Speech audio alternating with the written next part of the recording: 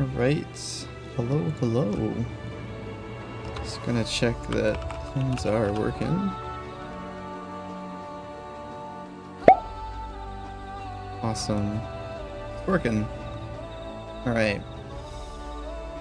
Let's see. Where did we leave off? Where did we leave off? So, essentially we got to the new zone, Yak T'el, and we started up here at the landing area. We entered the zone by dirigible, and we took the roadway into Xbr'aal, which is the Xbr'aal encampment there. And we learned of basically the history of not only the people, but the history of this land as well. And in doing so, we found out that the clash between the Mamool Ja people and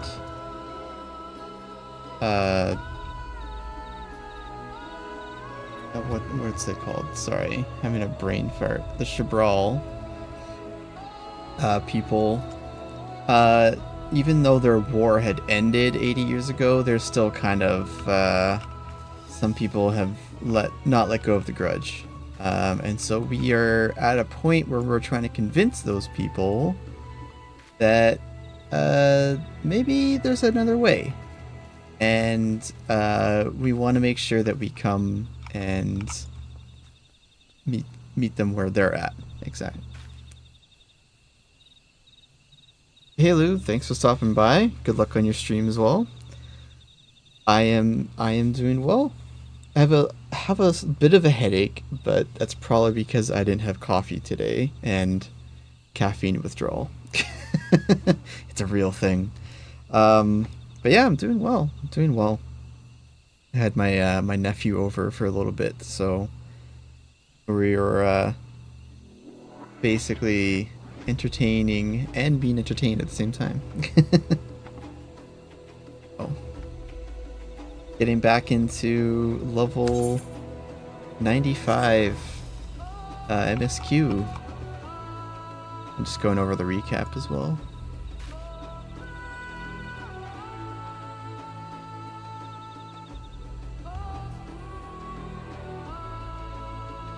This would be mega spoiler territory for you, I guess, since you're a little sprout in Final Fantasy.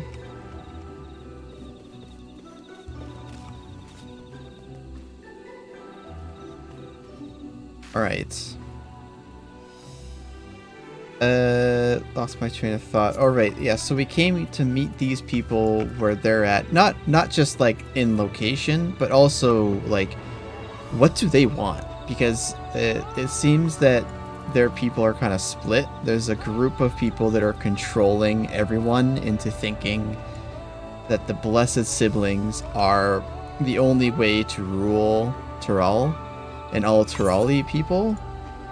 And that's obviously not been kind of the case.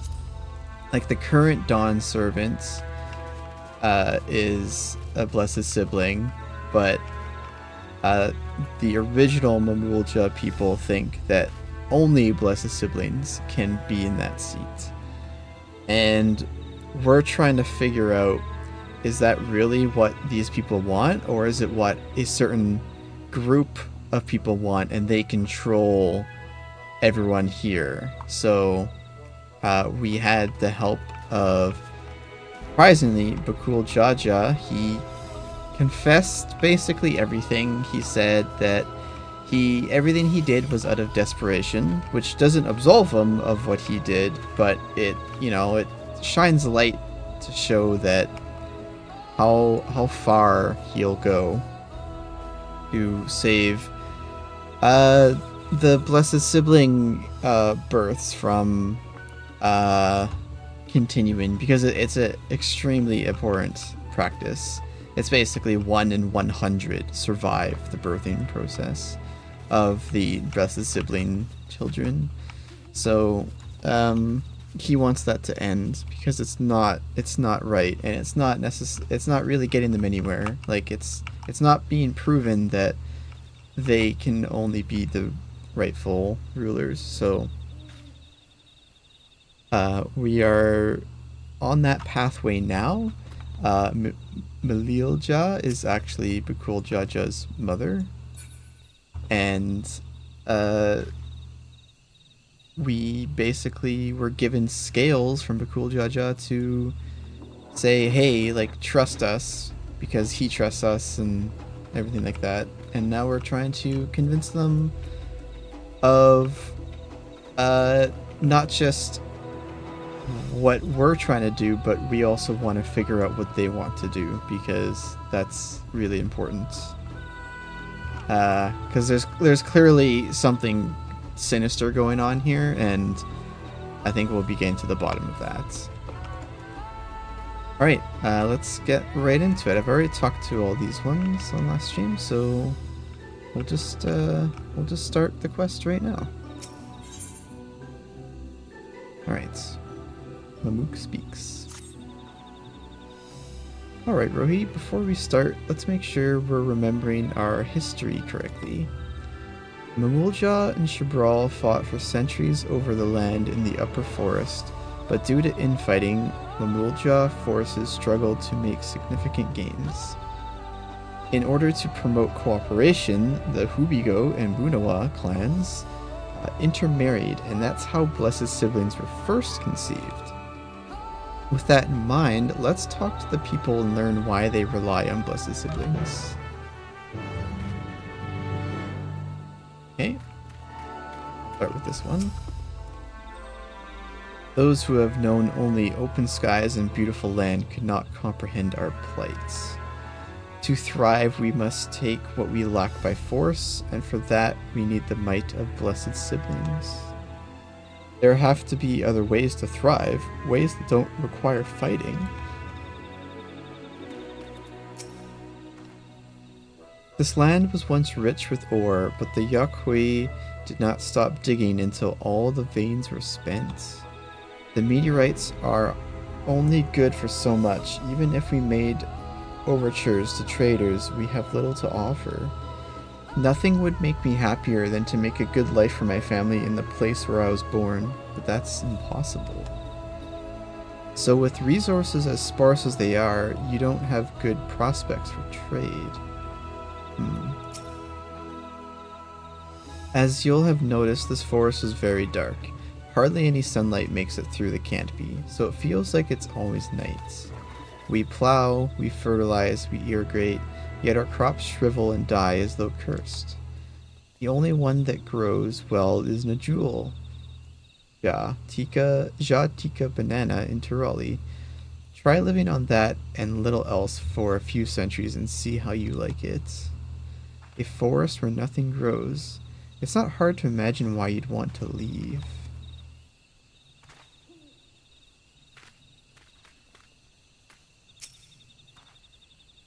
Blessed Siblings promise us more than strength. They promise us the sun. This forest is dark and inhospitable. When given the opportunity to live in Tuliolo, most of our people didn't think twice. Still, the prospect of being among so many outsiders was intimidating enough to keep many of us here.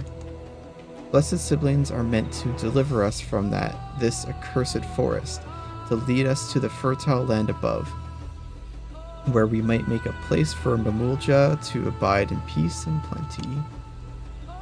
So you desire fertile land, one that's all your own?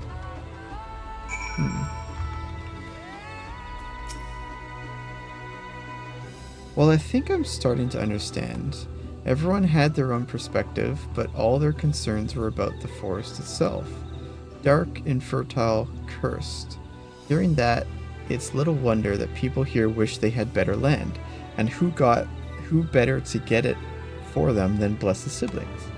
It's hard to convince people to stay in a place that can't provide what they need. You'd think the meteorites, at least, would have value, but apparently not. Hold on, didn't Erinville mention something about the meteorites? That the aether they emit makes the plants glow blue? a rather significant physiological effect, I would say. If we were to study these meteorites, we might discover other ways they influence local flora. I noticed a curious amalgam of tree and meteorite just south of here. Determining precisely how they interact with one another may yield crucial insights. Everyone, I really appreciate you for sharing your thoughts with us. Thanks to your insights, we have a promising idea already. We just need a moment to investigate it further, so please bear with us. We'll be right back. Alright.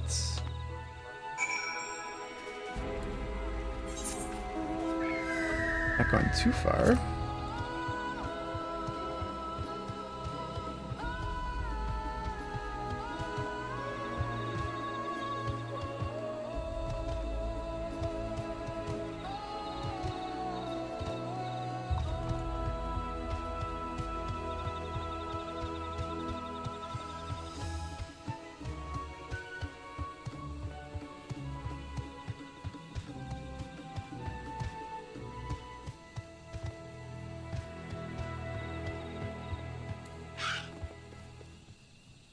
Alright, here's Kona. Oh, it's like right in the tree there. I had known that Yak T'el was battered by a veritable deluge of meteorites long ago, but I never considered how their presence might be affecting the environment. At first glance, this forest seems a haven of mysterious beauty, but the reality of living here is quite another matter. What a remarkable tree. I hope it will provide us with the insights we need. Plants that shrivel as though cursed. I think I can hazard a guess as to why.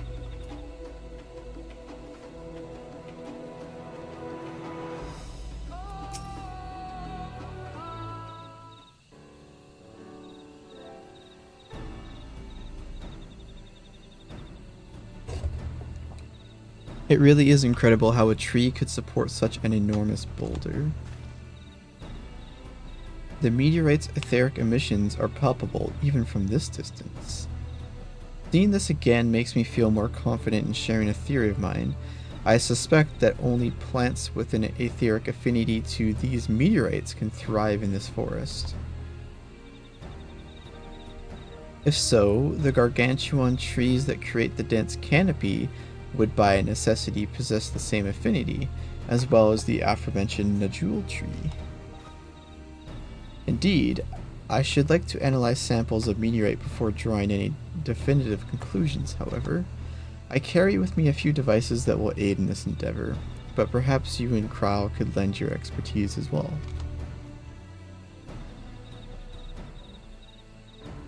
I'd like to join you. The etheric signature of those meteorites may be crucial in determining what manner of species might fare well here.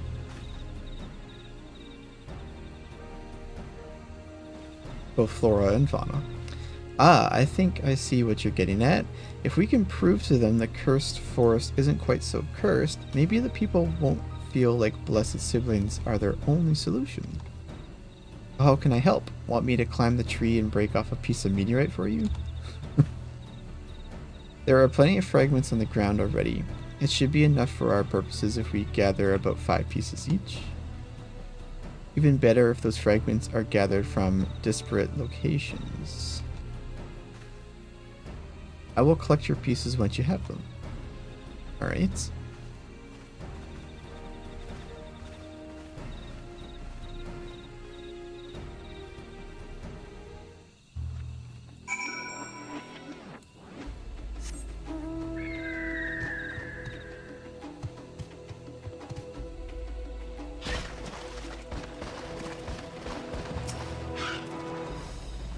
So the reason this tree grew so big is because of the meteorite's energies? No. And it grew completely differently too. It's so like twisted, and it's got like these things on the end of some of the branches, and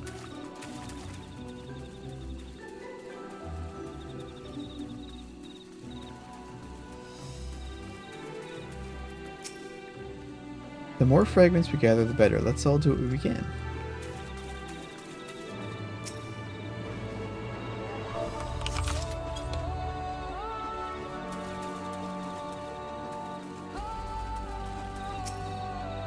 I should have brought better tools. Too big for our purposes, but a shard of it might do. Aaronville, if you would. Get it yourself, Elfin. Oh gosh.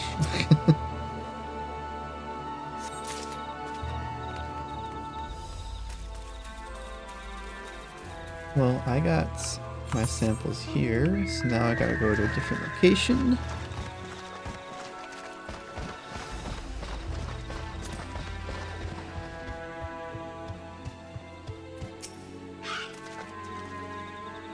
I have mine already, so let me know when you have yours. Alright.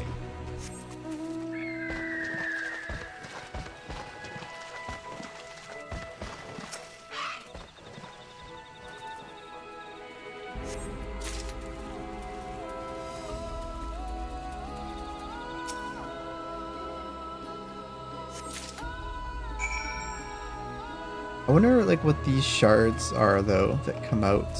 Like, are they growing out from the ground? Or did they fall from the tree? I don't think they fell from the tree, so it looks like they're growing out of the ground.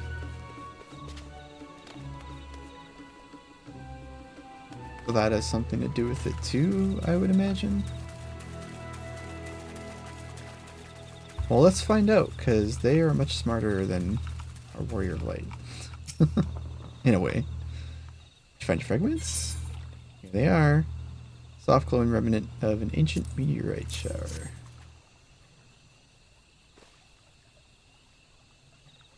Obliged. Elfin, Xbr'aal and I will combine the gathered samples and conduct an analysis forthwith. Determining the wavelength may take a little while, but I am hopeful that our efforts will bear fruit. I'll tell my sister to await our arrival at Moxaturalzuj, so go and meet her there. We will return with the results as soon as possible. Maybe it's Mashu Turalzuj? X in a lot of these words is like a SH sound.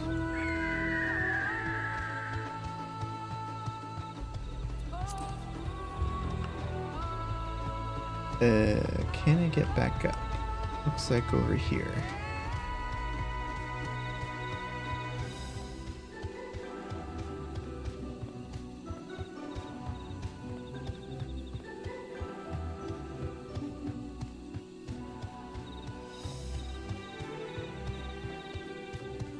Oh, here's the pathway.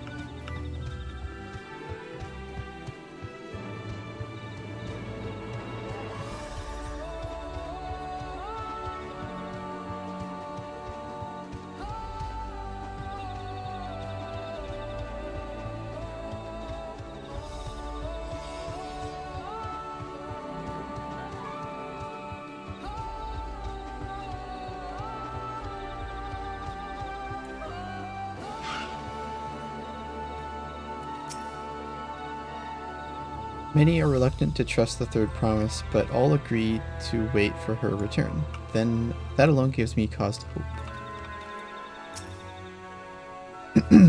We've done all we can. The rest we must leave to Kona and the others. I don't know the first thing about those Charlian devices of his, but if they can be of help to Mamook, I'm glad he has them. There's hope for this forest yet, Rohi. I can feel it. I got some dyes. I don't have sea fog blue. Although my inventory is kind of full, but that's fine.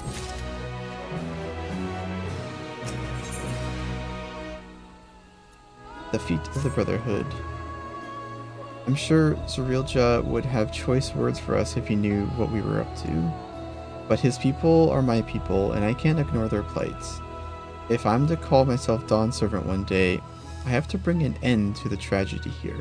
Many are depending on me, Bakool Ja Ja not least of all. Anyway, I'm sure Kona and the others will be back with their report soon.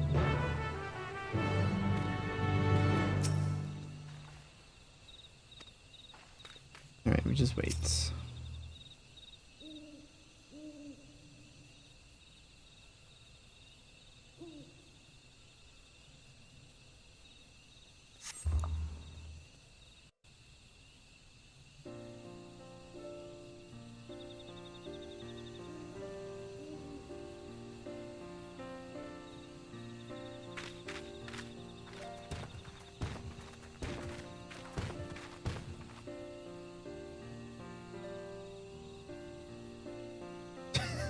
Those sunglasses, I can't take me seriously. Good, everyone is assembled. In light of our news, I thought it only right to call the others. Alright. Who are the others? Thanks to the efforts of all, I'm pleased to say our analysis has yielded many valuable insights. And I dare say the prognosis is hopeful.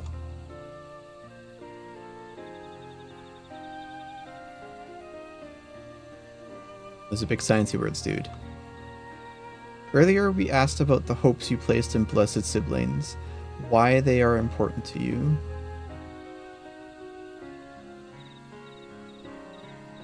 Your overwhelming response was a frustration towards this forest. From a lack of natural resources to the inability to cultivate crops, in all respects have you ever struggled to build a prosperous home, thus your understandable desire for new land. However, this would be an unfortunate dismissal of what makes your forest uniquely valuable. That is, the soil. Our tests have proven, without a doubt, that the Ja T'el heartland is abundantly fertile. This may be surprising to hear, as you have seen crops fail time and time again, but we have discovered the root of this problem as well. The meteorites scattered throughout your forest emit an unusual energy that greatly influences the development of surrounding plant life.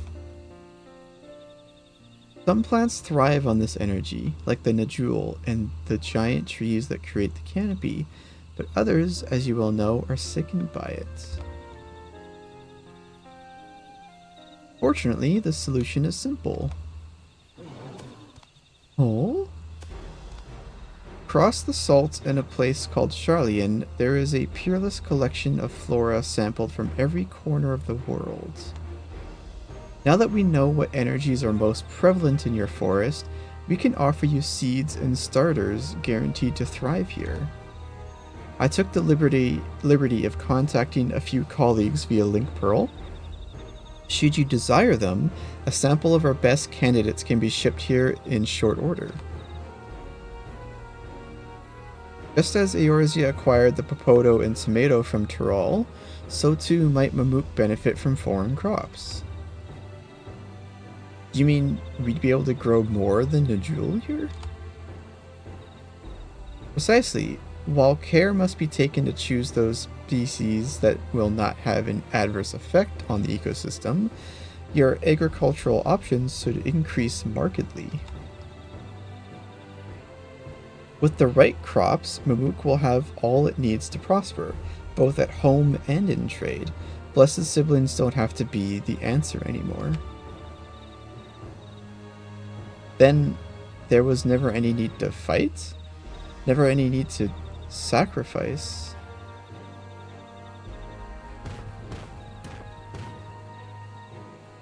We can't change the past, but we can try to make the future better.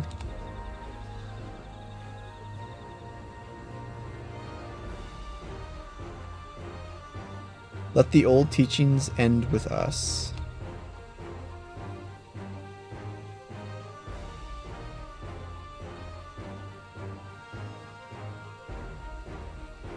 I know blessed siblings represent absolute strength to you. Letting go of that idea can't be easy. But I'll prove that when we work together, our combined strength can achieve anything. Show us, promise. If there's another way for our children in our home, we'll no longer suffer in silence.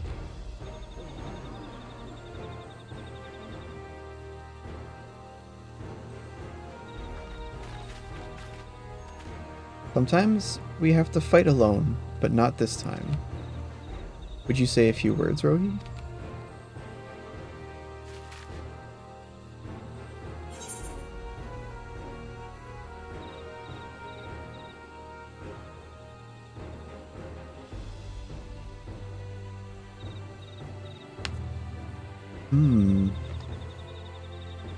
With faithful allies at your side, you can save even the entire star. And that is what we did.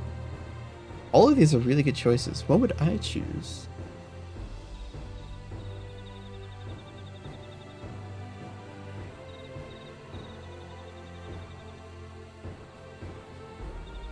I know in friends both old and new, you can find the light to banish the darkness.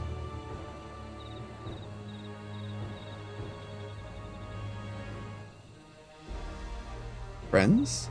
A perplexing notion from an outsider, but not unwelcome.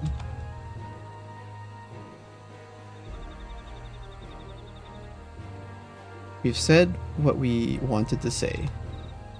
Now all that's left is to defeat my father's shade in the feet of the Brotherhood and clear the way for Mamook's bright new future.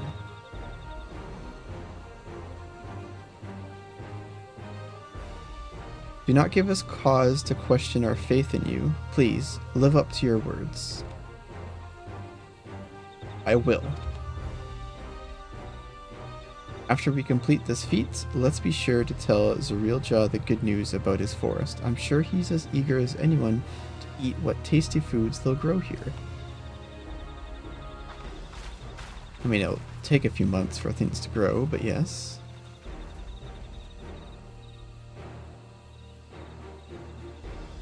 Compassion, even for the likes of him, you continue to eclipse me in every way.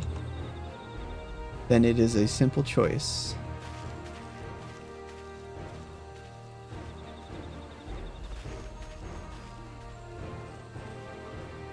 We're counting on you, Wuklamats.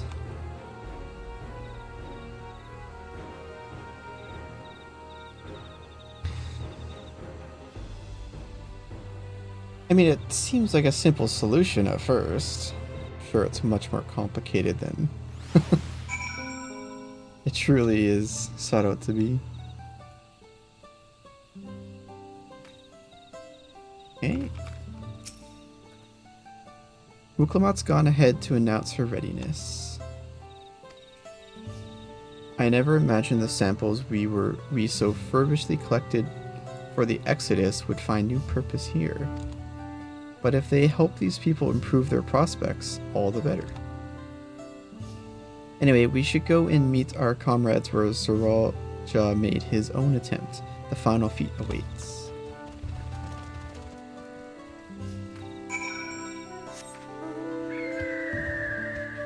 Yeah, I wonder if he's still like out and about, you know? Last time we saw him, his head was hung quite low from his defeat.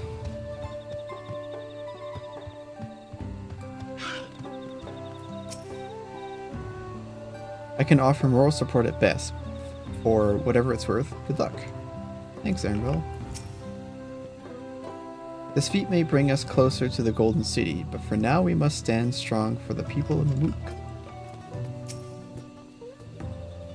Xbr'aal Ja's intention was for this feat to prove the supremacy of blessed siblings, but Wuklamat shall instead prove that there are other ways for Mamook's people to empower themselves. Where did Kona go? Have you seen him? Alright. Let's do this. Someone has gone to fetch Xbr'aal Ja. He should be here soon. Several cutscenes. Yep. Proceed.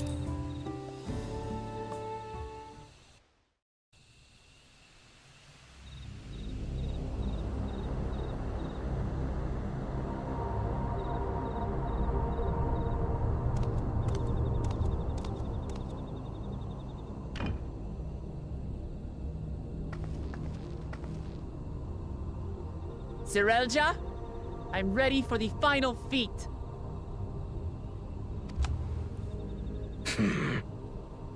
grown weary of postponing the inevitable, have you? Something like that. You see, I've learned all sorts of things about Mamook and your people. Is that supposed to impress me? I now understand why I need to surpass blessed siblings. The cost of producing superior offspring is destroying your people's souls. Look at them, and you'll see this. So I'll defeat my father's shade and prove to you that there's a better path for Mamook. What drivel! Without the blessed, we are nothing but weaklings!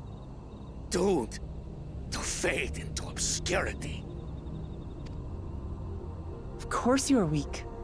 We all are, each and every one of us. But when we join hands, we gain the strength to overcome any foe, even Vali Yarmanda.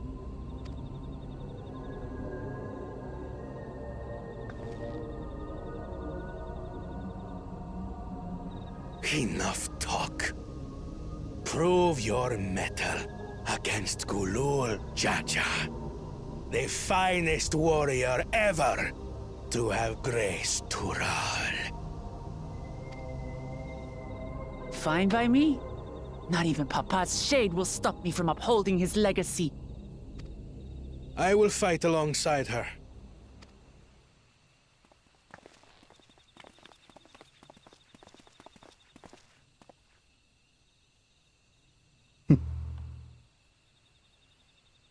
Claimants are not permitted to assist one another. Second promise. But you may observe your sister's pitiable attempt. I see. In that case...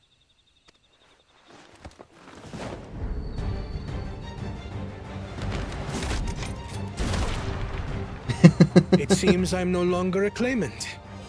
I am now free to participate, I trust. That was badass. What are you scheming? Nothing. I've simply come to realize who is worthy of following in Father's footsteps.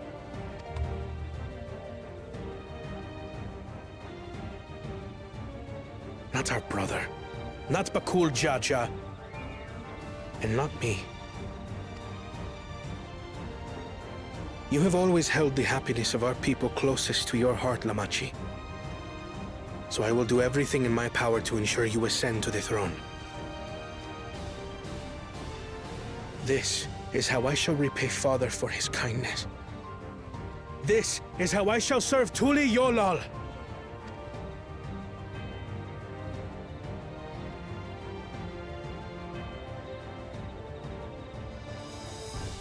I could always count on you, Kona. Thank you. It will make no difference. Numbers matter not in the face of true might.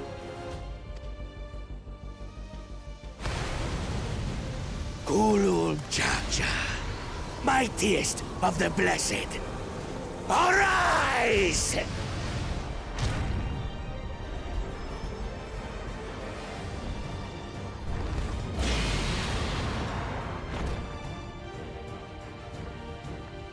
Everyone ready?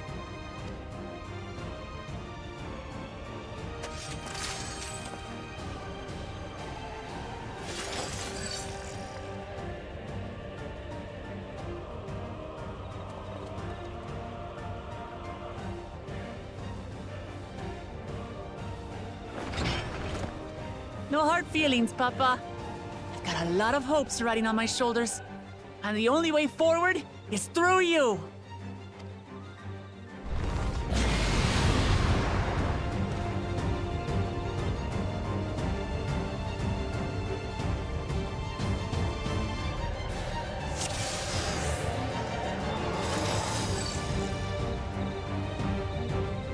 Alright. Let's do this. Bear witness to our resolve. and the reason which guides our journey. So long as we stand together, we're unstoppable.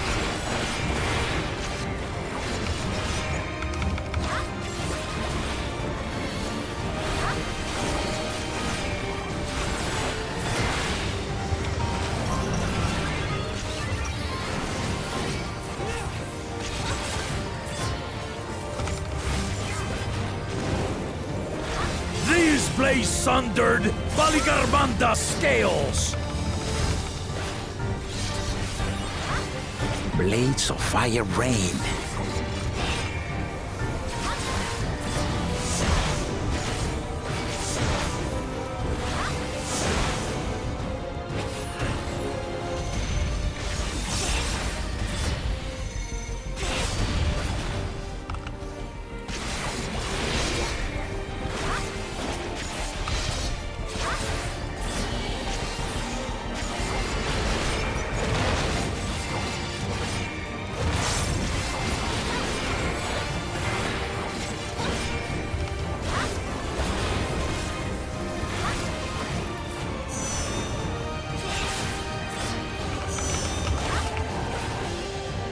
Take that!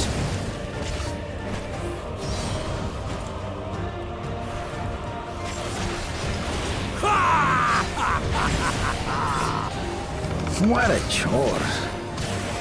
Ever hungry for battle.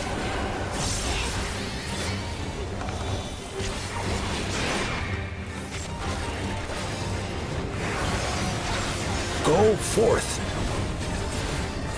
Oh, the barren bastard!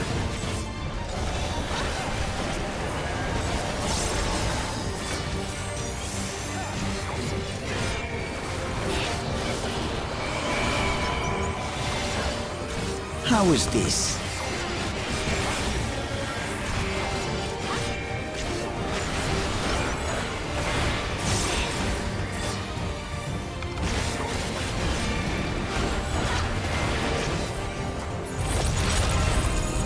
Some manner of paralyzing effect. Defend the afflicted! We must free them! Target the constricting flames! None can outrun my flames.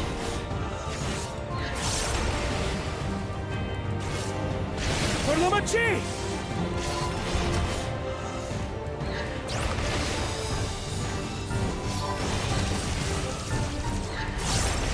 Not enough. But together, we shall triumph!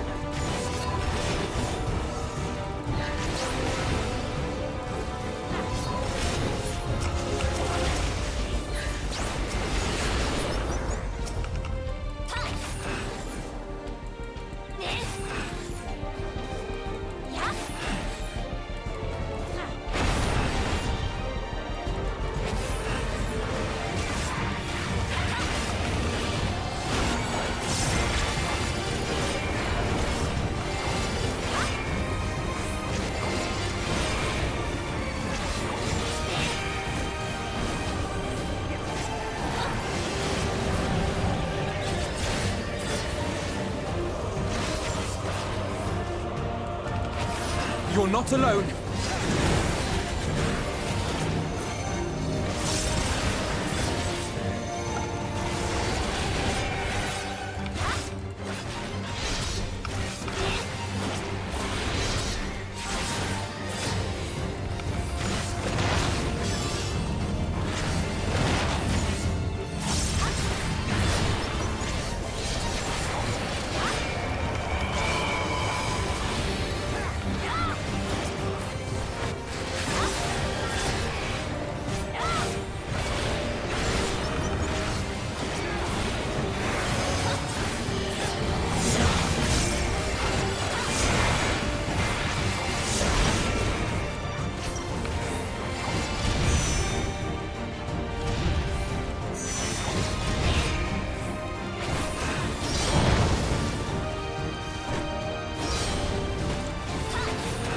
I know not who you are, but I applaud your tenacity.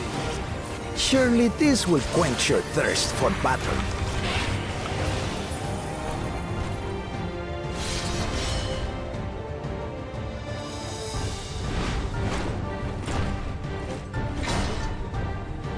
all the recent Kindle. By crimson wrath be sundered.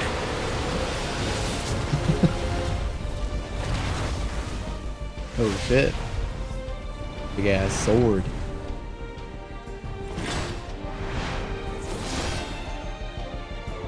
Hell yeah. Everyone, get behind me! I've got a bad feeling about this. Will you have the strength to stand up to this?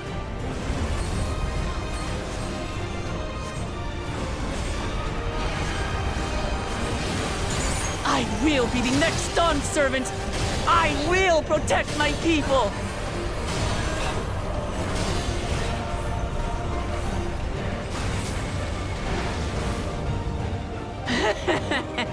Is that the best you can do? Impressive! But I'm not finished yet.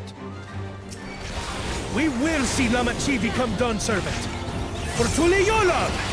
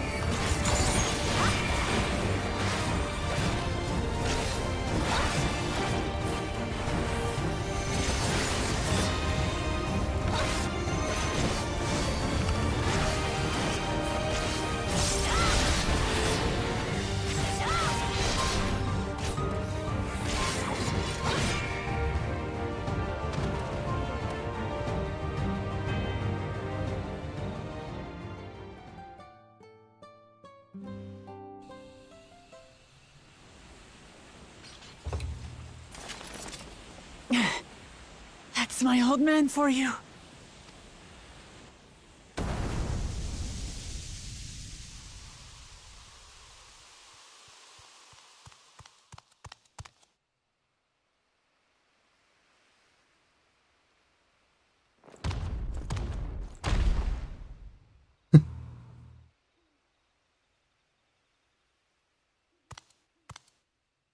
I refuse to accept this.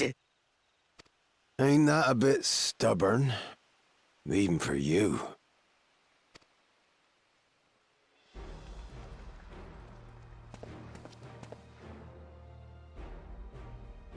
Erugated?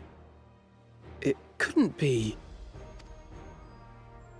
Tanqua! It's been too long. It has indeed. You're looking more imposing since last I saw you, Wuklamat. Tanqua? My Turali moniker. Bakool Ja Ja insisted I take one, saying my birth name was too cumbersome for the local tongues. That birth name being Ketenram, I presume?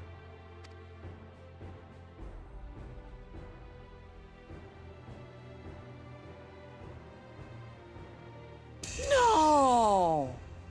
Ketenram's that legendary Eorzean sailor. The one with the pickled cabbage. We can talk about me cabbage later.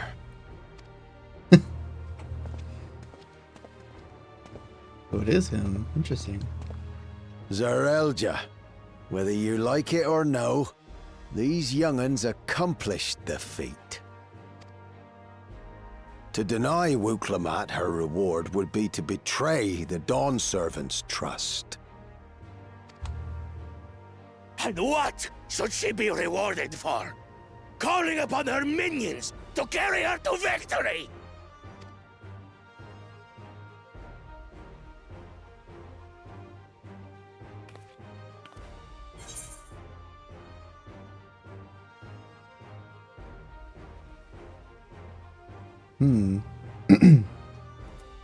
Yeah, show some dignity, dude.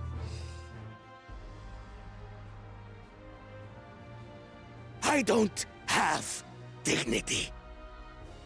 Not anymore. I wagered everything on this feat. And by the same token, I understand the enormity of your accomplishment. Together, we can achieve anything. You needn't place your faith in the promise of blessed siblings. How would you have us reclaim our glory?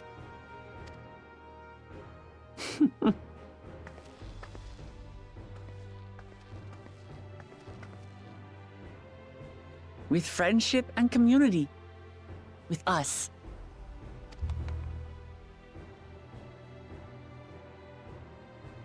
If you mean to rule, you should be more sparing with your offers of clemency. Especially to a man who has sacrificed countless young lives. Nevertheless, I will fulfill my charge as Elector. In recognition of your feat, I bestow upon you a keystone.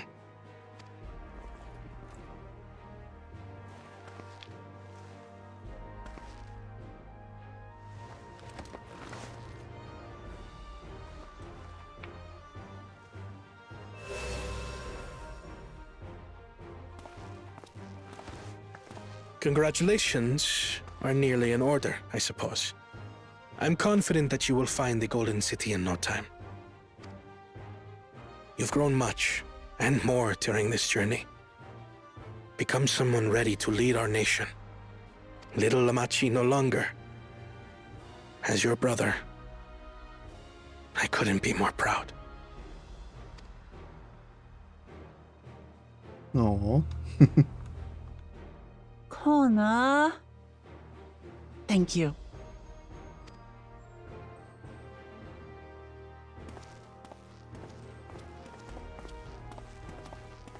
I must express my gratitude for your cooperation.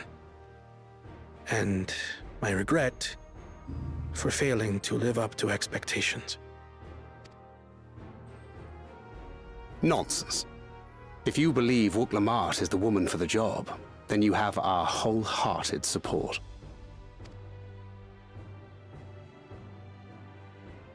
One last thing. I wish to speak to you both from the heart. Unpracticed as I am, this may sound hackneyed, but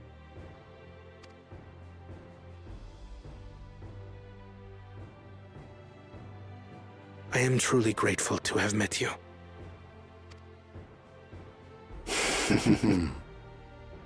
Words spoken with such feeling would resonate with any fortunate enough to hear them. Though our journey together hath ended, ever shall we cherish the memories. Aye. And should you require further esoteric musings or biting witticisms, don't hesitate to call. I dare say we'll come flocking.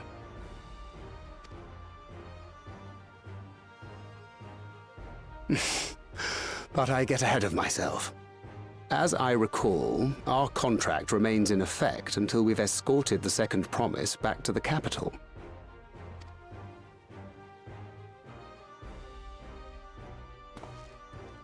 I leave my sister in your capable hands. See that she returns home safely.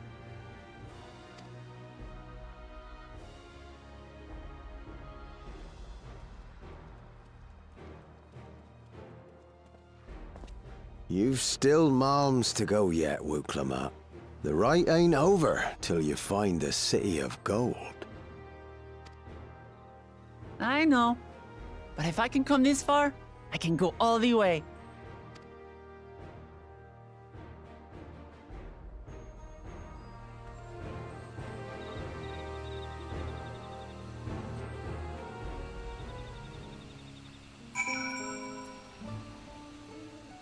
Alright.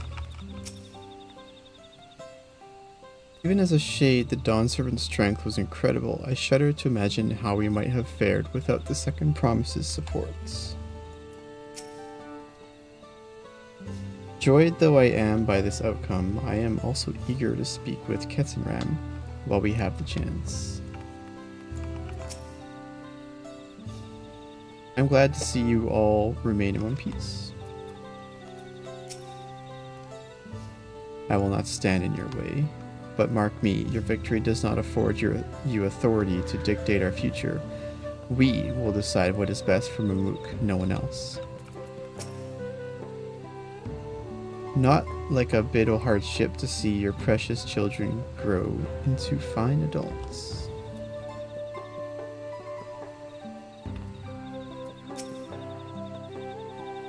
Let's go and tell the people of our victory.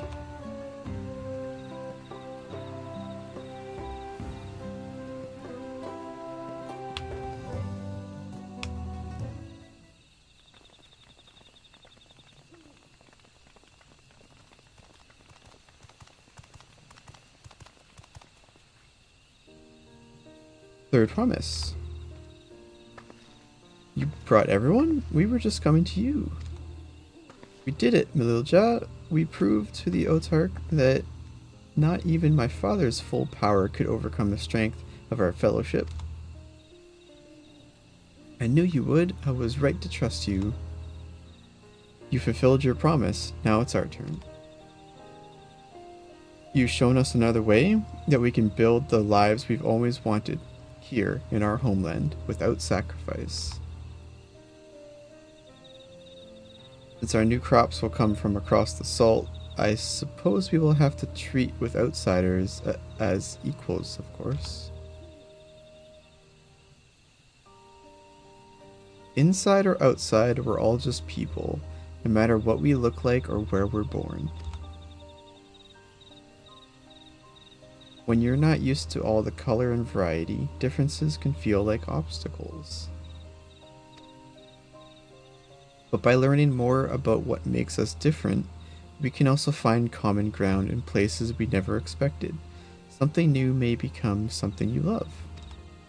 And someone you once hated might one day become your friend. You'll never know unless you keep an open mind. And while it may feel scary, taking that first step towards understanding is always worth it.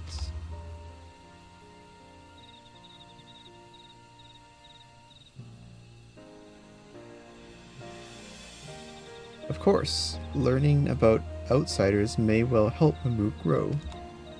By what happens when they learn about us, about what we've done. They will not.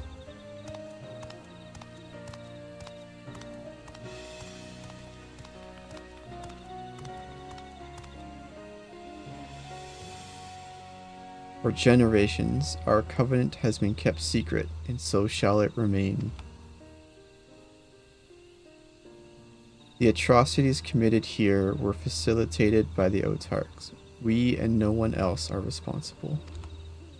For my deeds, I am prepared to forfeit my life, but I will not suffer others to be damned alongside me. No one's being damned, and your life isn't forfeit.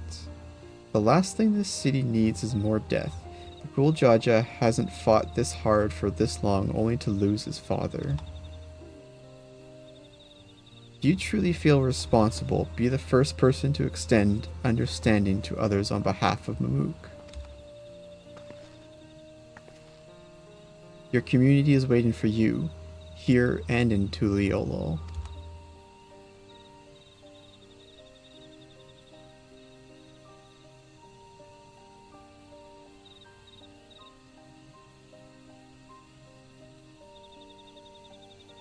We can still make things right, my love. Choose a different side of history.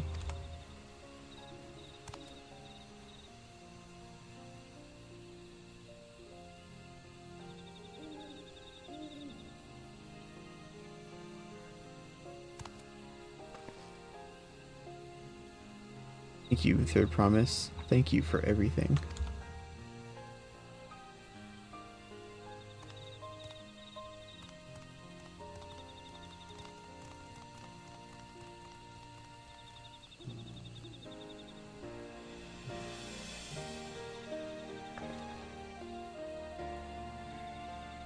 You still owe me an explanation about that cabbage, you know.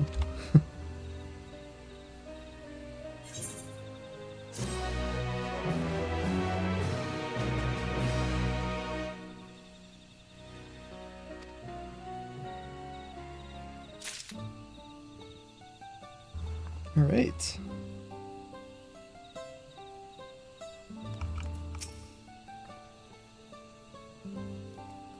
What does look similar to some Eorzean sailors I've seen, but I never would have guessed he was Ketenram.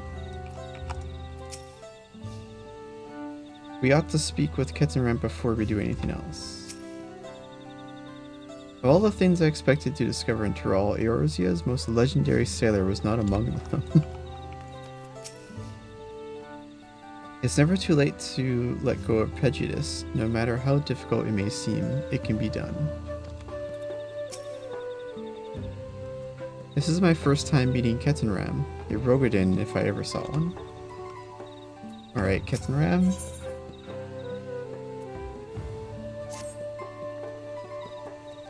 This ain't no place for a proper chat. The cabin's just north of the city, Blue Eye's abode, as people here call it on account of me dazzling twinklers.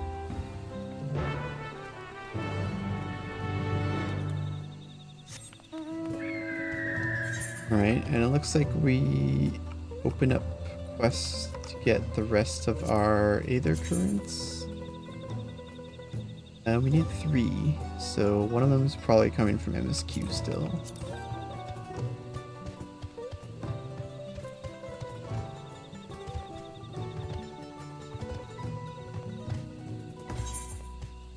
Where are we going?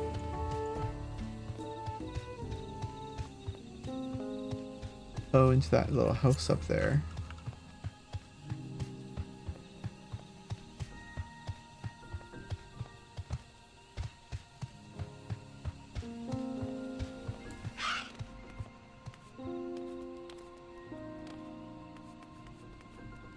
Expecting a lot of company? Look at all these chairs.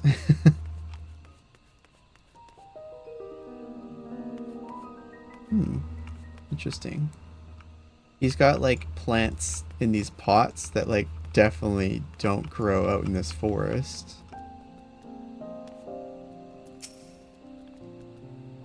Wonder how long it's been since he settled down here.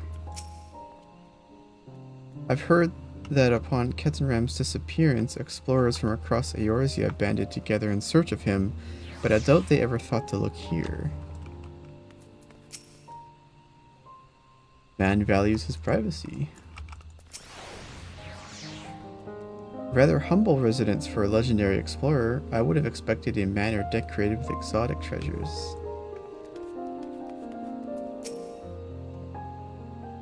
Not but 4 walls and a roof, but enough for most folk. Make yourselves comfortable.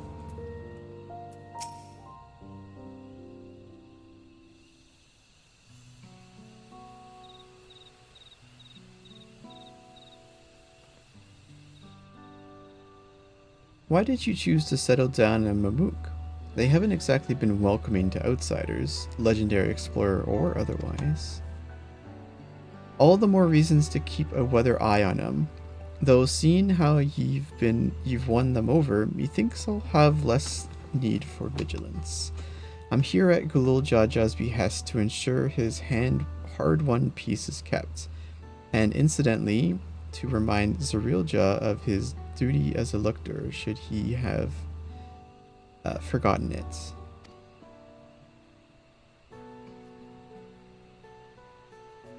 My old man ordered you to stay here? That's no way to treat an honored guest.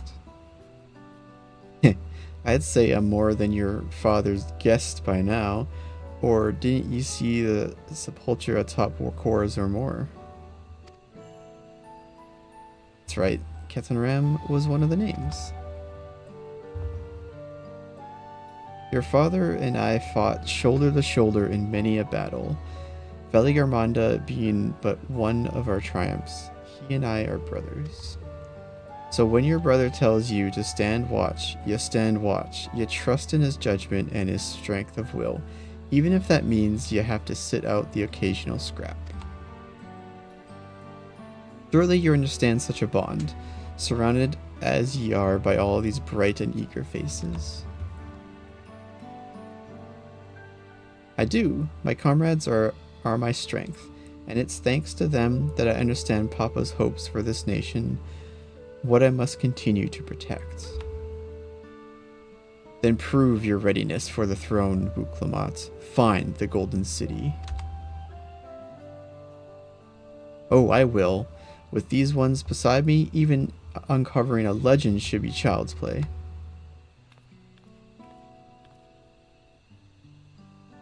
Especially since I believe I already have.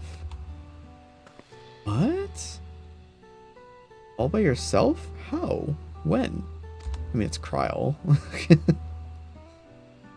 Well, as you know, electors are forbidden from giving unfair advantage to claimants.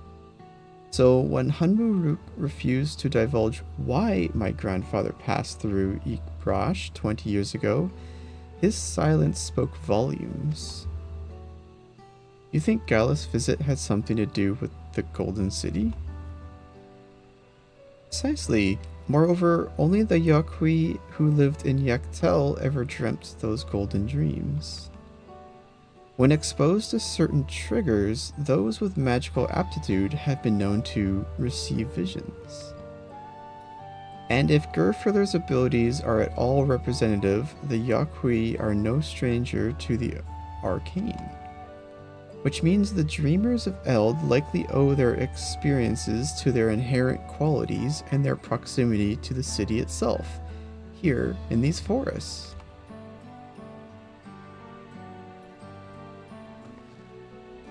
And all we need to do is search Yak T'el from top to bottom, right? It would behoove us to try and narrow our focus. To that end, I propose we return to Mamook and make inquiries. While there, we can all take the opportunity to see to any necessary travel preparations. When everyone is ready, let us assemble at the Aetherites.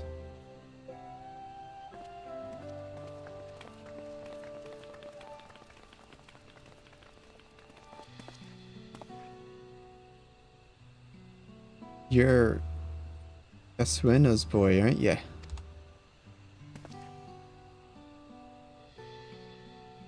She told me about you. Said she tasked you with finding the Golden City.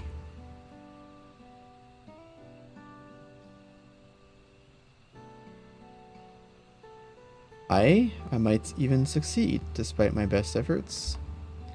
I had begun to think it was a fool's errand. My own fruitless search in my youth proved as much. Yet here you are, older and wiser, playing the fool again.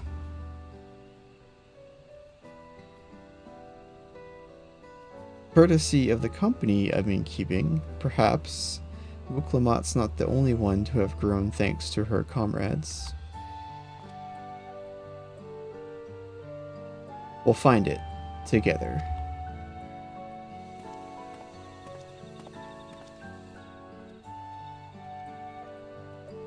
Heh, was I ever that young?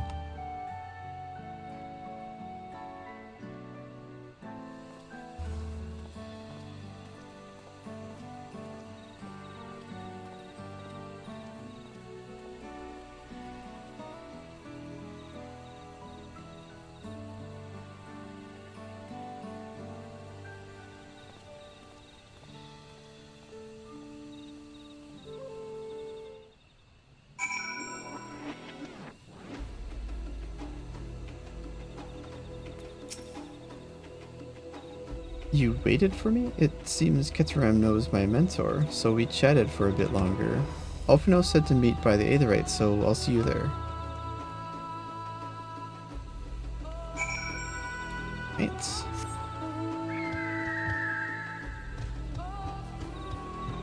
I guess I could just teleport there, but whatever.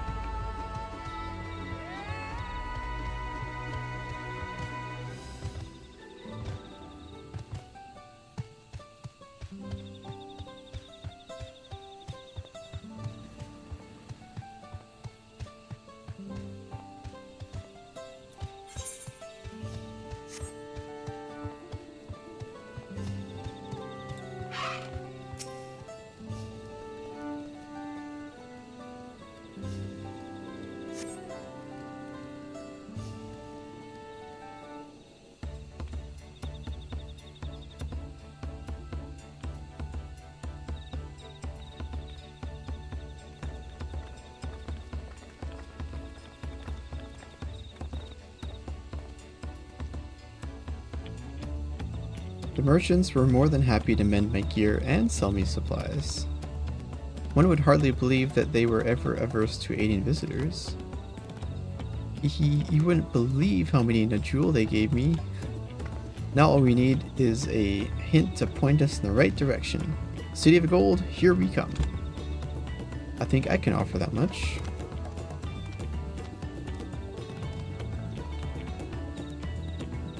I have an inkling of where the Golden City might be. Xbr'aal Ja and Xbr'aal Ja, you've come to help us. As an elector, I am forbidden from speaking of the Golden City, but my wife is beholden to no such constraints.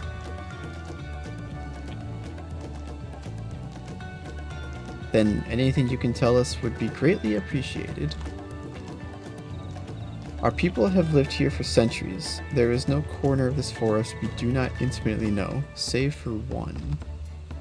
You recall the place I showed you where my son confessed the truth of blessed siblings? That stone pier stands at the entrance of the sky-deep cenote, the final resting place for children we lost to our zealotry.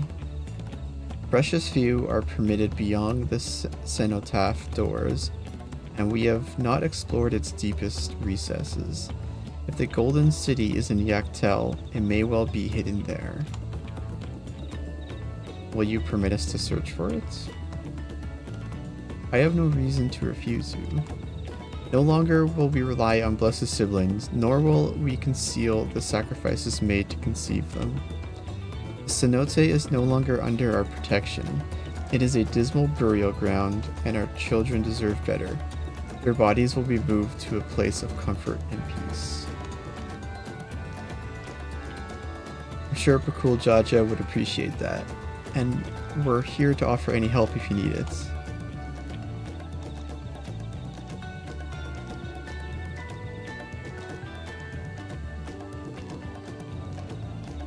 Your father also visited the cenote, come to think of it. It was many years ago by now, but a notable affair due to the foreigner he brought with him, a mage, I believe. Truly? The Dawnservant did not disclose his reasons, but he descended past our cenotaph and into the old Yakui quarries.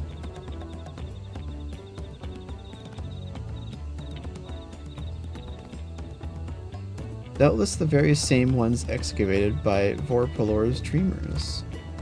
Then the Golden City must be there. In the depths of the sky-deep cenote.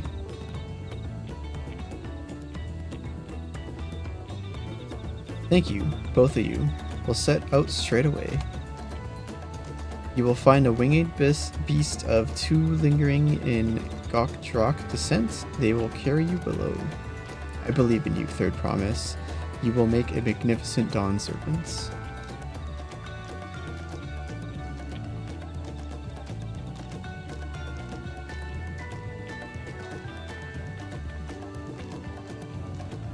This is it, everyone. To the sky-deep cenote.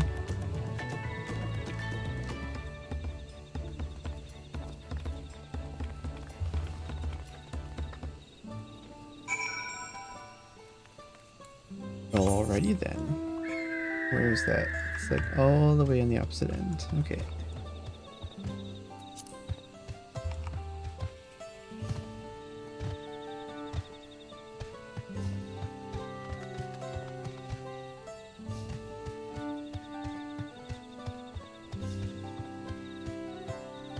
I've actually looked at this funny little statue here. Look at this little face.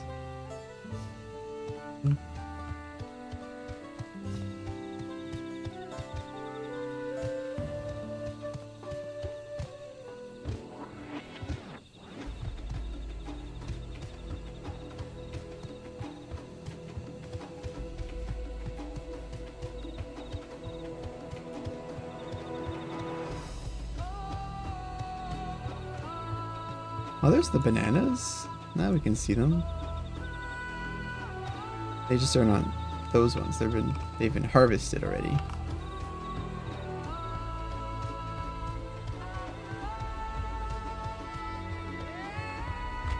Alright, we gotta go around this thing, it looks like.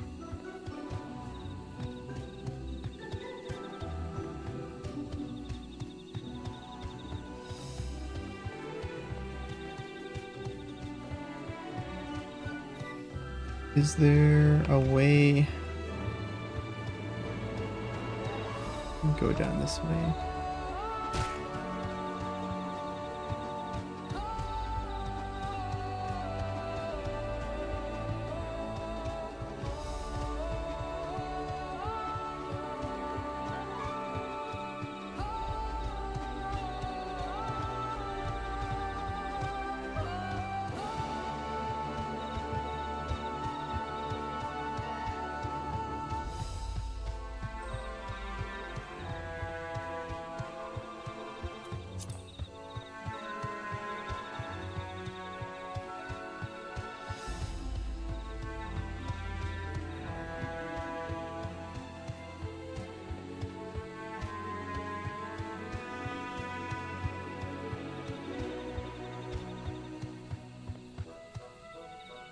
I think these archways are actually like wherever the path is, it seems, for the most part. Maybe I should just follow those next time.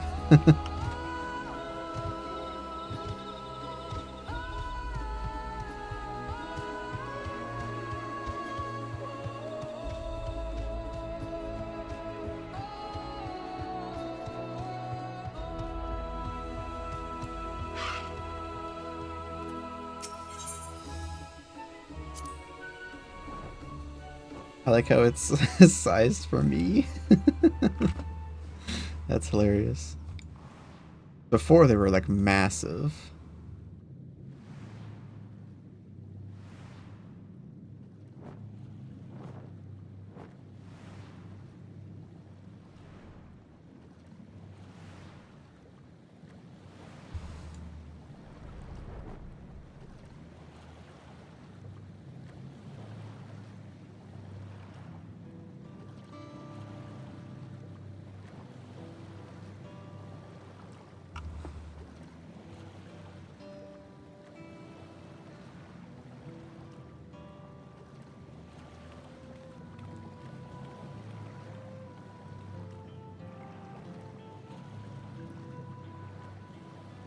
This is the cenotaph, which means that beyond these doors is right of succession or no, disturbing the souls that rest here feels wrong. I know, but I can't turn back. Let's pay our respects at the very least.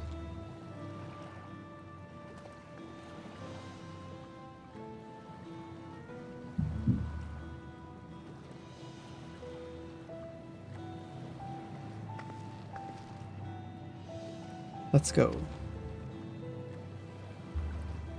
I'm ready to complete my journey.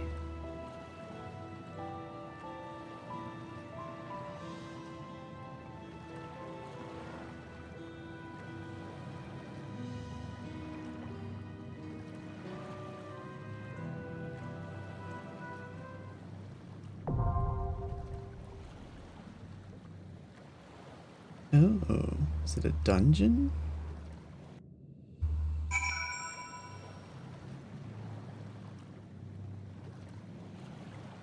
Looks like it.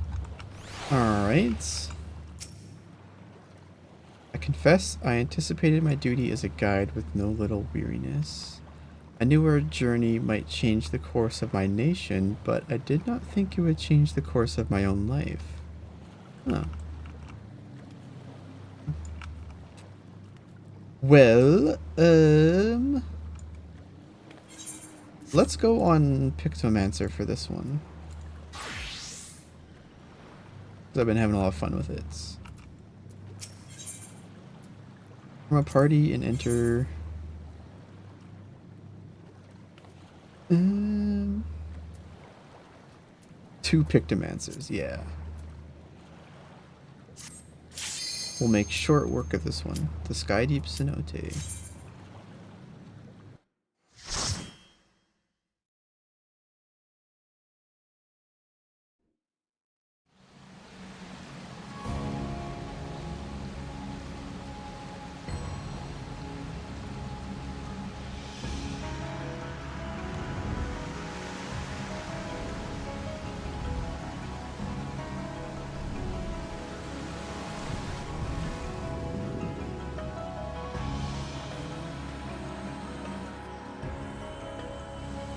All right.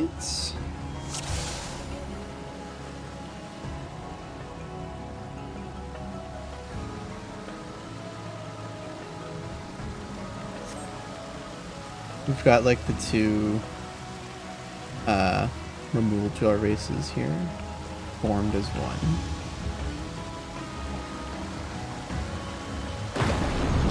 Then again on the door there.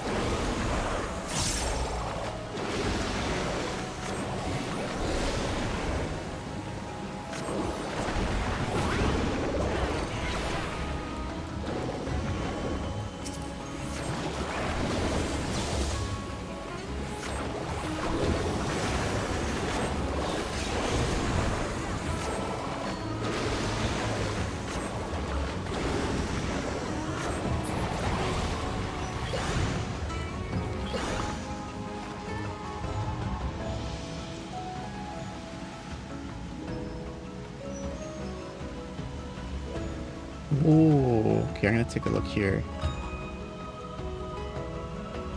Wow.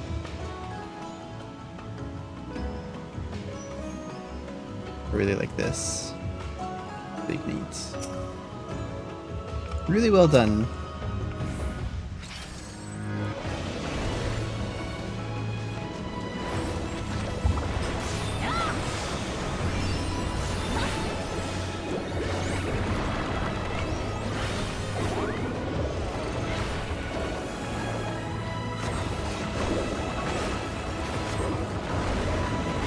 Hold still. Take that!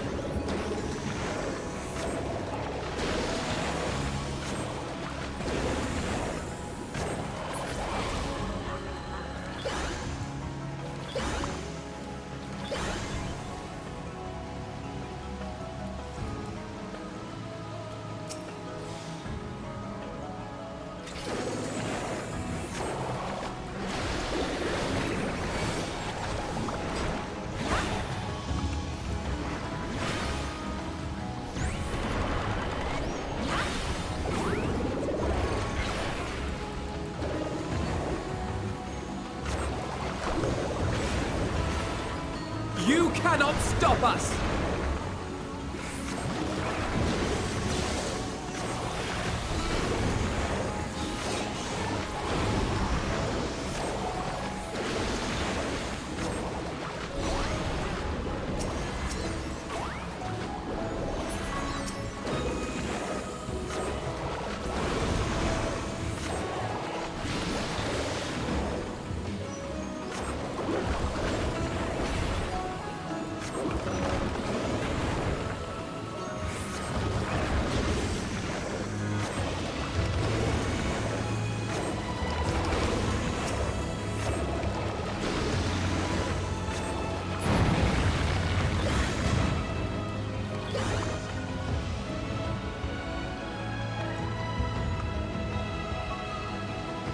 I like all the different like motifs and extra little designs, or in that, you know, accompany the overall design. Trying to figure out if these things mean anything, or if they're just like something random. Yeah, I can't tell. Ooh, feather ray. I like the water. I like this glowing effect. I wonder if that means there's going to be mechanics coming from there.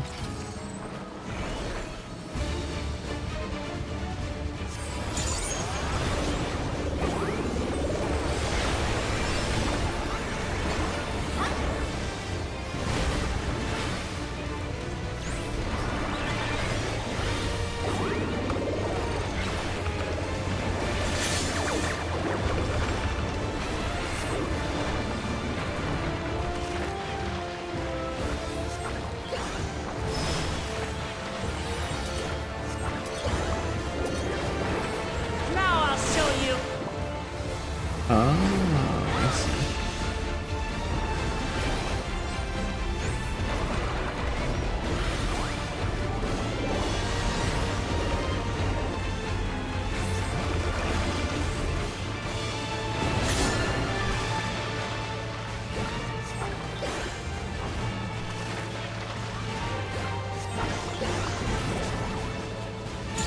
Oh, I think I'm lagging. Yeah, okay. It's like, huh?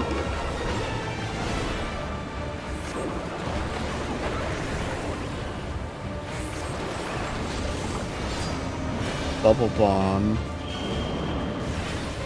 Okay.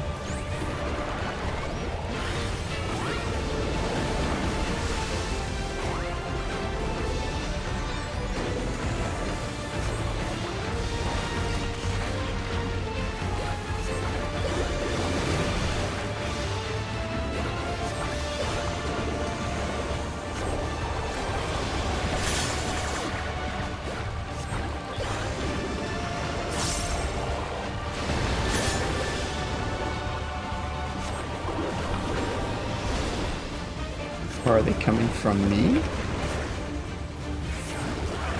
Interesting.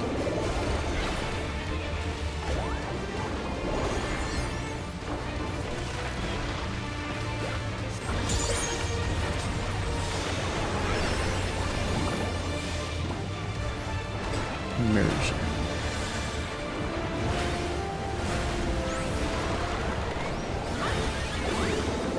Bubble bomb.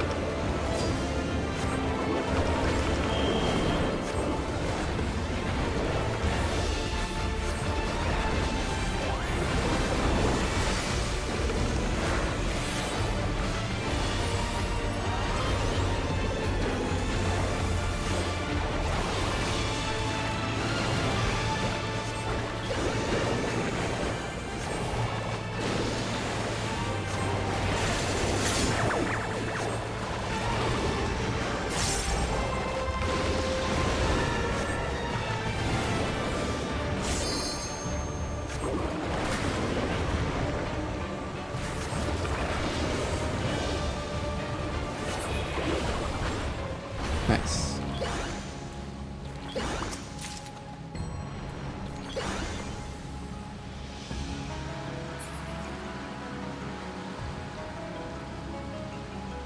Has this thing been damaged? It has.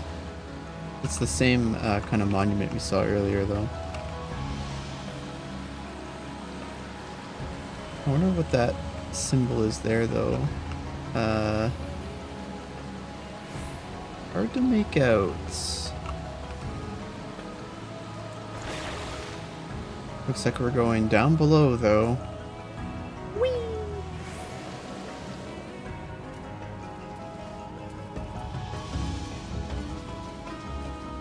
Look how big some of these stones are. Truly, the strength of the Yakui is shown just by the fact that they're just like, oh yeah, that's a perfectly normal size stone that we can place.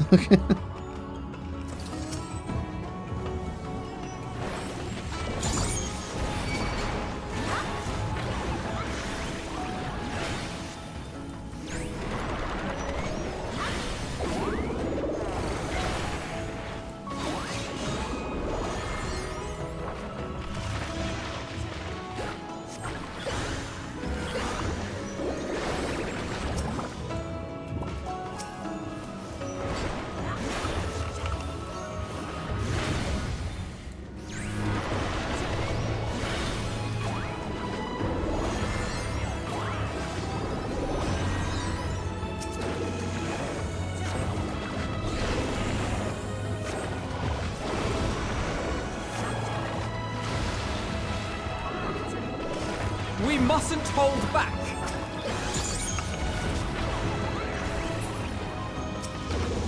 Try this!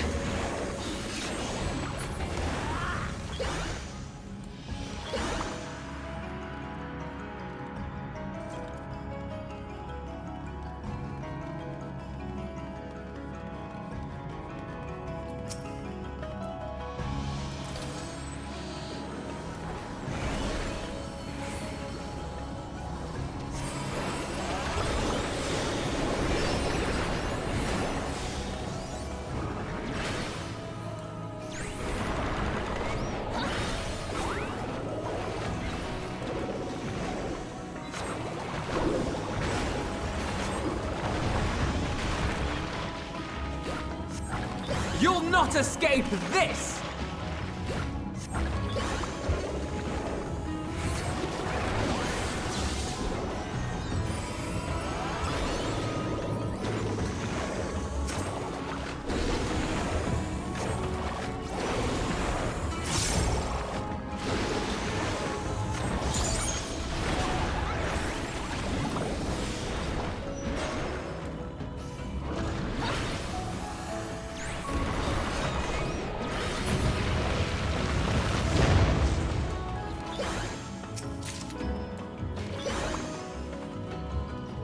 Music is like fairly calming, especially for a dungeon. Are these? What are these? These like robots made of stone? Like golems of some sort? Oh, yeah, they're right in front of us. Rats. These are rats.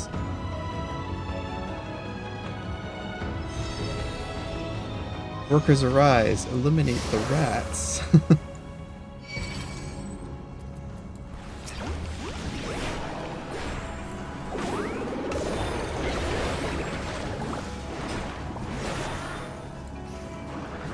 Now I'll show you.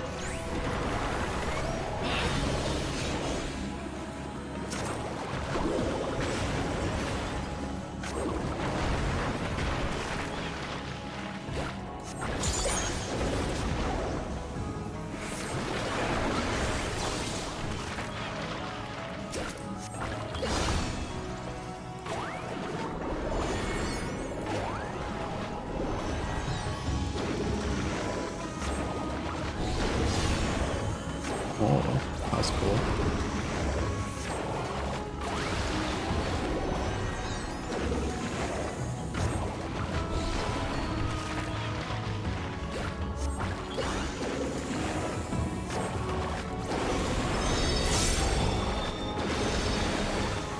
Smash them.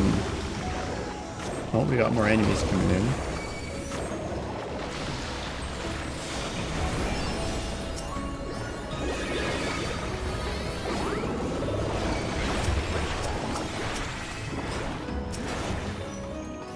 No holding back.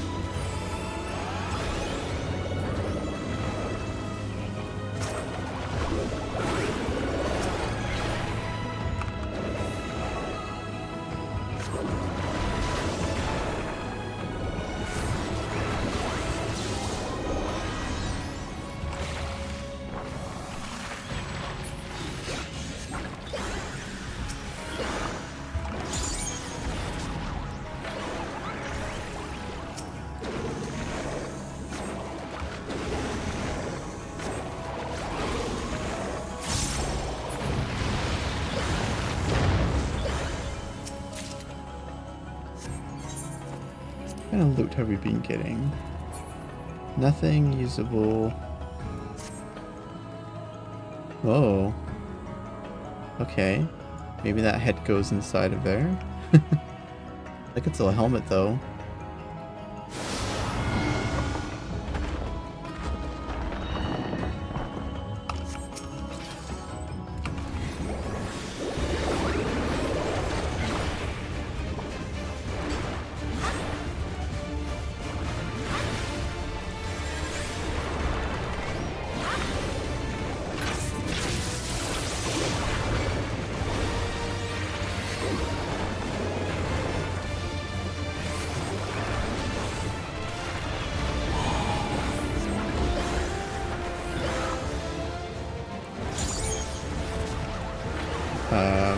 something with that square. Okay, it's a mirror. Oh.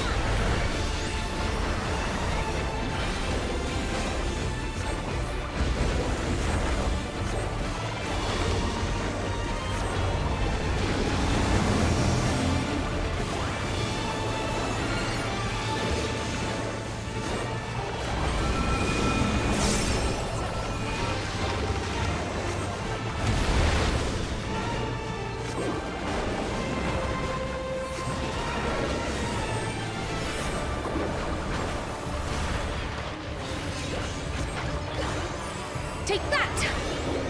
Back off!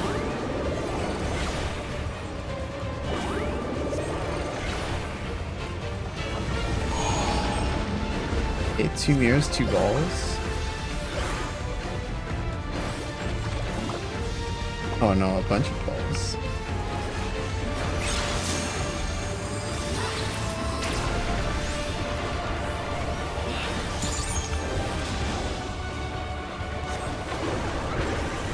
Hold still.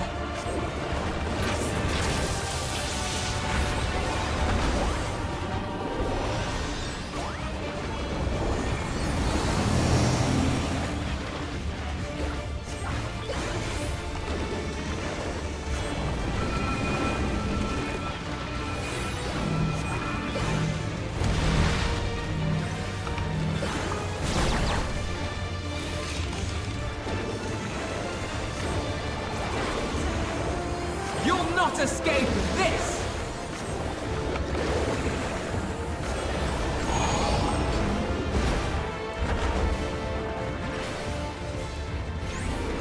Okay, I think it's gonna hit that one.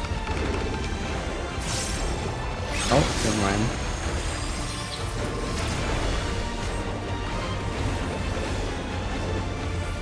Good thing we're a Pictomancer.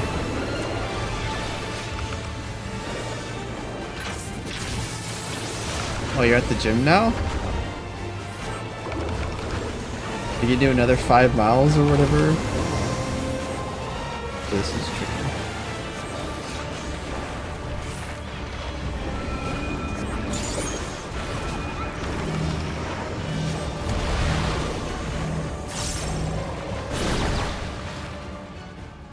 I'll be going to the gym tomorrow night because it's closed right now.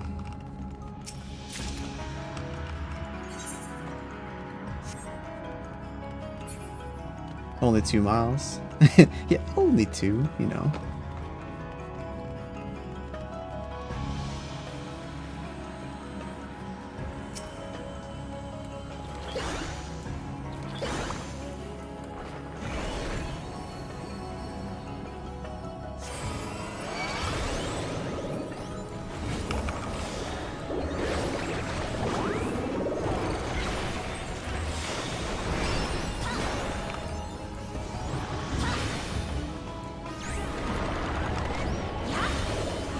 How was your stream? Did you do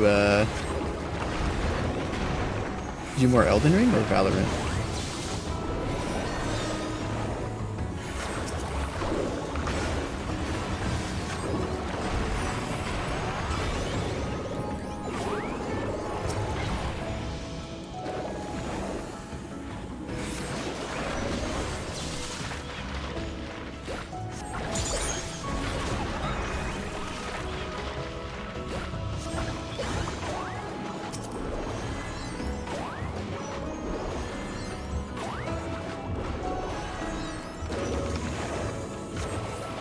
There!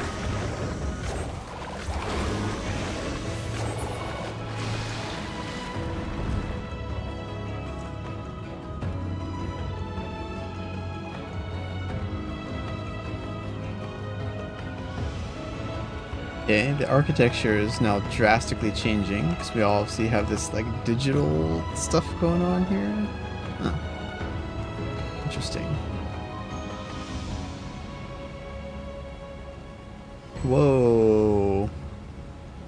Maybe that's the gold they're talking about. Okay. This is insane. Look at all like these different pyramids and Okay. Where's it gonna take us? Oh, we're on like little floating squares.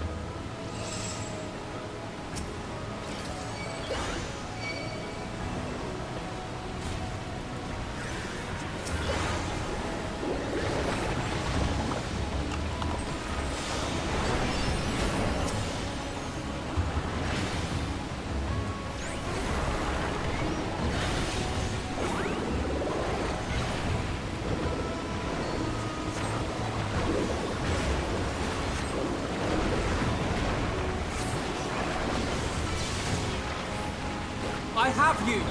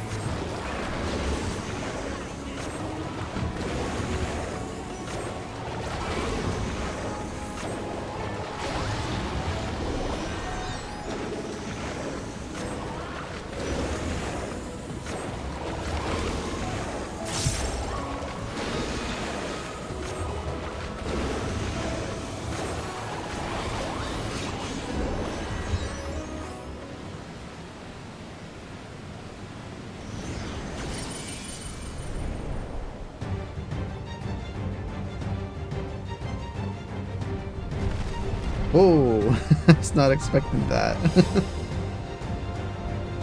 Big guy, Sculptor of Silence, Maul Skull.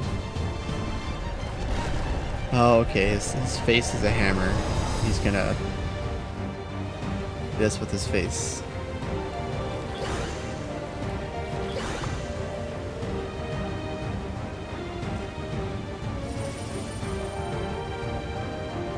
Trying to take everything in. Gatekeep's Anvil.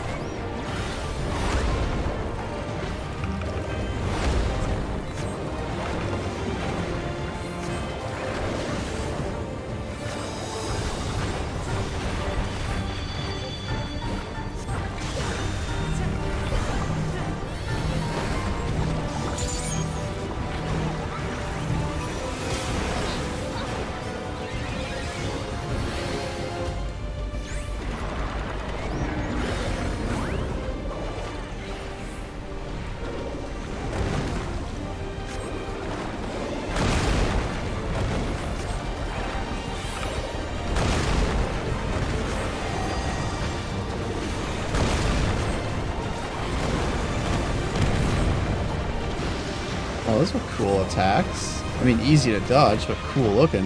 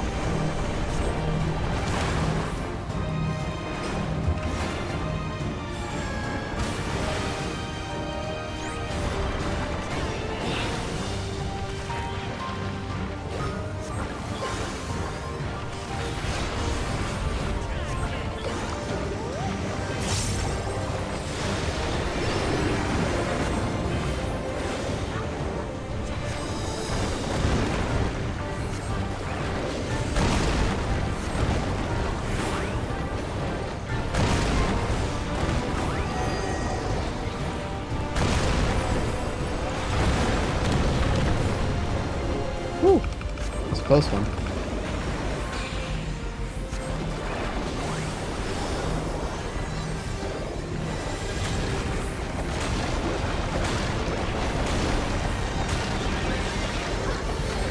This should do it!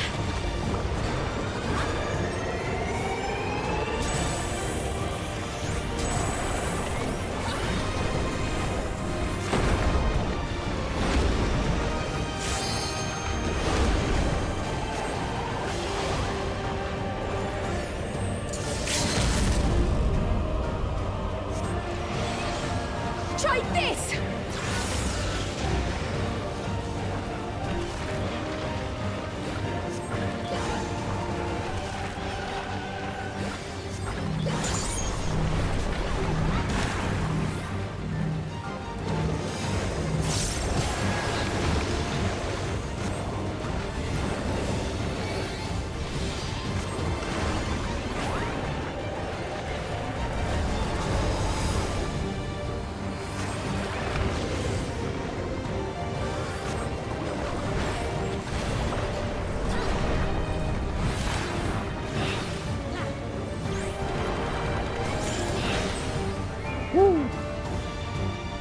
Got there.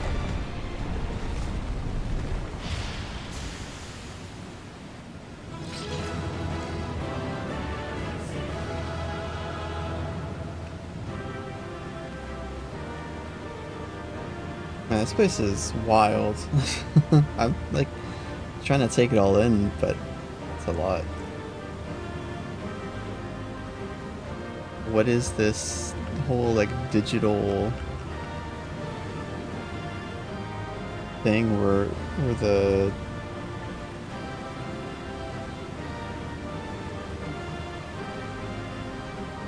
I wonder if like the Yak T'el giants, like when they came here they became enlightened or something, or maybe there's another set of beings that built this.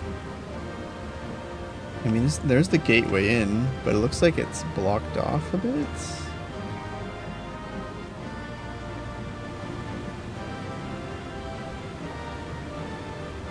Yeah, looks like it's blocked off. So I wonder how we'll get there.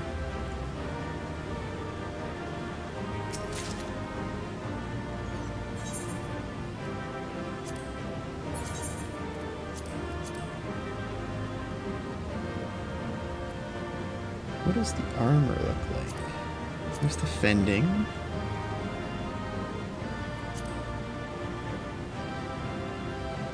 That's pretty cool. Very like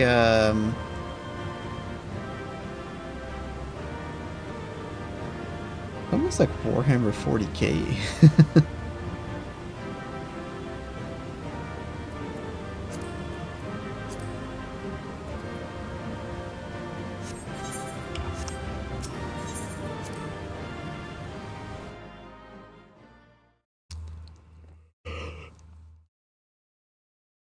Oh my goodness, I'm yawning like crazy. I'm very low energy today. I'm wide awake, but like low energy.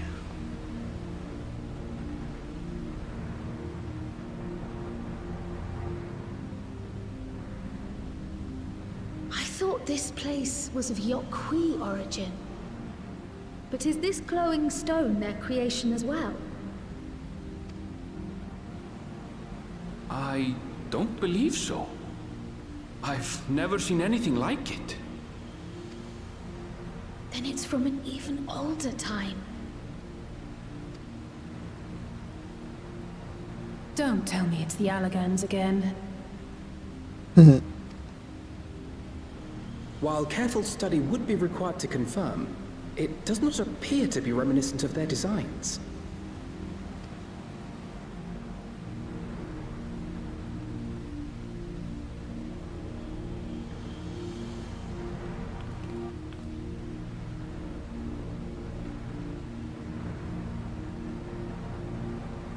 A golden light. Could it be?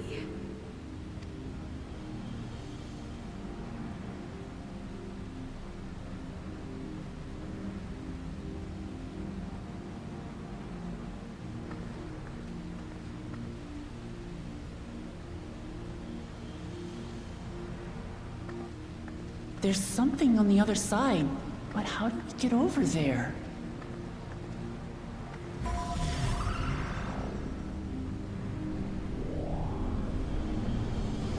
Oh. Well, that's handy.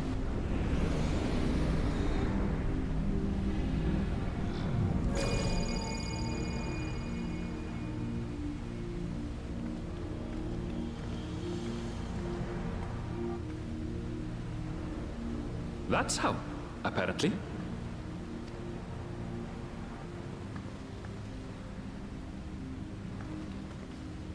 Right then. Let's go and take a look.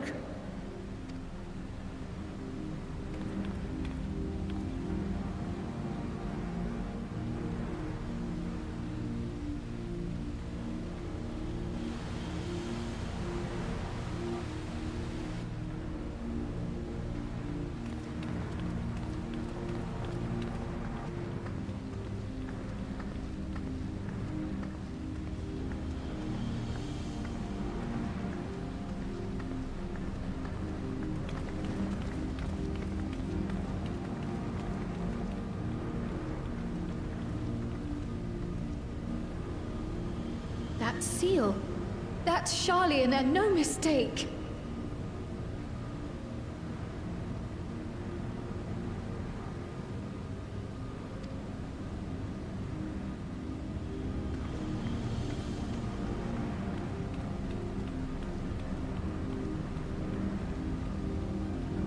Well, that's where the keystones go. Or the tablets, rather. How do we open it? Come and look at this.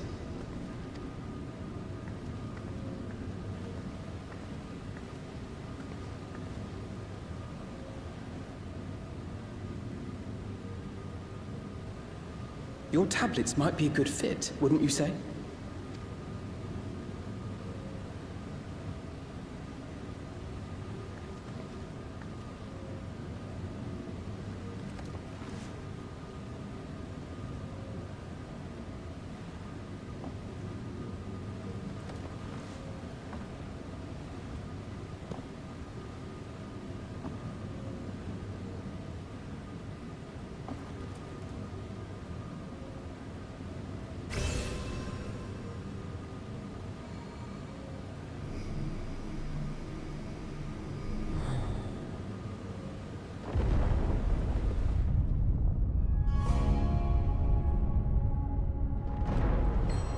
Leave it to Alfino.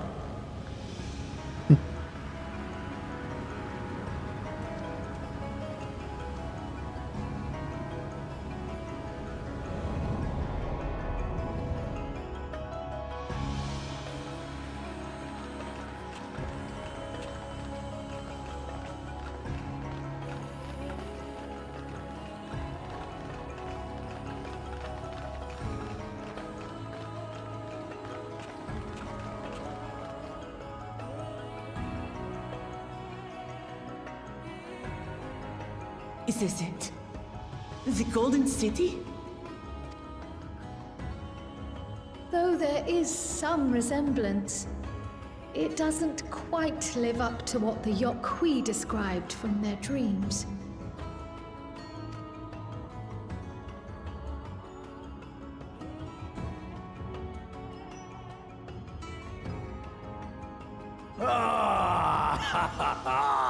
Well done! Well done indeed.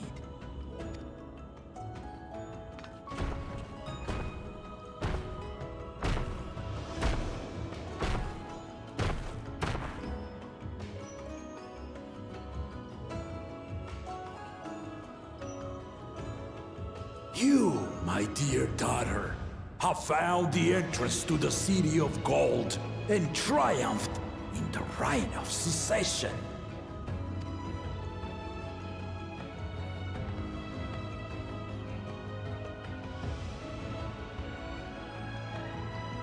So we did it.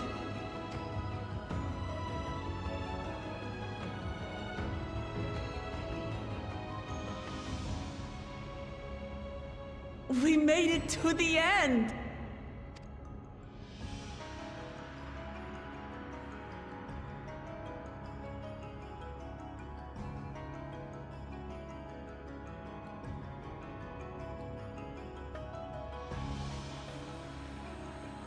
You seem more perplexed than joyous.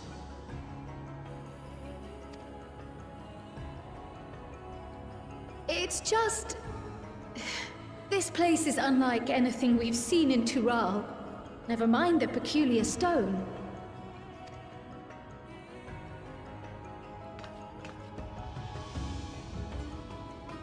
So I am given to wonder, what exactly lies beyond that gate?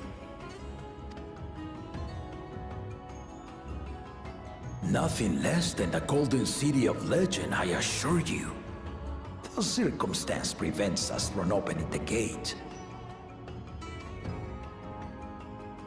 As to what the city is and what Gall of Valdesium discovered all those years ago, this knowledge and more, I will share with you after your ascension. What you choose to do with it will be up to you.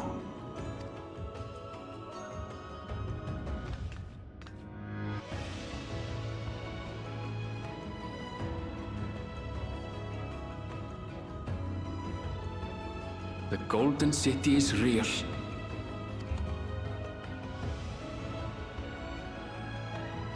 It took a while, but I finally found it. Ha ha! Come! Let us return to Tuliola. Home at last.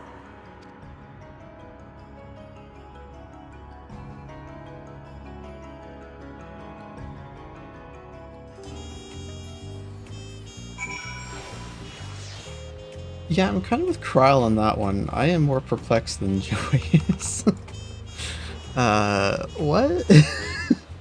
It felt like an anti-ending, you know? Like, we got there and there was nothing but another gateway that cannot be opened, so...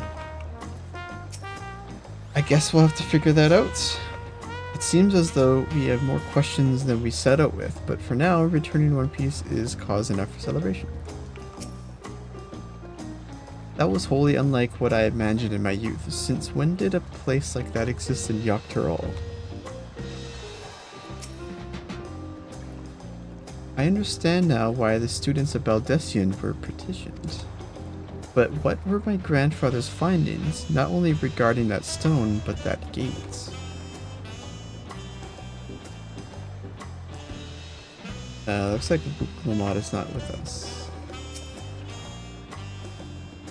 Well, we've done it. We've seen Wuklamat's victory in the right of succession.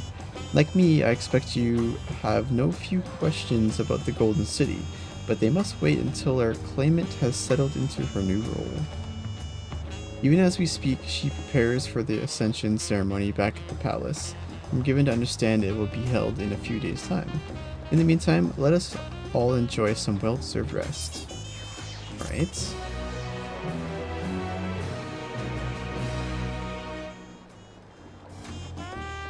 I may now enter the Skydeep cenote with a party of NPC avatars. To make use of this feature, open the trust. Oh,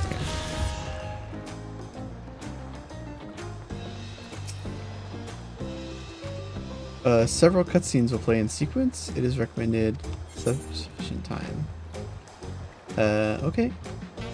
Let's do this then. Welcome back, and may I congratulate you on Wuklamat's victory in the right of succession. It is our great honor to host the comrades of our future Dawnservants. Such a grand journey has doubtless left you fatigued. Please, relax and enjoy your stay.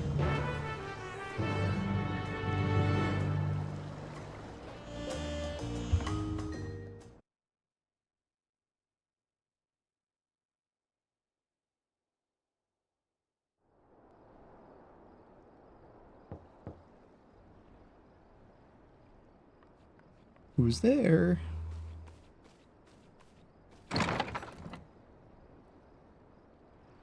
Bona. Surprised to see me? I suppose it's only natural. May I come in? Please do.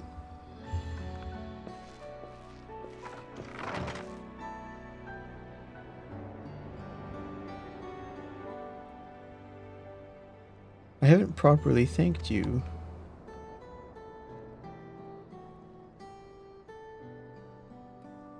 That my sister was able to realize her potential is testament to the quality of her traveling companions, particularly you.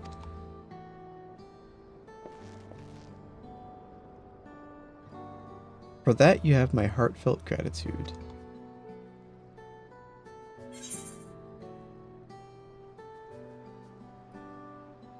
I only did as you might have in my position.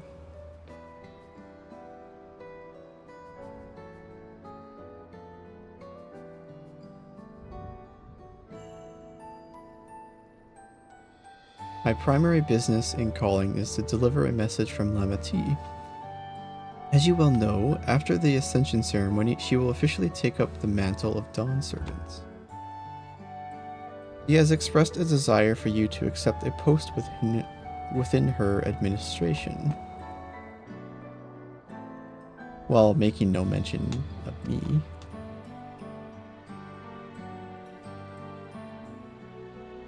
You didn't decide immediately. My sister will broach the matter with you again after the ceremony.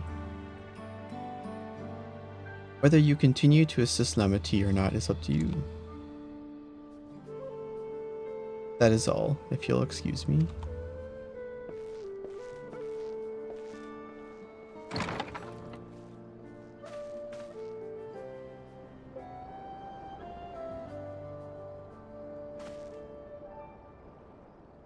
You have become someone irreplaceable to her, as her brother. I acknowledge that with no little jealousy.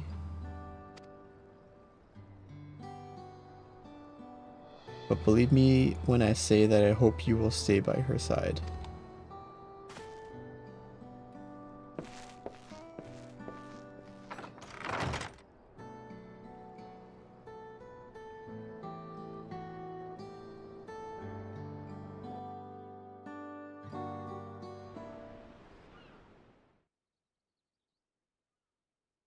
And thus it arrived. The day of the Dawnservant Ascension Ceremony.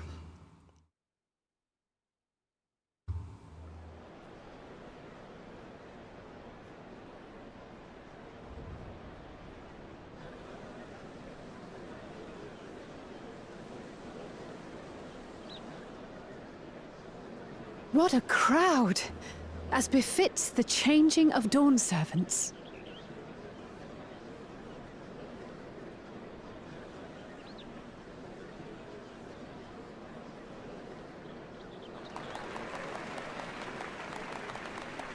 It's starting.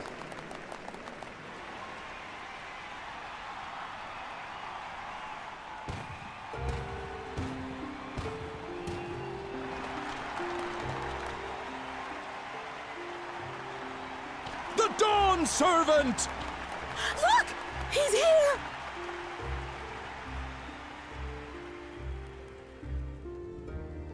The head of reason is resting again. Thought he'd grace us for this occasion at least. People of Tuliolal, you honor us with your presence. For on this auspicious day, we witness the dusking of one era and the dawning of the next. The succession of Dawnservants. But I've talked for long enough. Allow me to present the claimant, whose determination, wisdom, and compassion guided them to triumph and the City of Gold.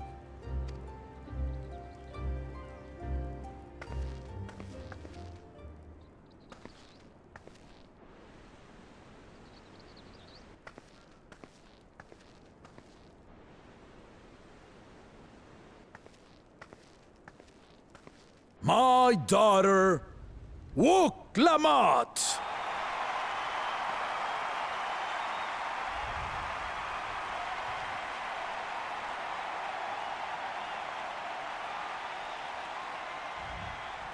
Huzzah!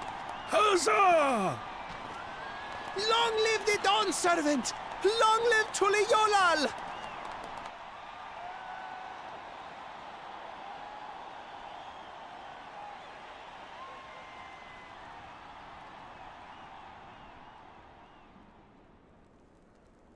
Growing up in this city, I used to think I knew all there was to know about Tulihyolal.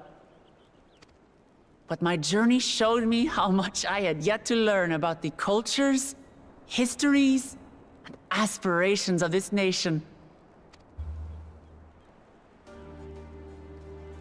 Through the time-honored Ihana, the Hanuhanu taught me how they nourish and cultivate both the land and their bonds with visitors. And with their alpacas and tradecraft, the Pelupelu showed me the depths of their patience and fortitude, to know when to push through and when not to push your luck. From the Moblins and their artisans, I gained insight into the power of creativity, that it is when we are filled with passion and bolstered by the support of others that we produce our best works. And in Kozamauka, I was moved by the history and hopes of the Yokhui, who believe that death isn't the end, that we live on so long as we're remembered. I felt joy and harmony in Yak T'el when I tasted Xbr'aal, the dish that marked the beginning of peace between the Xbr'aal and Mamool Ja after centuries of warfare. And I felt sorrow in Mamuk when I met with those who placed their faith in the promise of blessed siblings, and for this were burdened with great suffering. Through the understanding we forged, I'm hopeful that they will find what they seek through friendship and community, for we are all Turali. Understanding with Mamuk? What sorcery did she use on them?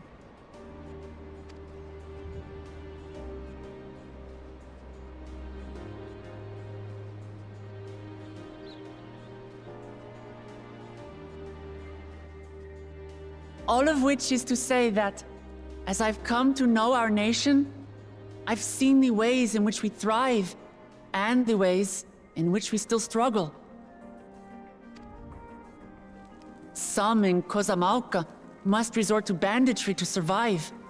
A faction of Yokhui still cling to dreams of conquest. Not everyone lives in peace and plenty. And there's still so much of Tulihyolal I don't know. Places I haven't seen, and people I haven't met. That's why I hope to keep learning about and from you, that we might build a nation where everyone knows happiness.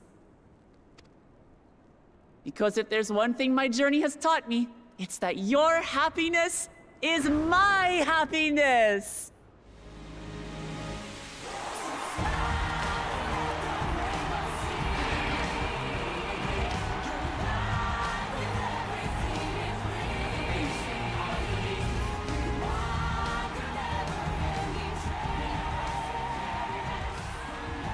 I say mine, but the Dawnservant doesn't need to be a single person, does it?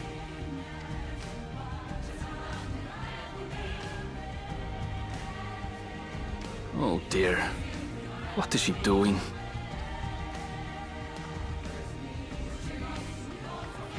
Yeah.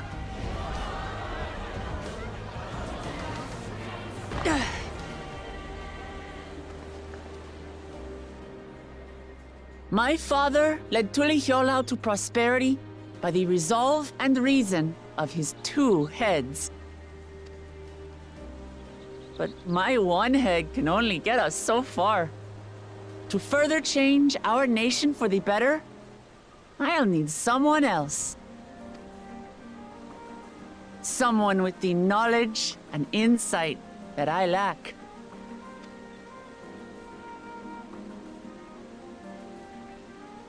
So what do you say?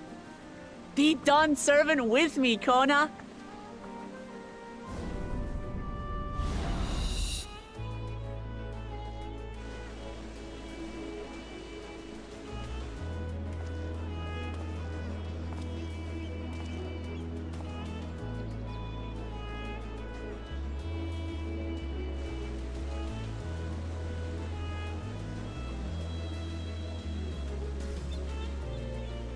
Lamachi?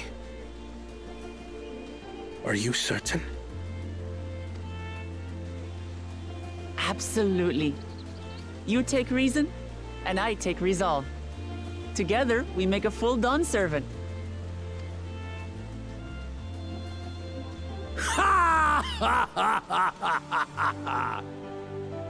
You'll have no objections from me, of course. But mine is not the approval you need.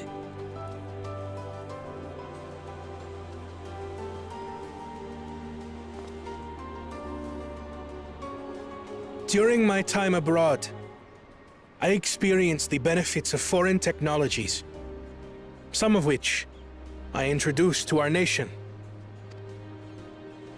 Dirigibles now soar the sky in the south, while locomotives traverse the land in the north.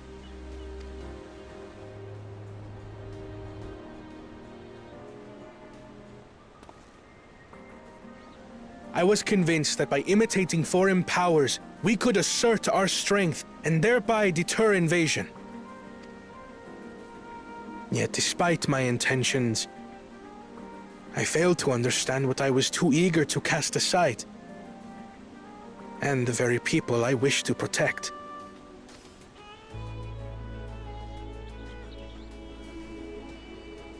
My own journey has taught me that culture isn't a hindrance to progress, but a shared value that binds us, connecting lives and generations.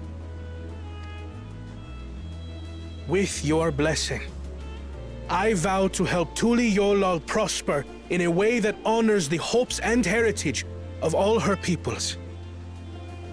My esteemed predecessor would accept nothing less.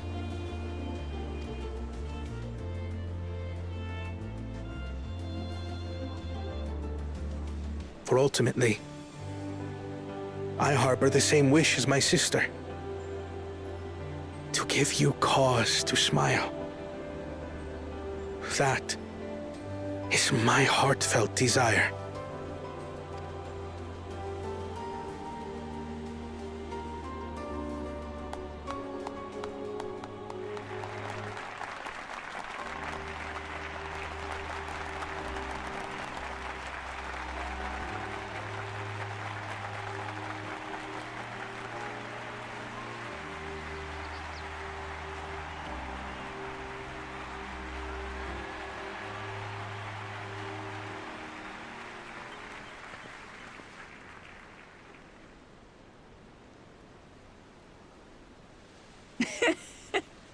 Glad this didn't go to waste.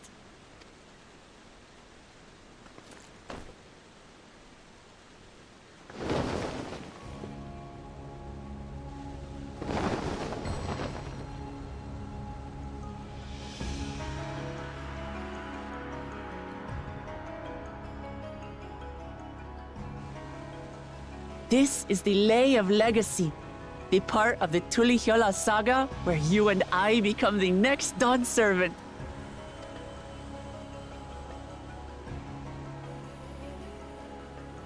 Good heavens! Don't tell me this is what kept you so busy ahead of the ceremony. Just so you know, I didn't decide this on a whim. After reflecting on all we've been through, I realized it was the only answer.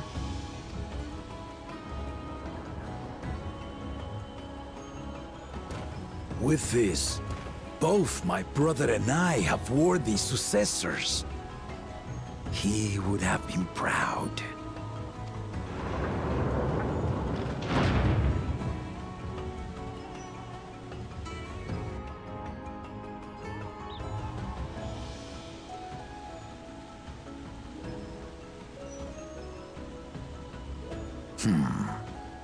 Of course you knew.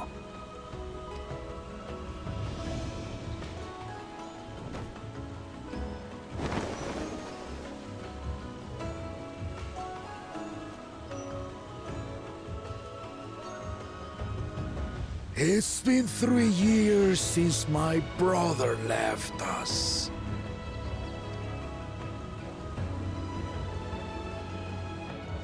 It cannot be. The head of reason is no longer with us. Oh, tragic tidings. I didn't want to believe it. I'm sorry I never told you. We wanted the people to rest easy until our successor could be chosen. Planning the right was my brother's final duty. He was determined for it to serve the nation's best interests, and labored nigh without cease. And then he died, forcing me to do the actual work. A sneaky bastard. But he did well. I have to give him that. The outcome speaks for itself.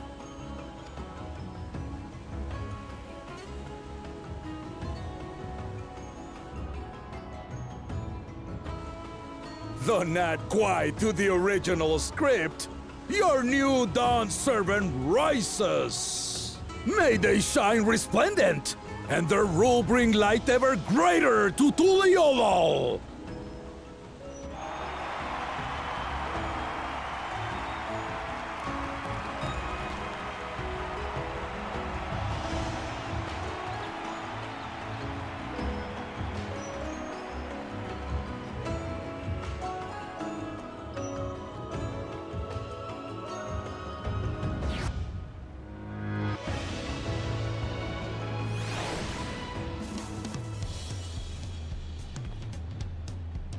Alright, well that's, I wouldn't say something I wasn't expecting, but it was definitely like, I knew she had plans for Kona. Just not exactly what. But the Dawnservant, Brother of Reason, passing 3 years prior is, well, that explains a few things, I guess. The head of reason was very wise indeed to devise something so elaborate and meaningful as the rite of succession. 'Tis a shame he cannot be here to bear witness to the end. A bittersweet celebration to be sure, but I'm glad Wuklamat finally got the recognition she deserves.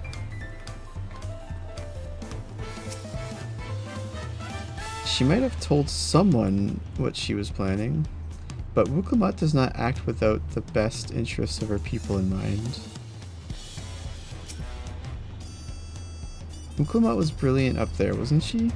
The part with the second promise was surprising, but between the two of them, I dare say our new Dawnservants will be capable of anything.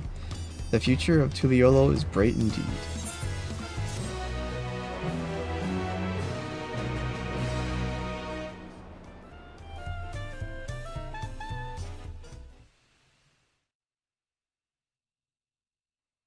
Earlier in Yak T'el.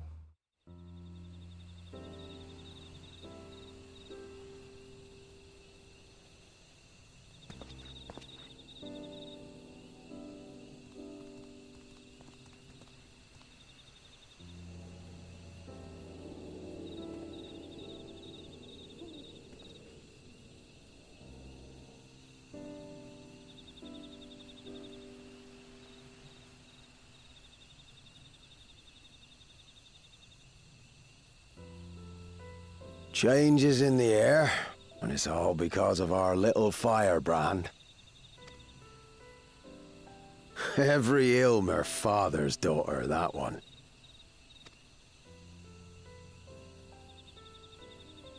I'll be watching where you steer this nation, lass. With what time I've got left.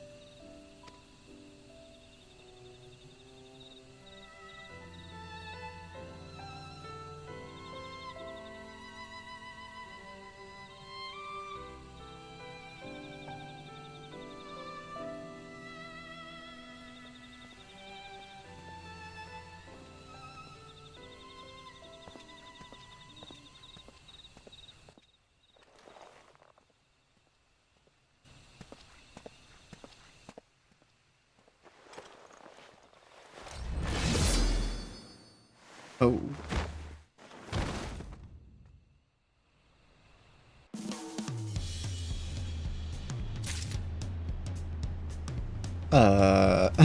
What?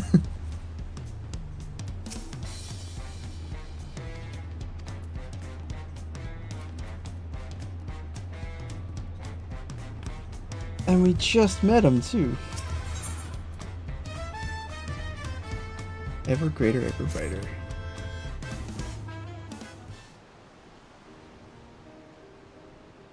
Uklamat has truly come into her own, has she not?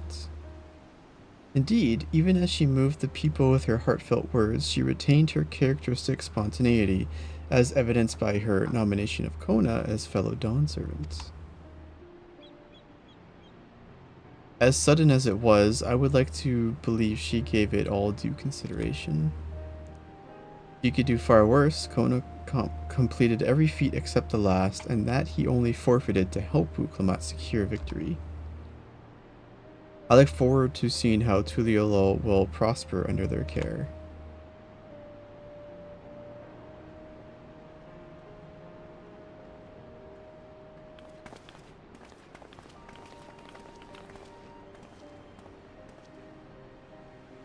Everyone, thank you for coming. I could see you all perfectly from up there. That was an impressive speech, Dawnservant. I told you no titles. Besides, after everything we've been through together, you're nothing less than family. So, like my family does, I'd like you to call me Lamati. I'll try to pronounce it correctly. It'll be my honor, Lamati.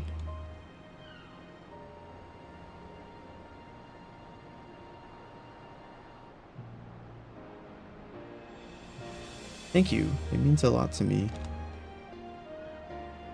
It would also be my honor to call you Lamati. Mine as well.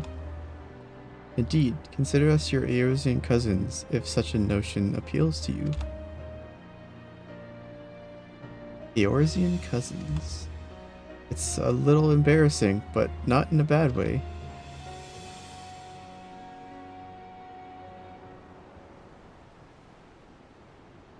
There's still lots I'd like to say, but I need to make my rounds first. I want to thank my supporters who are visiting for the occasion. Could you wait for me here? Of course, we'll keep ourselves entertained.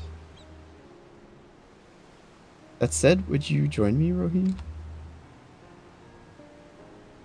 Wonderful. Come and meet me outside the winged walk then.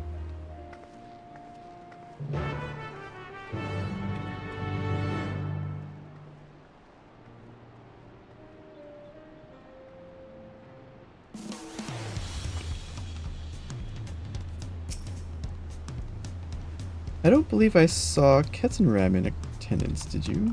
Oh, jeez. Too soon? Lamati?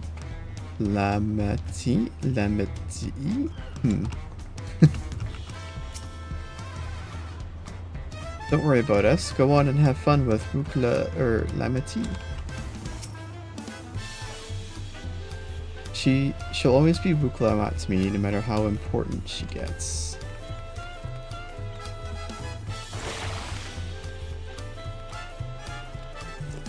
Right.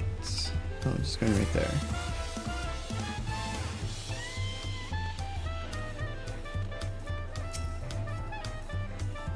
Ready? Let's go. Our first stop is Aunt T's Taco, and not just for a snack, I promise. Ukuvu and Mublu should be there.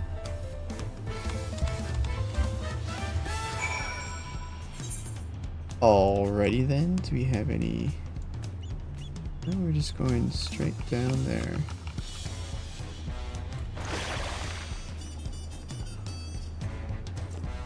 Whee!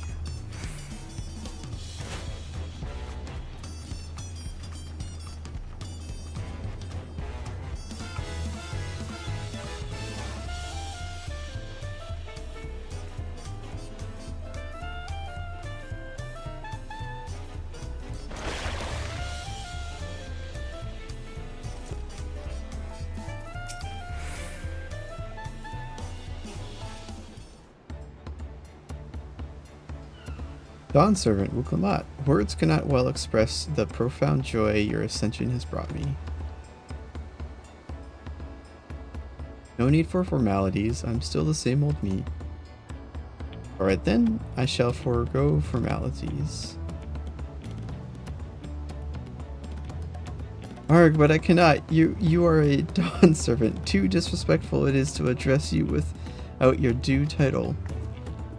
As Dawnservant, I'm ordering you not to bother with formalities. Okay. Alright. I won't bother anymore.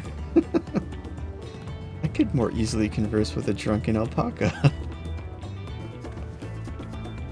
Thank you for helping Wuklamat become Dawnservant, Rohi. Political opinions in our community have been divided, but a Dawnservant's ascension presents us all with a prime opportunity, which is why I convinced everyone to participate in a commemorative sales campaign. A wonderful plan, no? My first big undertaking as a merchant. I do like the sound of a sale, so long as I'm not persuaded to buy too much. It's so good to see all of you again. I wanted to personally thank each of you for your help. The feat of reeds and the feat of gold were my first true tests as a claimant. If not for your guidance, I would have failed the rite of succession before I fully understood its importance. Now that you've given me a taste for celebrating culture, I can't wait to see what else Tuliolo has to offer, in Yak T'el, for instance. As always, you must observe proper etiquette. I would be happy to offer my service as a tutor, should you desire them. I can think of no better instructor. I'll be sure to bring Kona as well. Your duties as Dawnservant will be plentiful, but don't forget your promise to attend Ihihana next season. Of course, I wouldn't miss it. When I've made a name for myself as a merchant, I'll come by the palace and tell you all about my biggest sales. I look forward to it. I have been personally attending to your alpaca's care. Dare we hope to see you at the ranch again? Tell my fluffy spit-filled friend that Wuklamat will visit soon. Anyway, you'll have to excuse us. Oh, you haven't seen Fonjontaine around here, have you? A tall, slim fellow with long, pointy ears. I saw a man matching that description by the weapons dealer in Bayside Bevy, in the company of a moblin and a pair of Yakui, if I remember correctly. Bayside Bevy, got it.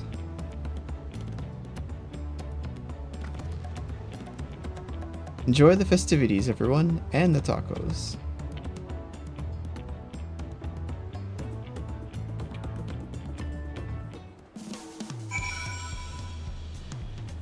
Alright. Now...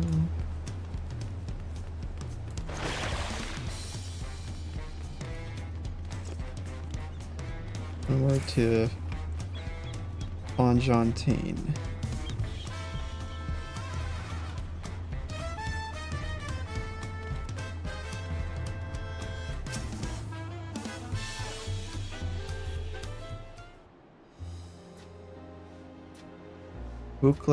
Dawnservant, Rohi, you honor us with your presence. Thank you for coming, everyone. I know the journey to Tuliolo isn't a short one. Oh, long road worth the travel to congratulate new Dawnservants. To hear the head of reason has passed brings me sorrow, but we who remember him will ensure he lives on. May the accolades of this day be as offerings to the future he envisioned. The High Luminary and I attend on behalf of Warlord's Echo. Had our people come en masse, we would have been an obstruction. Nonsense! You're always welcome, all of you. This is your city as much as anyone's. I'm glad to see you hale and whole, Rohi. Though I know little of the particulars, I can only imagine your latest adventure has been both long and colorful. Beginning with near shipwreck, if you'll remember. Yet here we stand, celebrating the ascension of your claimants. When my journey began, I thought only of preserving the peace that my father worked so hard to create. But the feat of pots, the feat of proof, and the feat of ice showed me that peace is not simply the absence of war. Being able to live together in safety and happiness, that was what my father envisioned for his nation. That's the Tuliolo I want for you all. So I promise you this, as Dawnservant, I will do everything I can to bring that same happiness to the bandits in Kozamauka and the Yokui of Chirwager Sultern. I won't forsake them. As I was moved by your father's influence, so too may the Chirwager come to accept your peace. Their beliefs have stood for a millennium.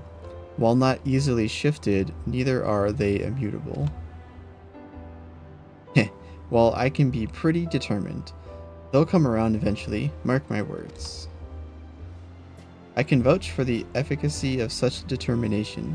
Thanks to the Moblin's hospitality, I have been able to rediscover the joy of my craft and honor my father's legacy. Now that good living is secure, the village overflows with feel smiles. Such cooperation between Hellpans and Potsworn is the very spirit of a healthy pot pact. Partnership like yours is bound to be fruitful. I look forward to seeing the fantastic pieces you produce. There are some other people I'd like to see, so we should take our leave. Let's try and find Hanmuruk. The Xbr'aal? I believe I saw him on the sands below. The Gleam Sands, thank you. Enjoy your time in the city, and remember, this will always be your home too.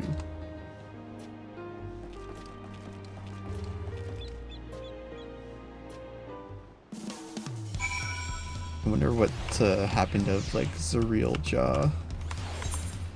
He's anywhere around.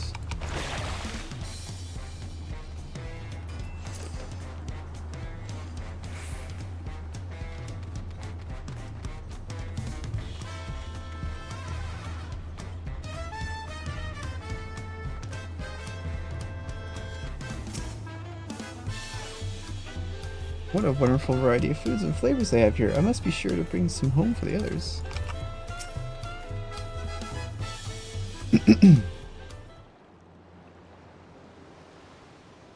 My, you honor us with a personal visit, Dawnservant. Congratulations upon your ascension. No, none of that. My title may have changed, but I'm still just Wuklamat. More than just, I'd say. You have grown into a leader fit for this nation. Your father must be proud. I hope so, but big events like this make me wonder, you know, what my birth parents might say if they knew.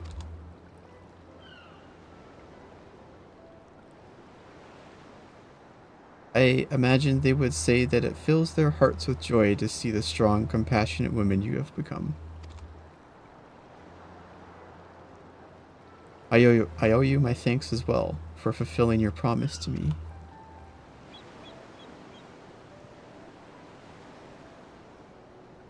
I told Bakool Ja Ja to stay with us so we could all congratulate you in person, but he marched off muttering something about not being able to face you just yet. Boy needs purpose. Purpose beyond catering to the demands of others. He was always too obliging for his own good. I'm sure he'll find it in his own time, especially if he knows his family is there for him. That we are. By the by, have you seen Ketenram anywhere? Or Tonqua, that is?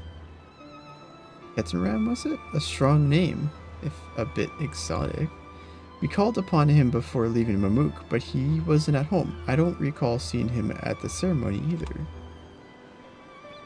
The first promise was notably absent as well, though I assumed he required time to salve his injured pride. Everyone thought he'd be the one to succeed Papa.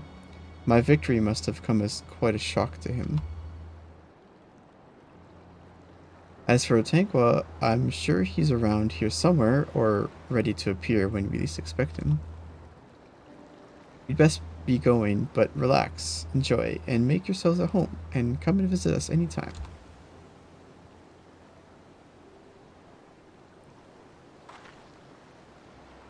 Alright, I think I found everyone I could find. Let's return to the others in the winged walk.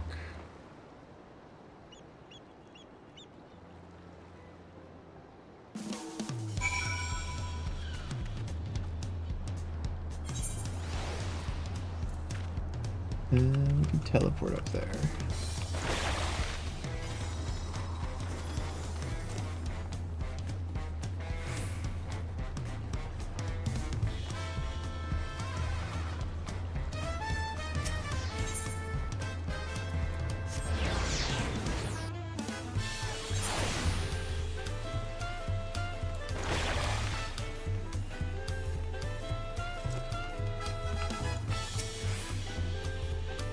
Bakool Ja Ja stopped by to offer his thanks for our supports. He also bade me extend his gratitude to you for assisting a concerned father. I'm not sure what he meant by it, but I assume you do. Oh, you're back. Aaronville was just regaling us with stories à la Lavati from when they were little. What, the one about the taco? It was basically clean when I found it. Or no, the one about Papa's feathers? Look, I don't know where else to wipe my nose, and I was too little to know better.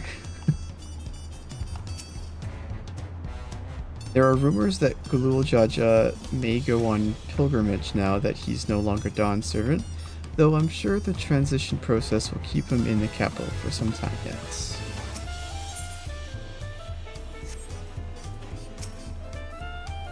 Welcome back. I hope you didn't rush on our accounts.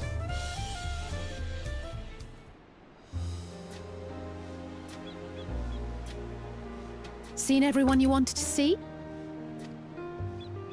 I have. Sorry for keeping you all. Now, there's just one last matter. What Kona spoke to you about. I'm sure he made it abundantly clear, but I'm completely serious. I want you to stay in Tulichola with me.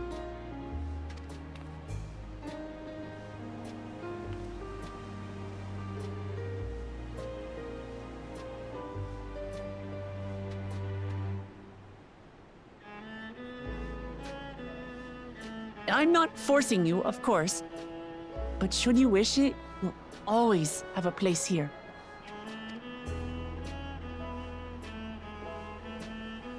Ah, that's right. This is for you. A permit granting passage to Xbr'aal, which, as I recall, you've yet to see.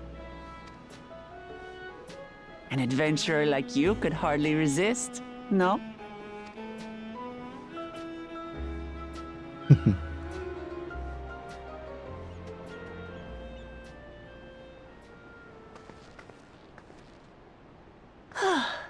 I can't believe our journey is over already.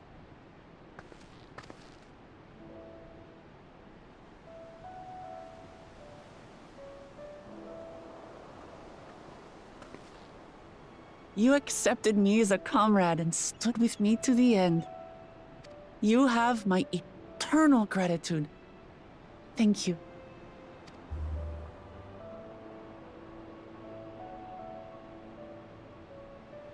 Well, I had better get going. I need to start learning all my official Dawnservant duties. I'll be sure to share what my old man says about the Golden City too, once he tells me.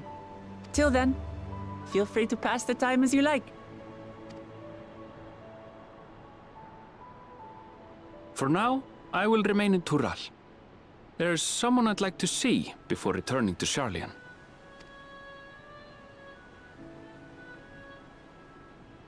What about the rest of you? Alize and I also intend to remain a while longer. As educational as this experience has been thus far, we feel there are even more lessons to be had for Garlemald. By hearing about the peace your father facilitated, and then seeing you reforge relations with Mamook, we were reminded of a profound truth. That is, acceptance begins with understanding. And, like you demonstrated throughout the rite, there are unexpected yet effective ways for two sides to understand each other. The question is how to encourage it, and by seeing more of this nation born of unity, we hope to find some hints. Personally, I can hardly wait to learn more about the City of Gold. So, if I may, I'd like to stay in Tuliyollal as well. By all means. Your rooms are at your disposal for as long as you need them. And what of you? Thinking of touring Yak T'el, perhaps?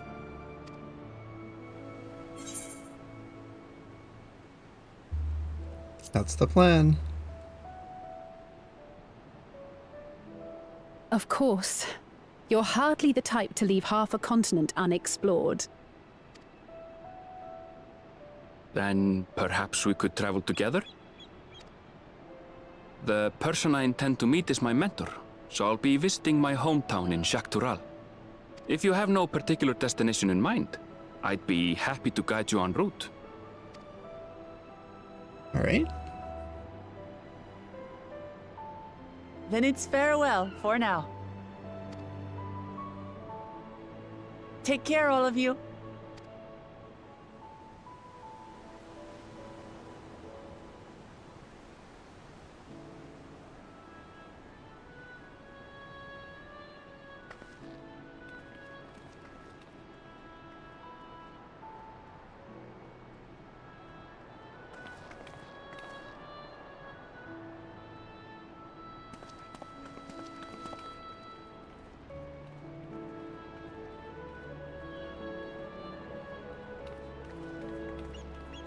When you're ready, come and meet me at the Yak T'el Skygate.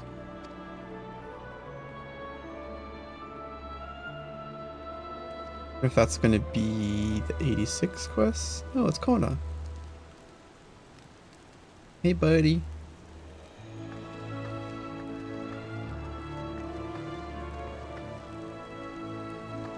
We're friends to the end, you hear me? Friends to the end!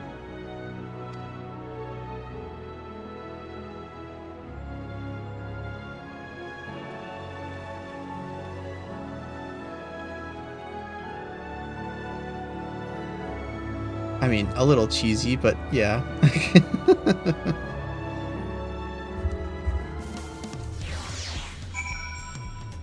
Okay.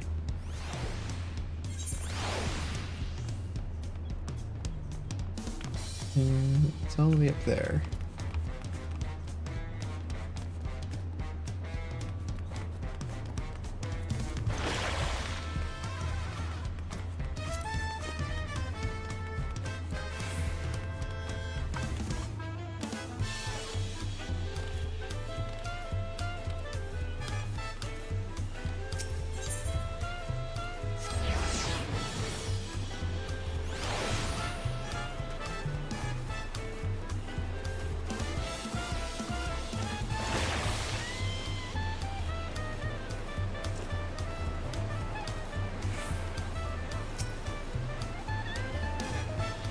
Past these gates and over the bridge lies Yak T'el.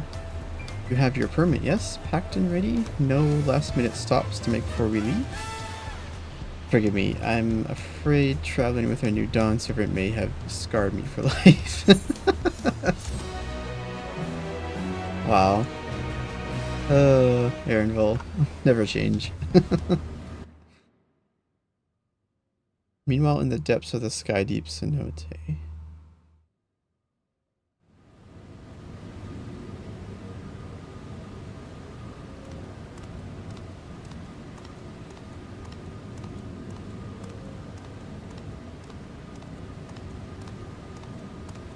He wants access to the City of Gold, I see.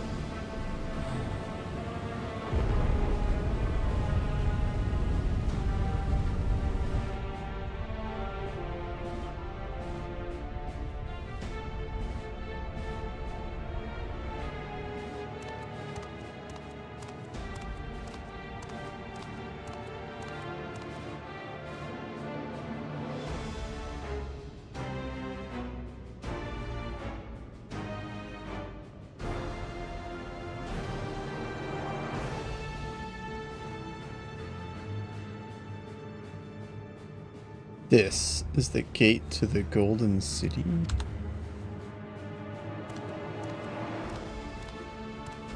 2 decades ago, your father bade me transcribe a letter to a scholar across the salt. What he discovered was something the Dawnservant feared enough to seal away forever, but so we thought until the right's objective became the City of Gold. But to think that Tonqua would be entrusted with its safekeeping? Had I known that doddering old fool carried a set of keystones, we might have spared ourselves those tiresome feats.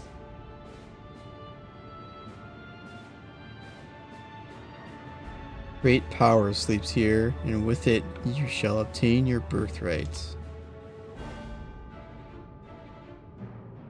So you say, yet the new Dawnservants succeeded where I could not. Taking their throne will be no easy task.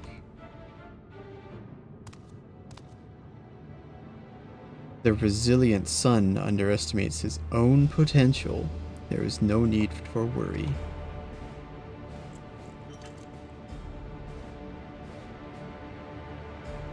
I have liberated the key from the Dawnservant's vault.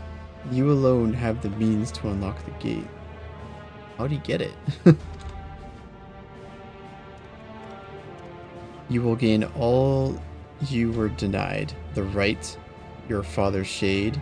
These bitter memories shall soon be forgotten.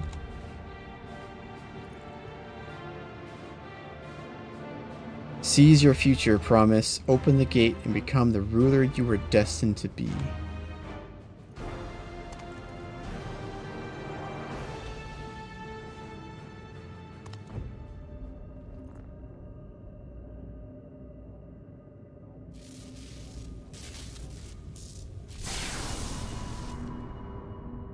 It's working.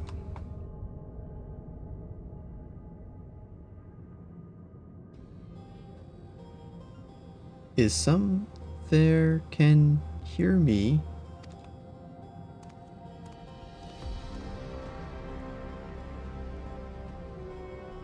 At last. Who's there? Show yourself. If only I could. Alas, this gate will not open for me. Only the key in your possession can connect us.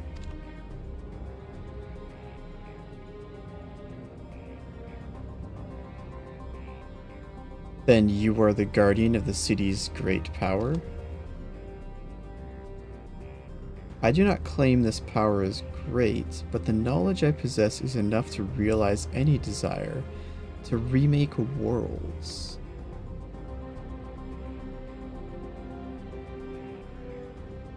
Is that so? Meh.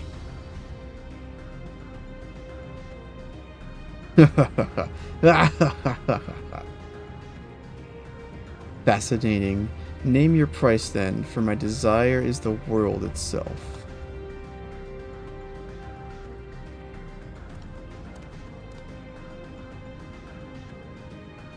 Yes, yes, the resilient sun rises. Together we shall create a nation worthy of our rule.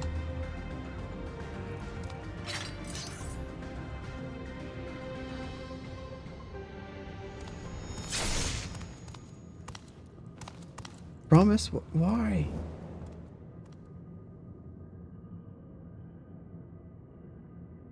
Because he's evil. That's why. The useless tool is cast aside.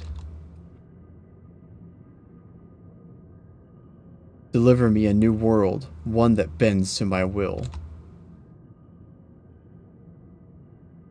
As you wish, but in exchange, your soul.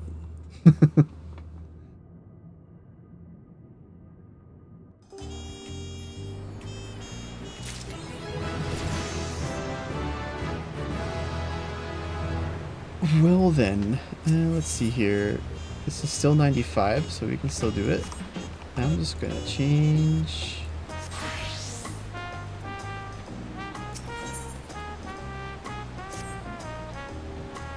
Ready to get underway?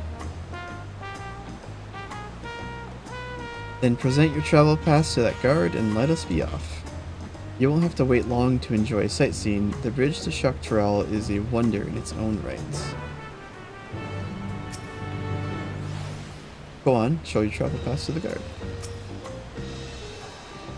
This gate is barred to all save those with express permission for one of the Dawnservants. Well, that just so happens to be me. Signed by, wow, Val herself? My apologies, sir. If you would wait here just a moment. Open the gates.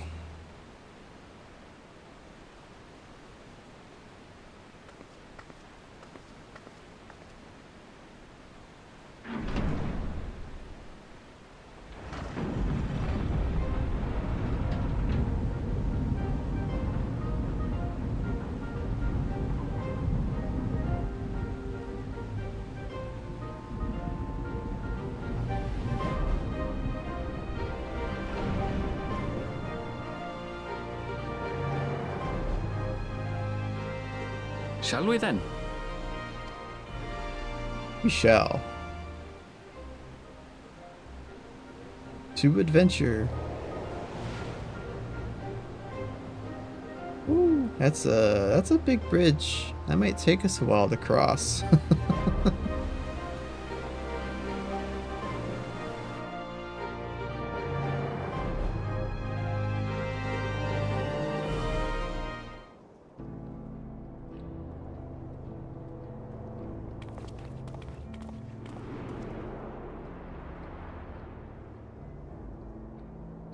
On the far side of that great bridge unfolded the wilds of Shaloni, where the sun guides in the Shitona tongue. A harsh guide, to be sure, with its blazing rays scorching the land and hardening its inhabitants.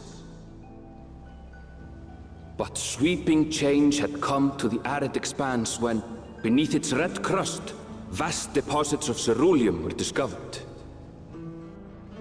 Embracing this opportunity, Vau Kona supporters hurtle on, driven by dreams of a future illuminated by blue flame.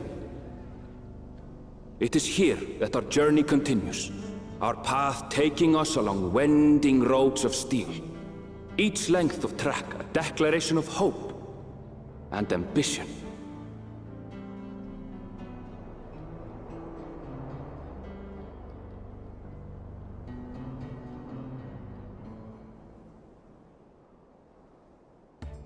My home, Yasulani, lies past Shaloni. It will be a long journey, but the railroad should make it easier.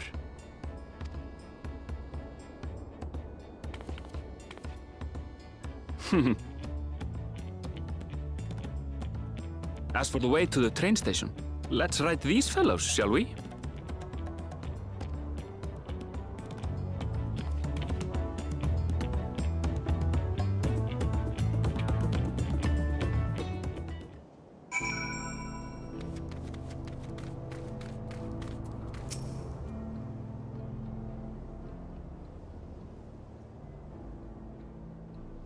Short on Erlonik. Great, so if one will suffice, I have a creature ready and waiting. But if you need two, then you'll have to wait. The Erlonik have been acting strangely of late, more easily spooked and otherwise disagreeable.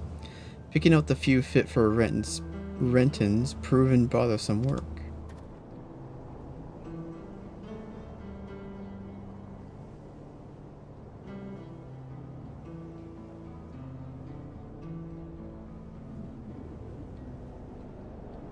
They're usually so docile, and the ones I saw earlier didn't appear to be unhealthy either, but much has changed since last I was here. Not the best start to our journey.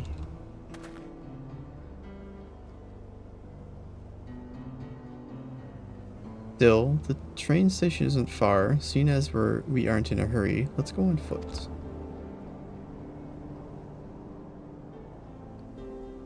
About that, sir, as well traveled as you look, it's not only the Ronique that I've been giving us trouble. Other wildlife have shown signs of aggression too. A merchant should be returning soon with one of our beasts. Stick around till they do, and I'll see you both on Ronique for a safer trip. Your offer is most appreciated, but I don't think my friend here is particularly concerned about the wildlife.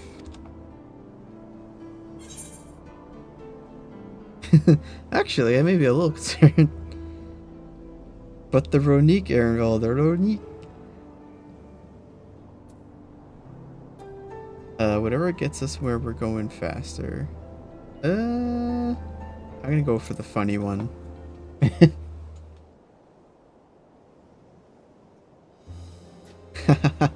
If this is your first time in Shaloni, I can understand your enthusiasm. It'd be a shame not to ride one at least once while you're here.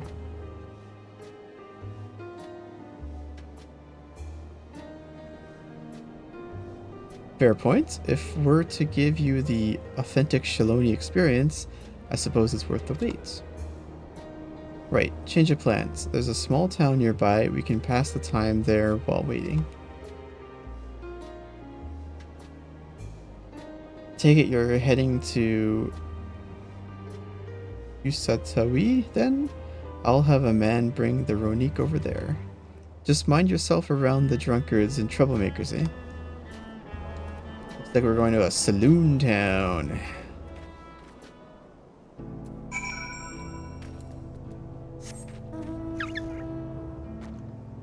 There's the Aetherite though, so...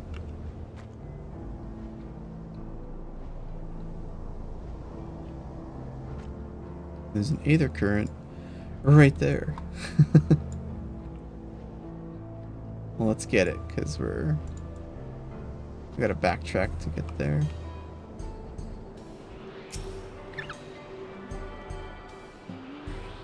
Funny that it's up here.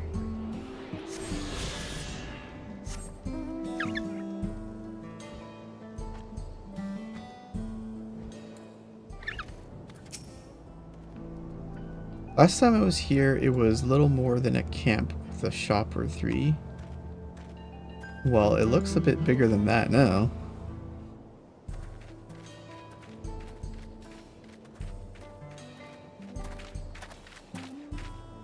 Well, well.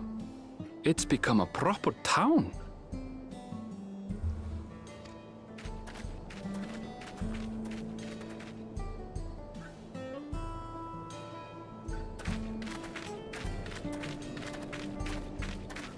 Looks abandoned though. Hey!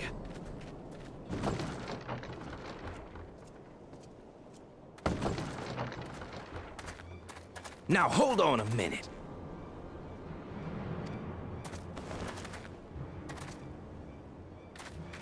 Some sort of trouble.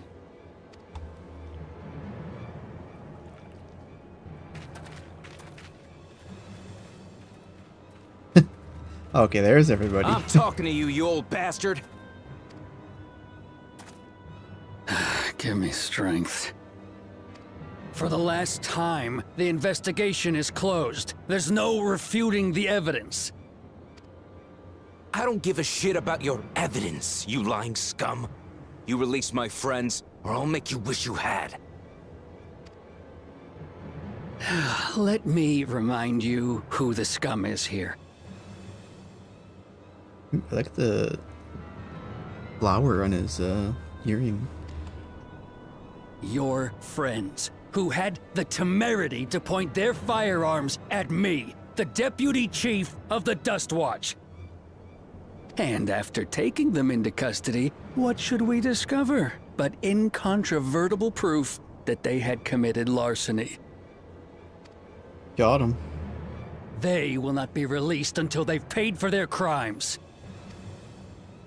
I'd heard a peacekeeping force had been formed to deal with growing lawlessness. Seems the situation is bad indeed. Still can't get up a fuss, eh? Sounds like poor Zekua needs his bottle. Sure he wouldn't prefer his mama's teat?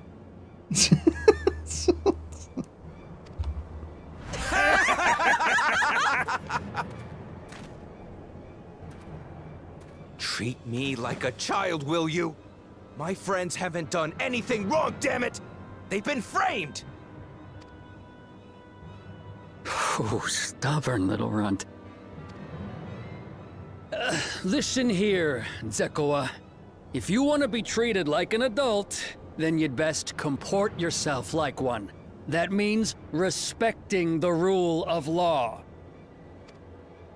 Order may be precarious here in Shaloni, but it can be had if each man does the right thing.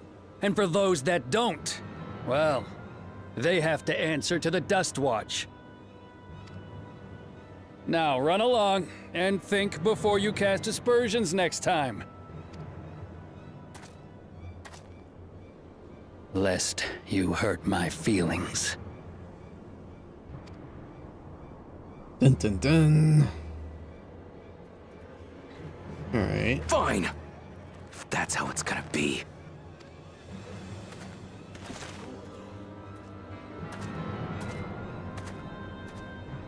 I wouldn't if I were you.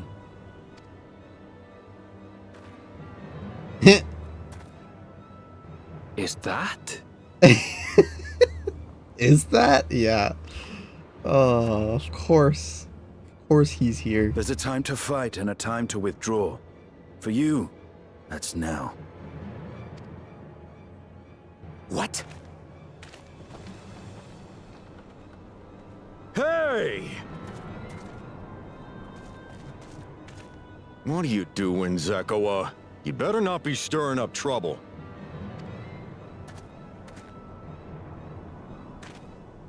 Wahute! You sack of Ronek shit! This ain't over! You hear me?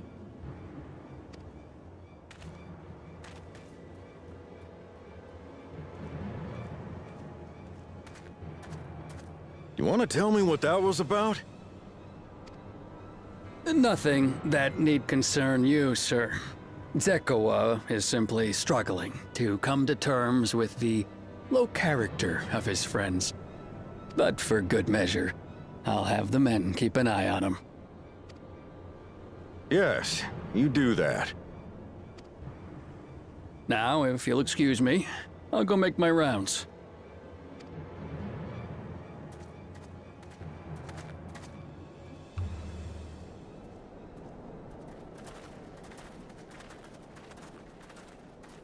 What is Stinky Boy doing in Stinky Town?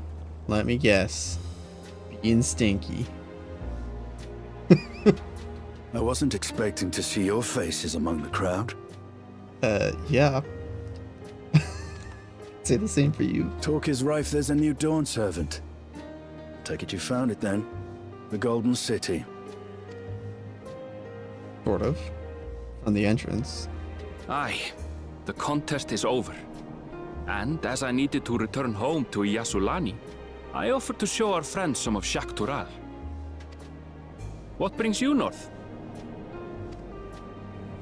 Nothing in particular. Just seeing what there is to see. How did he get out here, though? Bridge was closed.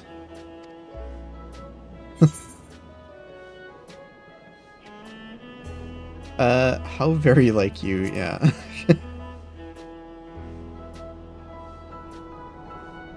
Bakool Ja Ja compensated me rather generously for our duel.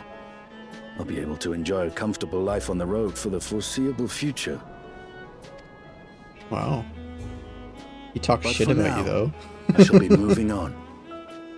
Oh, by the way, I recommend you try the Sabatender. They may not look it. They're surprisingly delicious. Thanks.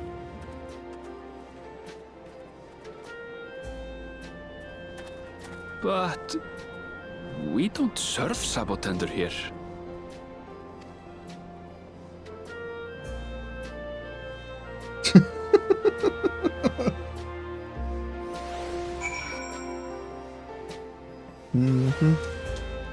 He's been played again.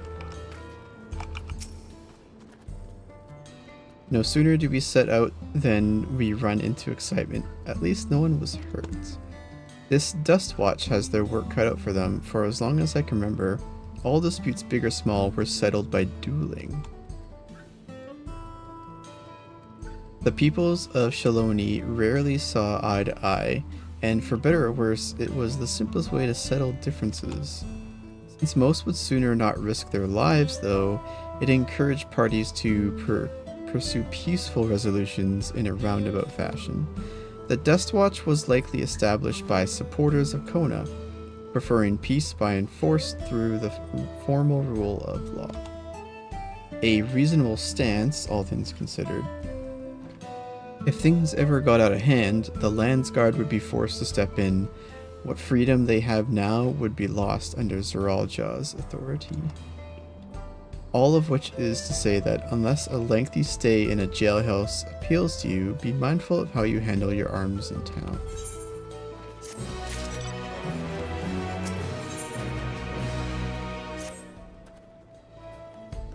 I should like to think the stableman has arrived with the Ronique now. I'll go on ahead to check. If you still want to have a look around, then be my guest. Come and find us when you've had your fill. Alright. Well, we gotta go to the Aetherites. And then talk to our gemstone trader just to start that.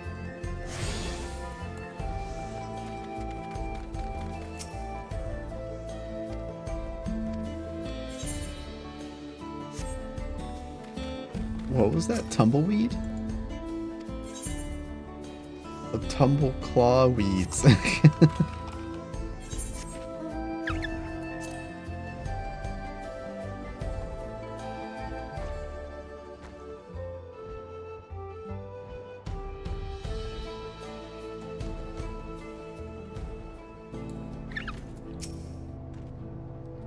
Now that I think on it, this is the first time I've traveled with only a single companion. It makes for fewer complications. The friend, I take it? Sorry to have kept you both waiting. Unruly wildlife's not the only source of recent distress, I'm afraid. Also been a rise in robberies targeting merchants. As a result, we've got a lengthy list of folks wanting to use our Ronique. Which is why I have to ask that you stop at the Shenawezi Springs. That's fine, of course, but why haven't the Dutch Watch dealt with this banditry? Himika and his fellows are doing what they can, but they reckon the bandits are operating as a gang. Rounding them all up's easier said than done. If you have if you have anything of value, you'll want to take care. Thank you for the warning. We'll be sure to stay vigilant. Right, then, if you're ready to set off, I'll see you on your way. This is your first time riding, yes? Even so, I can't imagine it will prove difficult for you. Ready? Then saddle up. Your friend seems to know the way, so I won't bother giving you directions. Sure. Let's go.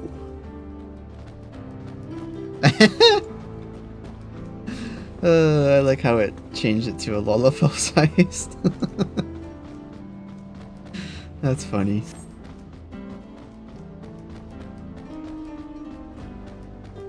Oh, he's saying stuff.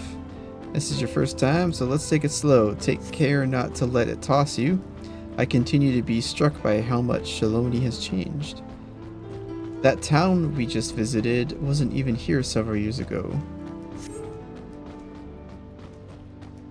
With few reliable opportunities to replenish water supplies, travelers turn to... what is that word? Nopella tenders, not just for the water in their stems, mind. Their fruits are also said to be both nutritious and delicious.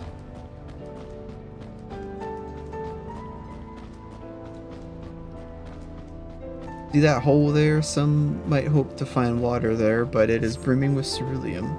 The eruption of flames from within make for a spectacle inspiring cautionary tales of people who wander too close. The Wallachie, meanwhile, show great reverence to ceruleum and its blue flames. But that is a discussion for another time. We're here. Oh, there we go. Good thing for these runique.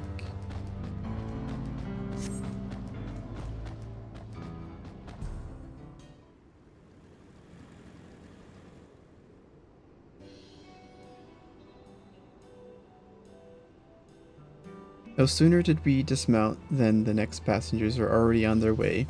They really are short on runique.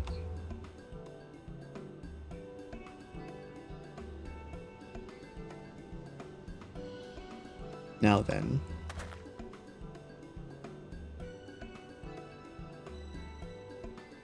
This is Shishinawiza Springs, perhaps the busiest town here in Shiloni. People travel here from all over hoping to find their fortune. The change come to Usatowi was surprising enough, but this is no less impressive. They've achieved a great deal in the 3 years I've been away. The station is on the eastern side of town, but there should still be time before the next train departs. If you don't mind, I'd like to pay a visit to an old friend of my mentor. Right? Iyate is her name, and if she learned that I passed through without saying a word, she'd never let me hear the end of it. She set out from our village some 10 years ago, hoping to earn coin as she traveled about Tyrol.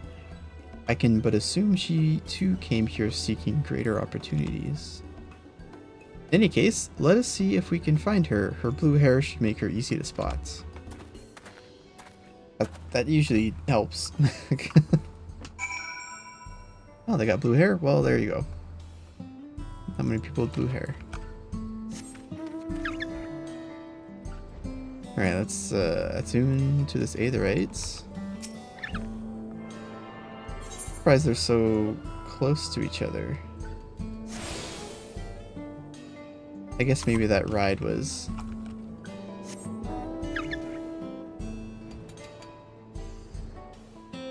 cut short from the cutscene.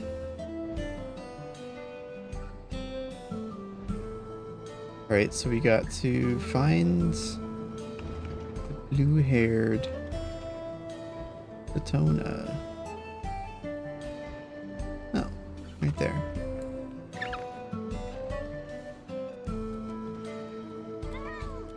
Like a silver blue. I was expecting like blue. Cerulean. Yes, I'm Iyate, and who might you be? He is my friend.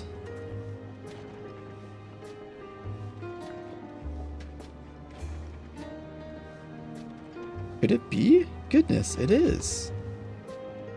Ellen Erenville, yes.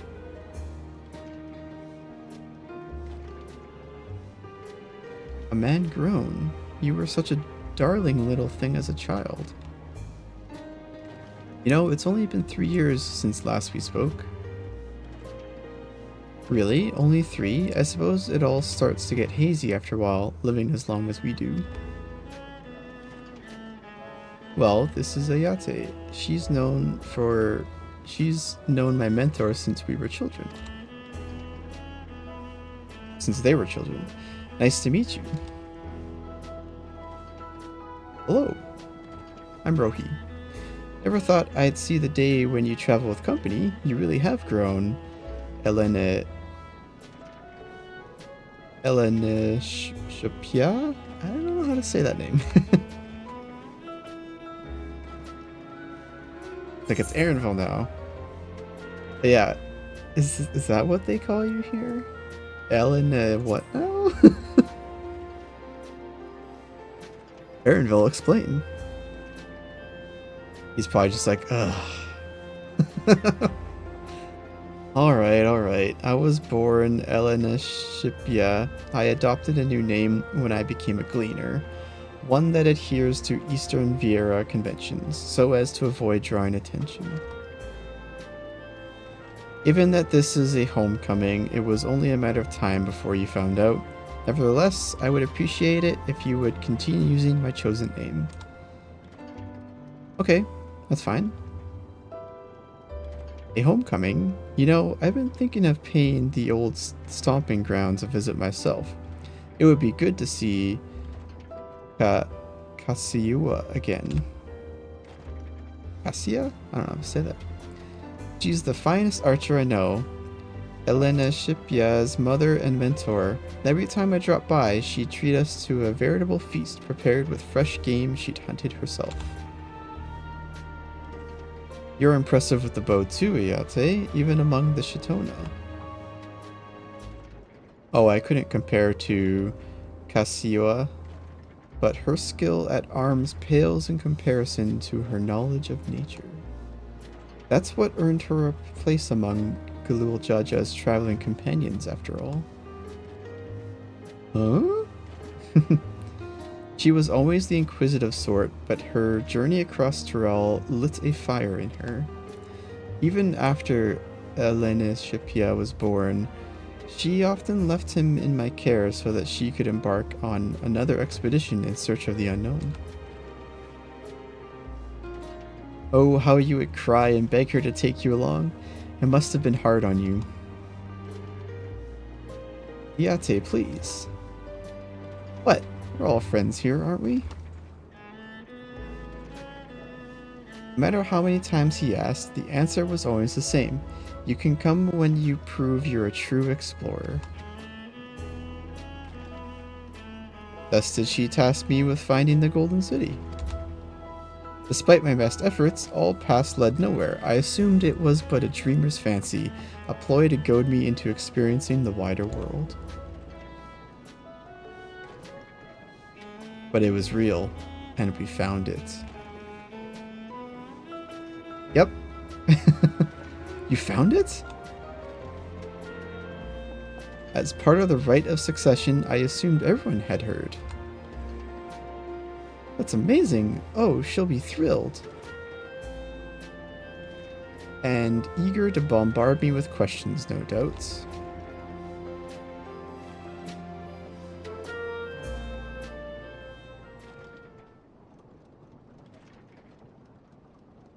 Well, we should be on our way.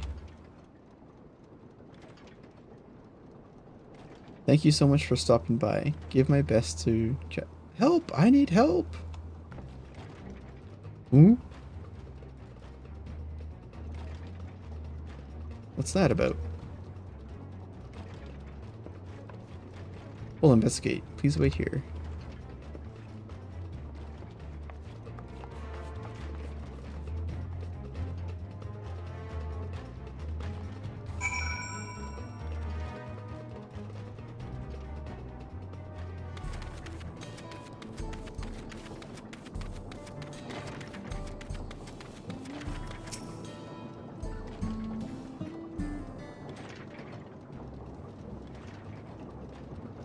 No doubt these are the infamous local bandits. Please, you have to help. I've been robbed. Namika, Wuklamat's nursemaid. Aaronville, Rohi. Come any closer and we'll slit her throat from ear to ear.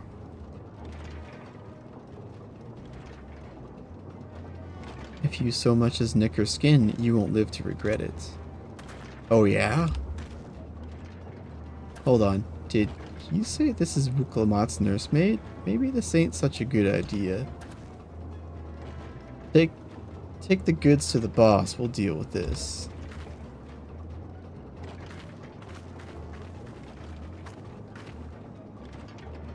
Please, you have to give it back.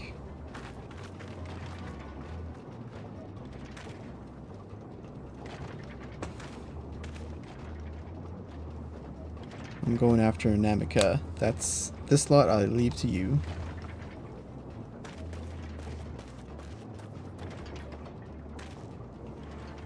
Cocky bastard. I'll hang him by the ears and feed the old woman to the dogs. Yeah, well, I'm on summer vacation and you're ruining it, so we can deal with them later. First, we need to put this one in the dirt.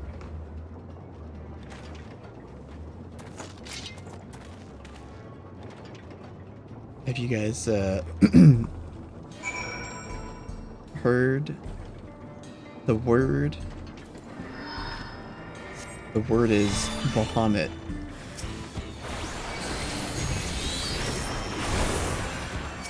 Yeah, that's what I thought.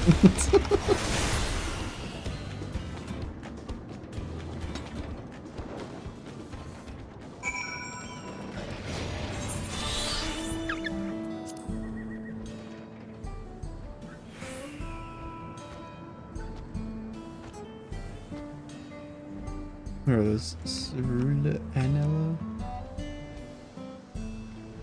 Mamool? I went to this like an old church or something. Cemetery. Okay. Can't go inside.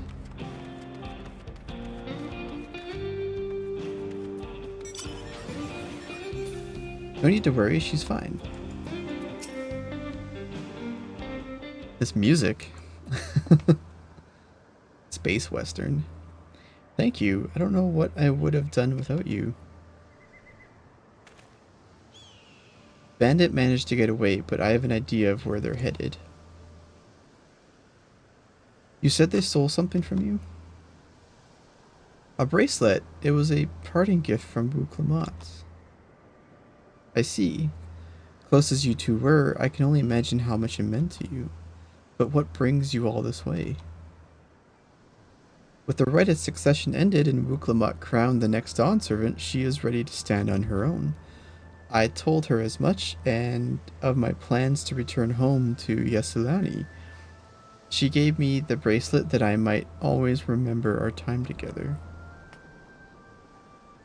It filled me with such joy. I wanted everyone to know, everyone to see this wonderful gift given to me by the vow of resolve, and now it's gone.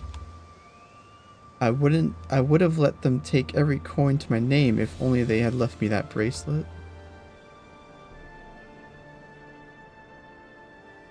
I would ask what you intend to do, but I know that look. Yeah, we're getting that bracelet back. I'll knock them senseless is what Pictomancer would want. Yeah, we're getting that bracelet back.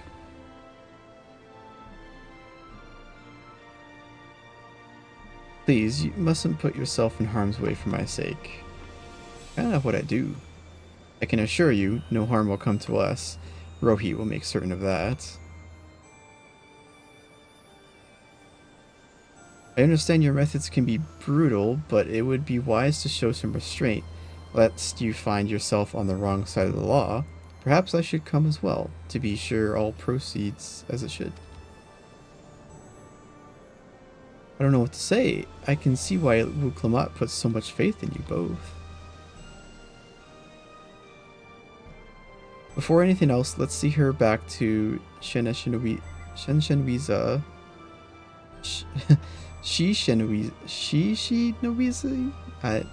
I don't know. Springs. Some of these words are tripping me up. She'll be safer in town, and with Iati there to keep an eye on her, we should have nothing to worry about. Okay. Thank you, both of you. So we're probably going to be starting 86 quests soon, or 96, sorry. We'll see. Some of these cutscenes have been a bit longer, so it's hard to tell.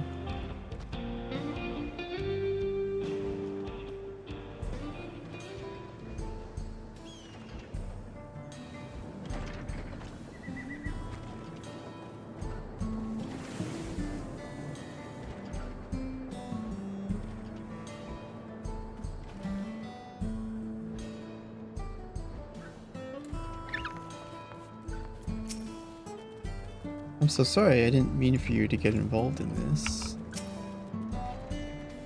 A number of Iati's mining fellows are here as well. Namika is in good hands. Erinville told me what happened and you needn't worry about Namika. If those bandits should find us, I'll kick up a fuss and see them driven off. That bracelet meant everything to her, and those bastards wouldn't care even if they knew. Makes me sick. But at least you're safe, and I know you'll set things right.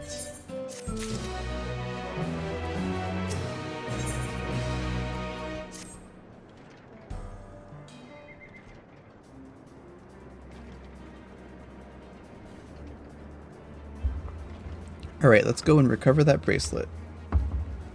While I have nothing but contempt for these bandits, as this involves a gift from Muklamat, we must be mindful how our actions might reflect upon her.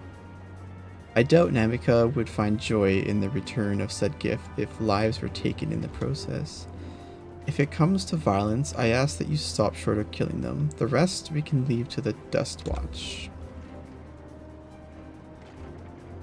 Well, now that makes me think you're strong. Really strong. Are you? You know, I may have saved the star on one occasion. I mean, multiple times. Saved the star? That's a bold claim to make, but if true, that certainly speaks to your strength. If your curiosity has been sated, then please indulge mine. Is there anything you can tell us about these bandits? Let's see.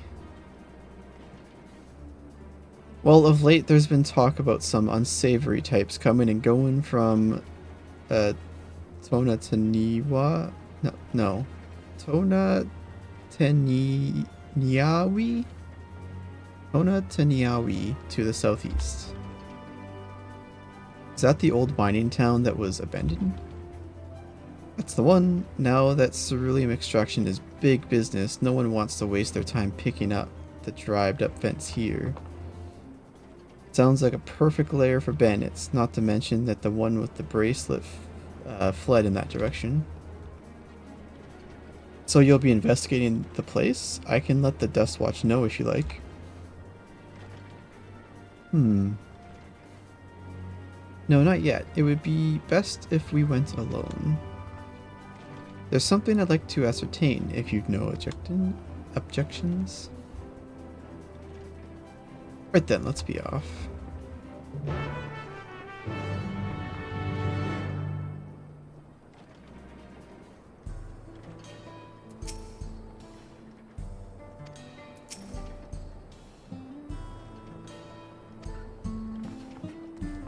Okay.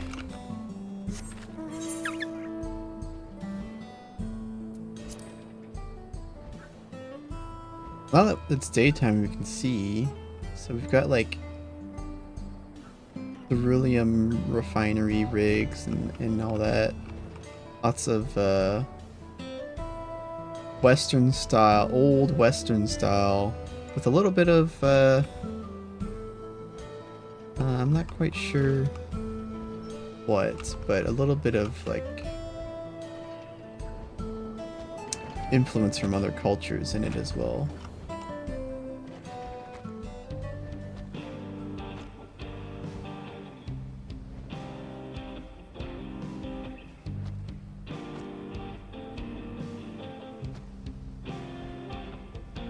Kind of looks like we're in Texas. Although I've not been in the deserts of Texas before.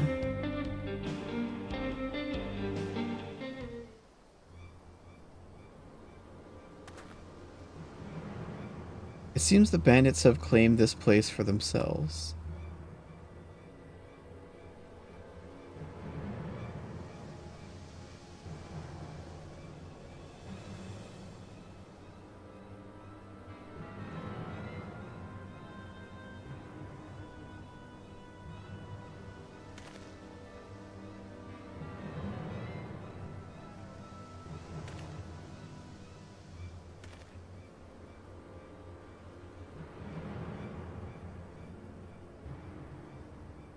They've made no attempt to conceal their presence. How can the Dust Watch not have noticed by now?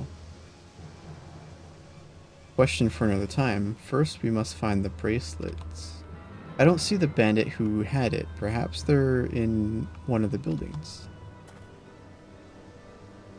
Ramshackle as they are, it should prove a simple thing to eavesdrop on anyone inside. If you would go and have a look about, I'll keep watch for trouble.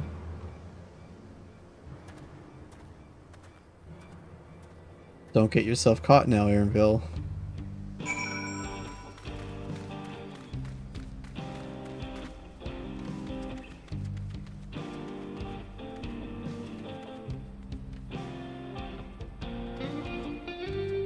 Oh, okay, I see it. It's right there.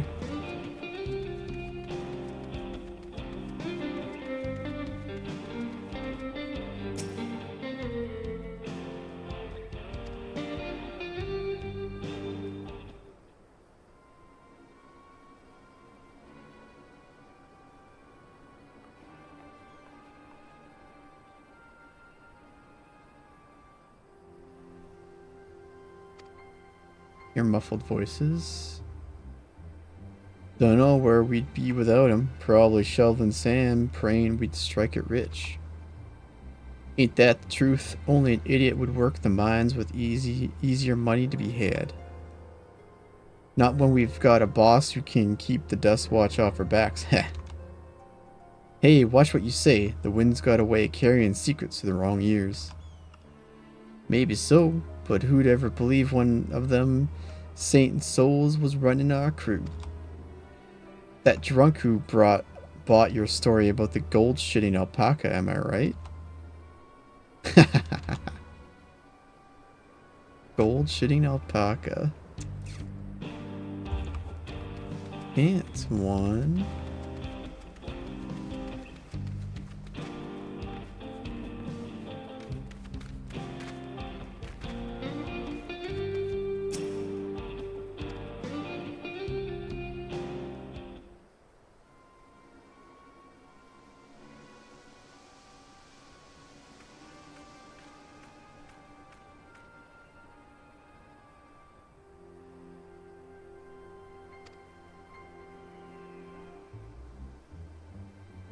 Let me out of here, you bastard. Shut your mouth, you sniveling little brat. Make me, I'll get you all back for framing my friends. The vulture, most of all, you tell him he can eat shit. Heh.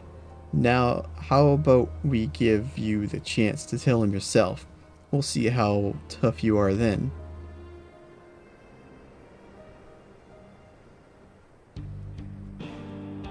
Alright, looks like there's a few working in cahoots, as I suspected.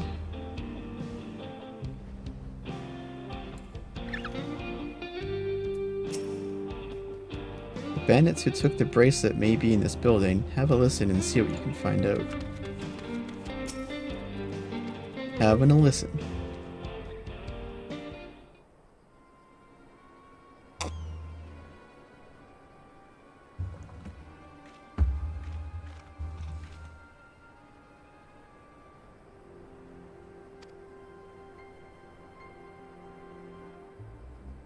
I brought back a prize you're gonna love, boss.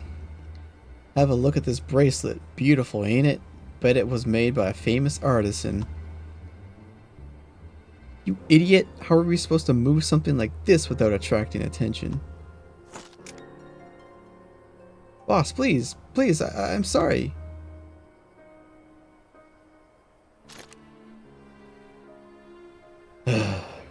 Reckon we could find a sailor who won't ask questions, sell it for a song. Here, your reward, and don't bring me this kind of grief again. I won't, boss, thank you.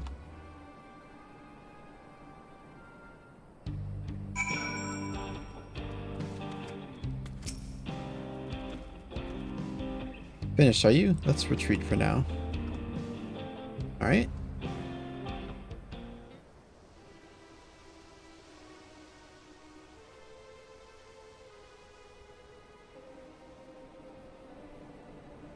So were you able to learn anything? Oh, several things.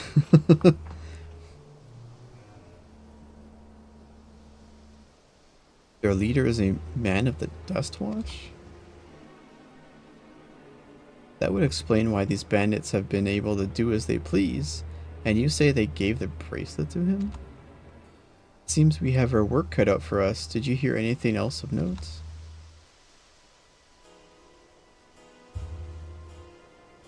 Zikoa? That's the boy who confronted one of the officers in town, isn't it? And you say they threatened to take him to speak with the Vulture?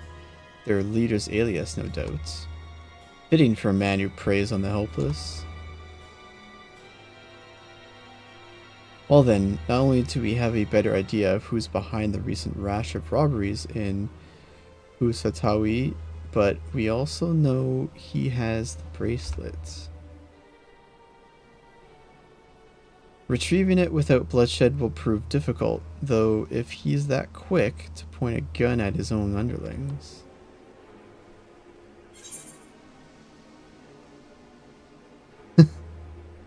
I can take him. I mean, probably. We need to get him alone. You're right. If we confront him with his henchmen around, a violent outcome is all but guaranteed. I might have a plan.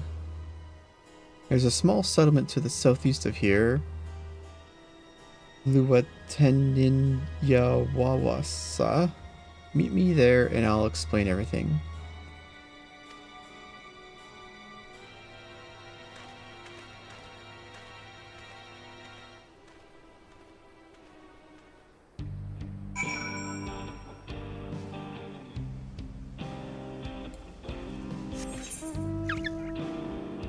Alright. Going to a new town.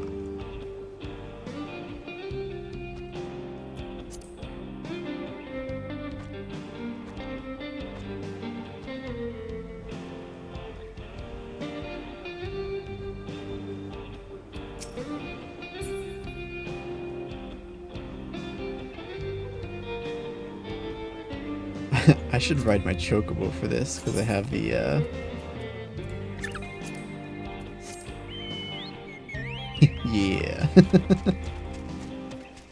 Old cactus on the back. Cactar, I guess. Rather. Oh, speaking of cactar, look at these guys.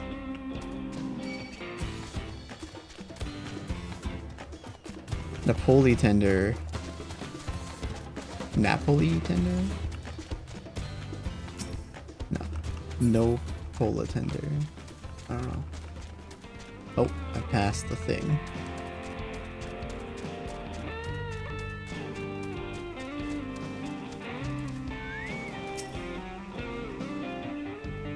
If we're to retrieve the bracelet without conflict, it won't be done barging in through the front door. We'll have to lure him out. To do that, we'll avail ourselves of Yahihiseya, dragon-like creatures that live to the south of here. It's their breeding season, you see, and the males will flock to the scent of a female in heat. With a few ingredients and a sample of their feces, I can create an attractant that resembles the scent when burned. We can then lure the Yahihiseya into the bandit's hideout, flushing out the vulture and his gang. Then, while they contend with our flying friends, we can sneak in and search for the bracelet. I'm afraid I must ask that you collect the excrements. While you see to that, I will go and procure the remaining ingredients. Of course they make us go get the poop. And before you say anything, I do not ask this because of any aversion to feces. It would simply be easier for me to find the specific species of wild plants we require. Here, take these 3 pouches, see them filled, and I will handle the rest. 3 pouches? Oh.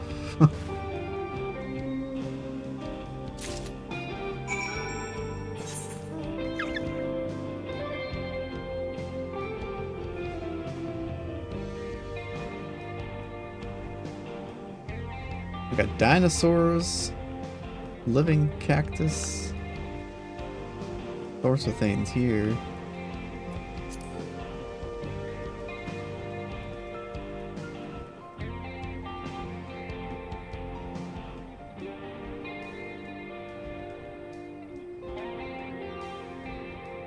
Well, that's the animal we're getting the poop from. So we just need to get the poop.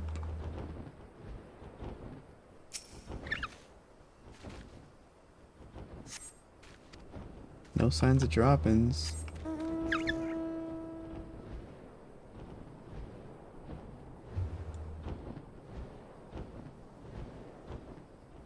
It's probably the foul-smelling one that's the correct.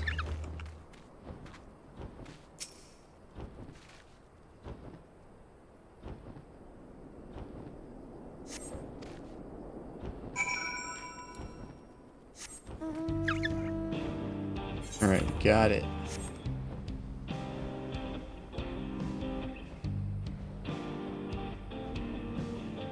Wonder if you could do skyfish in there.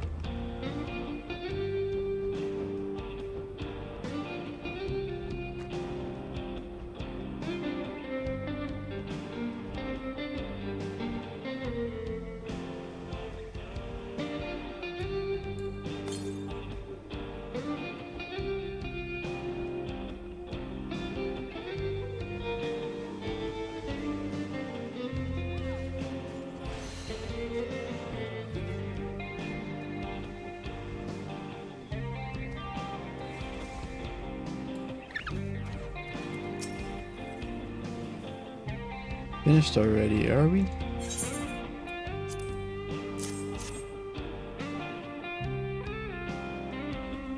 Excellent, this will do nicely.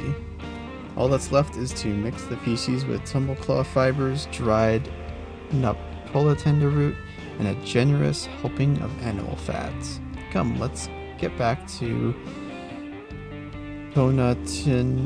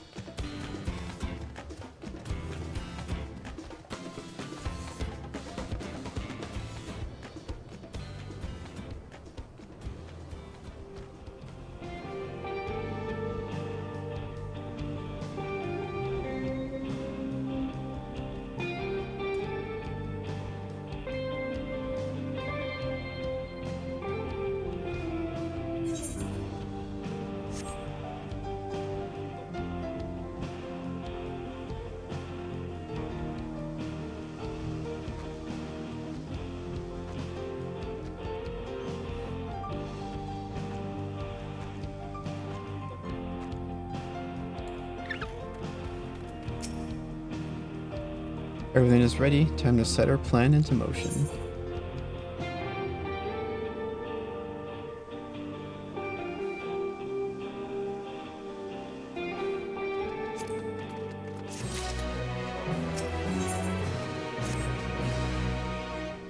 Fair number appear to be gathered inside. Now's our chance. I will keep watch from here. The attractant I leave to you. Toss it into the bonfire near the middle of town. The Yihihisiwa will come soon after.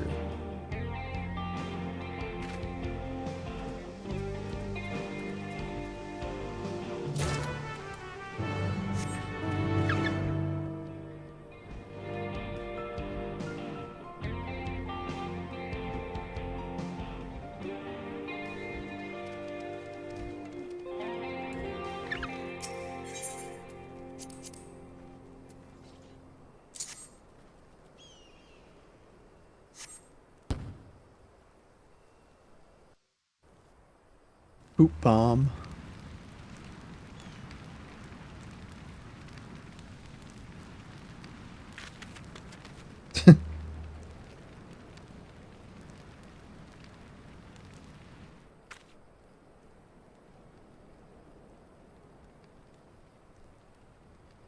What's that smell?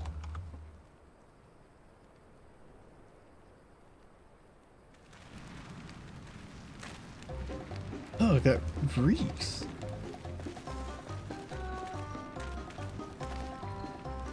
What did you put in the fire? It wasn't me, I swear.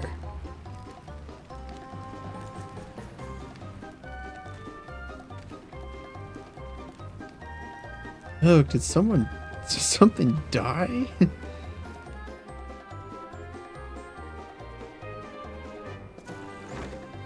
Someone want to explain that ungodly stench to me? There's the bracelet.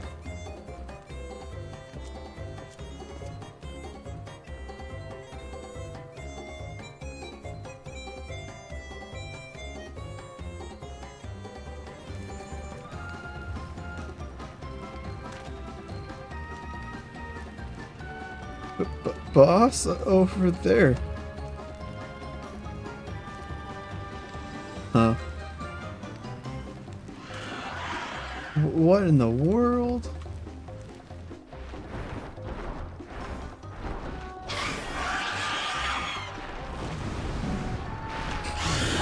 We've come for your ladies.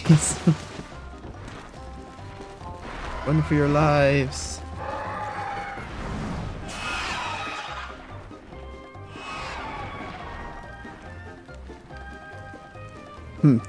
So the smoke's what drew them here, I swear. When I found out who did this, it was I.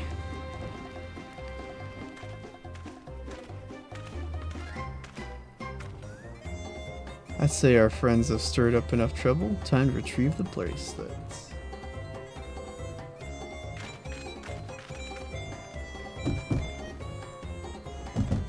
Hey, what's going on out there?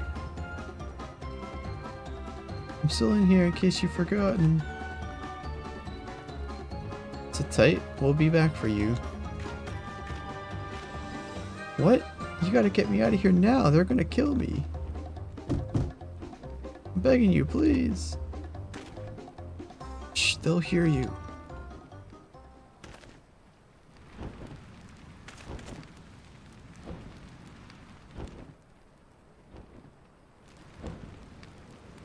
Yeah, who was that?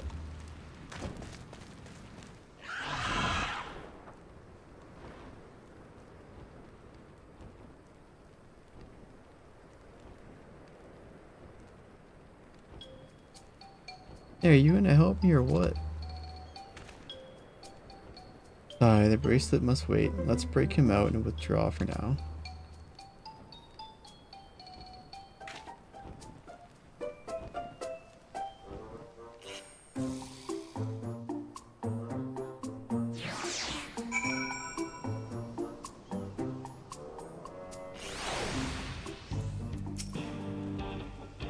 Thanks, I owe you one. For a moment there, I thought you might actually leave me behind.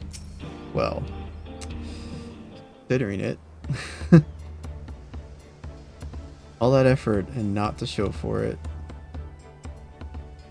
Sorry about that, but damn, I didn't think anyone would have the balls to take on the vulture. No need to apologize. We were planning to save you eventually. Huh?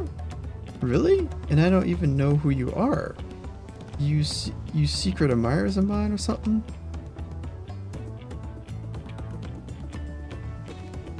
Yeah, I'm just having fun with you, but I do appreciate the help. This man they call the Vulture, I've seen his face before. Was he not the officer you confronted in town? The one and the same. When he's not masquerading as a gang leader, he serves as deputy chief of the Dust Watch. That would explain why the bandits are so confident they can avoid capture. You're trying to get back something the Vulture stole, right? Let me help. It's the least I can do after you bailed me out back there. I have an idea where he's hid his cash. Reckon he's headed there now too. We can go together. I've got a score to settle with him myself. I don't doubt that you do, but we need to know what it is first. Will you tell us? Right, so those bandits at Tona Niawi, they're called the Daybreakers, and it was me and my friends that founded the group. But it wasn't a gang of cutthroats, not back then. We just wanted to protect people who couldn't protect themselves. Kids being harassed by bullies, workers being exploited by the mining concerns, folks who needed help to even the odds.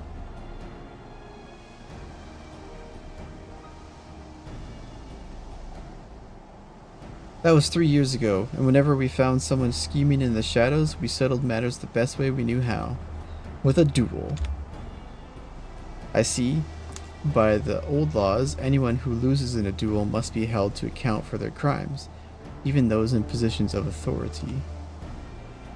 And we made damn sure they did, every time. Before we knew it, our small band of friends commanded a force to be reckoned with.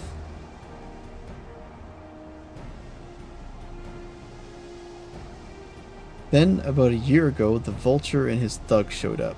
They got the better of us and took over the Daybreakers. Everyone was afraid of him, so they did his bidding without question. But when he showed them how they could make a fortune easily, that was when he really won them over. Now the Daybreakers is nothing but a bunch of bandits and cutthroats who prey on the people it was created to protect.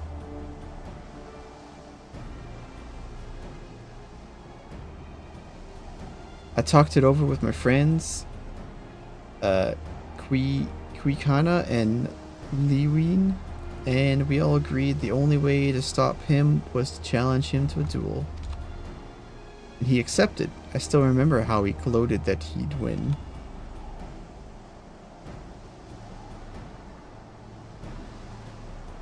But then the day came. He showed up with the Dust Watch and had my friends arrested on charges of robbery. As if that wasn't enough, he set their bail at a price no one could ever hope to pay. With them locked away, there was no one left to help me. None of my old friends from the Daybreakers, and certainly not the Dust Watch.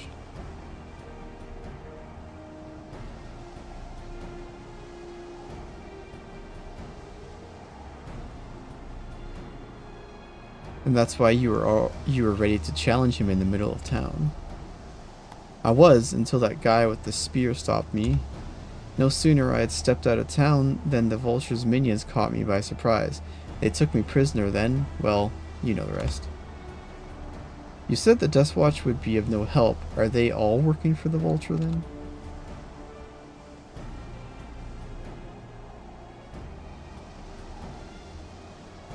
No, not all of them. The sheriff, Kimaka, he's as honest as they come, a staunch keeper of the peace. Problem is, he's a little too trusting and doesn't suspect a thing. If it were my word against the deputy chiefs, who do you think he'd believe?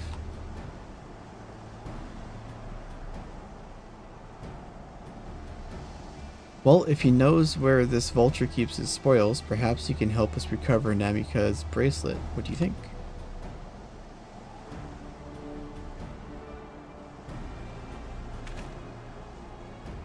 For what it's worth, I have a plan, but I can't do it alone.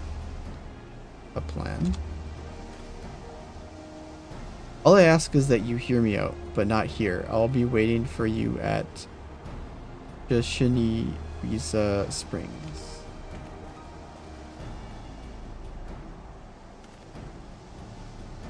I guess we can decide what to do after he gives us the pitch. Alright.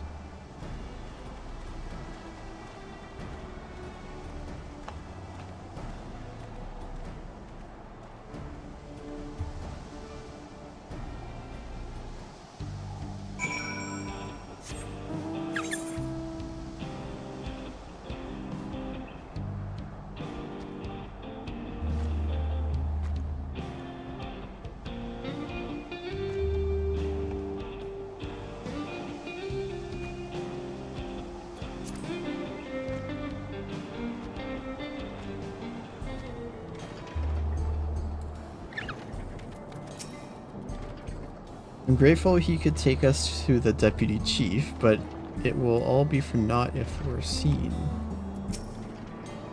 Good, you're here. This is where he hides his loot. I expect he'll show up soon.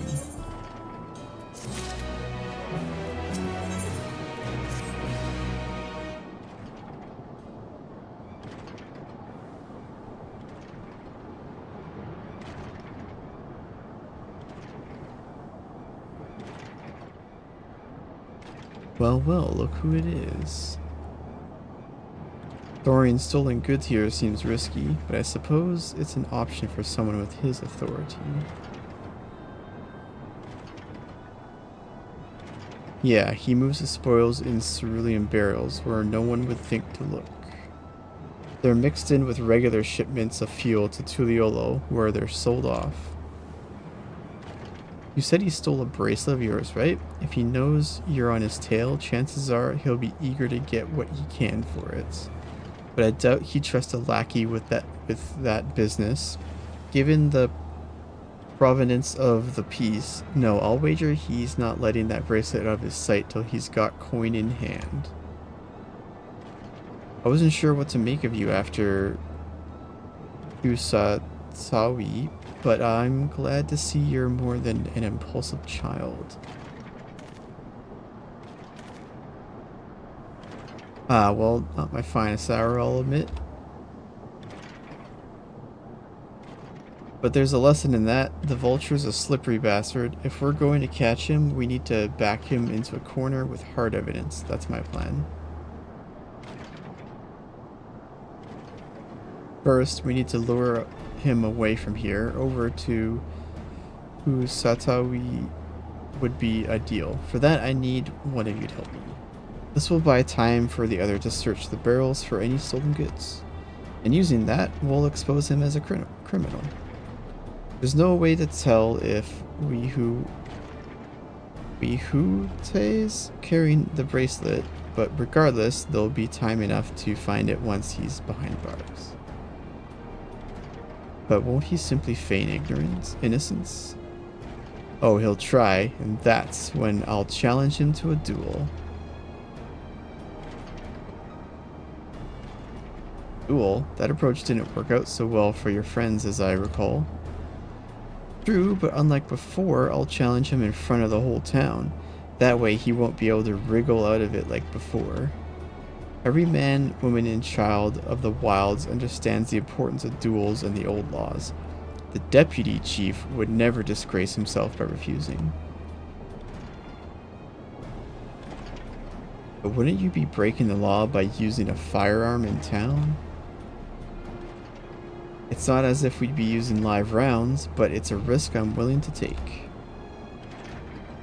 What's important is that I get him to duel with as many witnesses as possible. When he loses, and he will lose, that'll be the end of the vulture.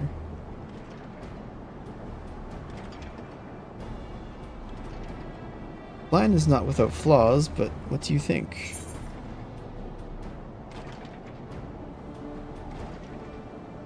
As long as we get the bracelet back.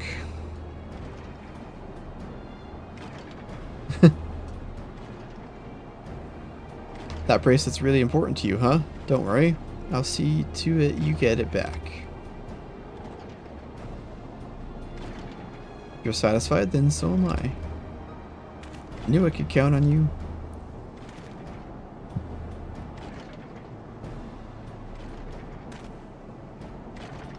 I was seen in Tenyawi, so it's probably best I stay and search the barrels. Then you're with me. Tell the vulture I tried to rob you, but you managed to overpower me. Even if he suspects a trap, he won't be able to resist taking the bait. You'll want to buy your friend as much time as possible and make your way to Usatawi. Once you've got the vulture there, I'll take care of the rest. Alright then, let's get to it.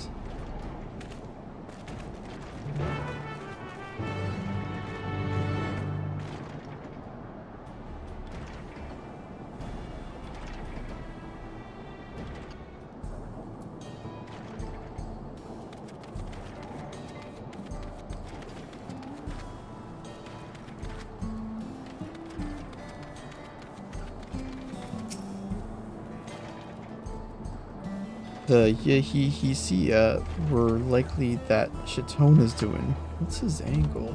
And then there's the brat. It's past time I dealt with him.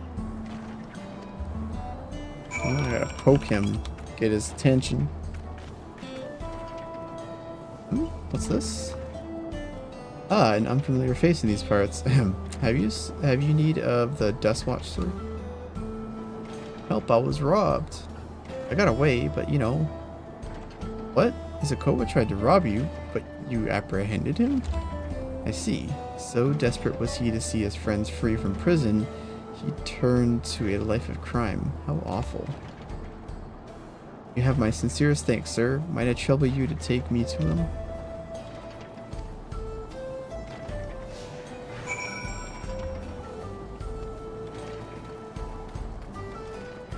Alright.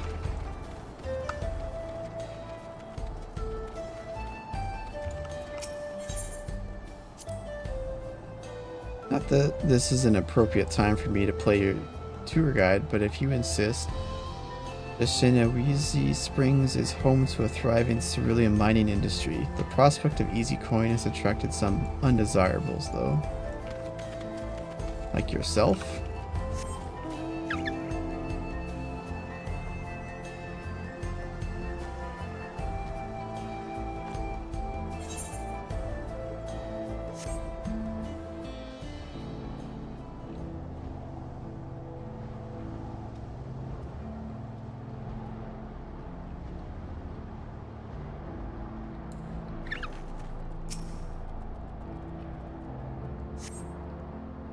Is this the place? I don't see him.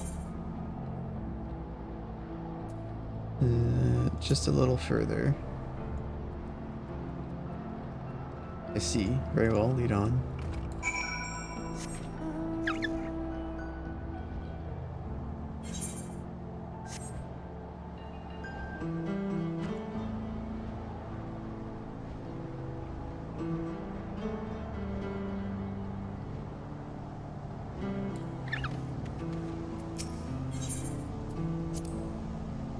There's gold in these fields, blue gold.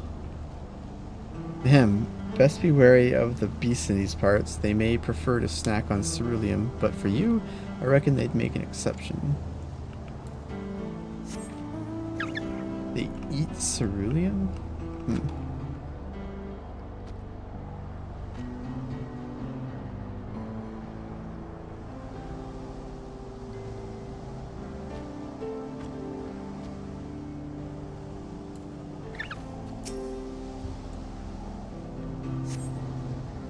Is this the place then?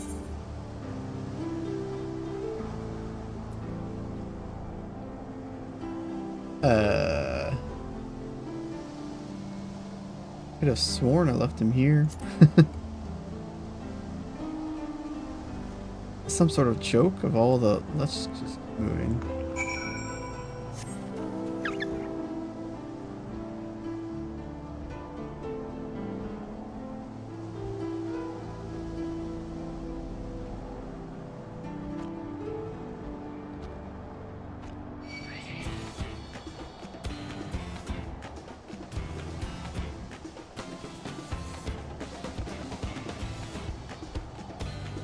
No, go away. I don't want to fight you.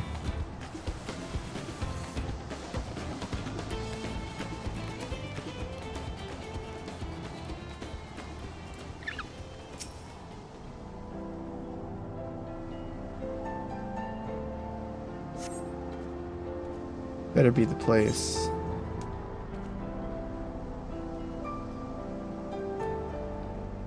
I left him tied up around a big rock. Must have been a different rock.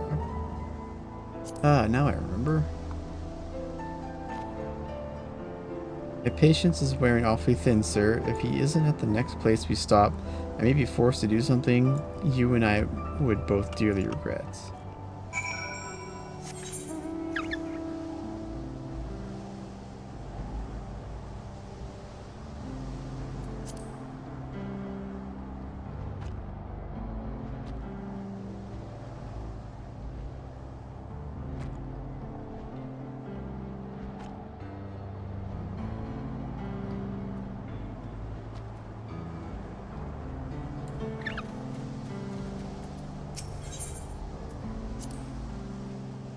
Unless you'd rather I feed you one raw, needles and all, cut the chit-chat.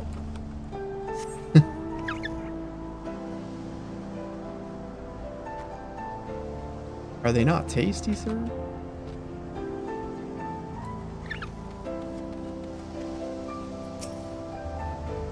Alright, where is he?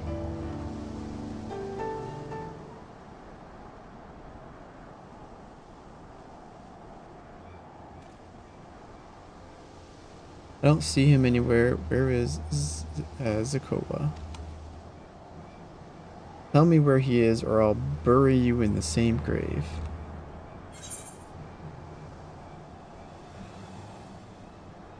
Found it. He must have escaped.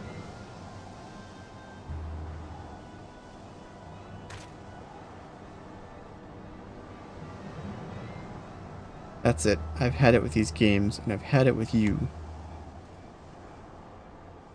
Hey, Hute, you looking for me?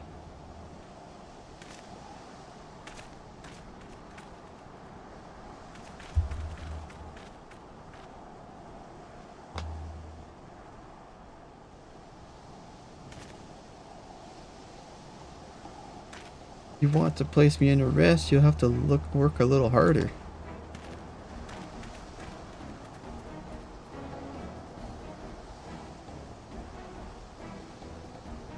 You'll be begging for a cell by the time I'm done with you.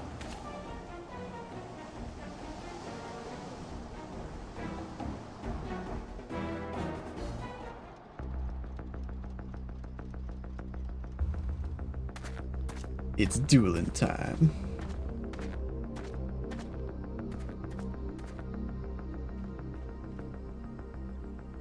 Wahoote! Finally caught up to me, I see.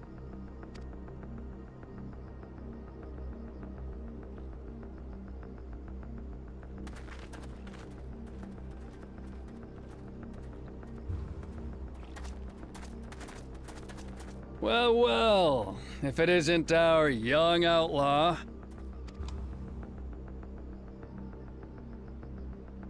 You've taken up stealing, I'm told. Can't say I'm surprised about that, but I am surprised that you'd offer yourself up to be arrested. Sorry to disappoint, but you're the one who's going to answer for their crimes today.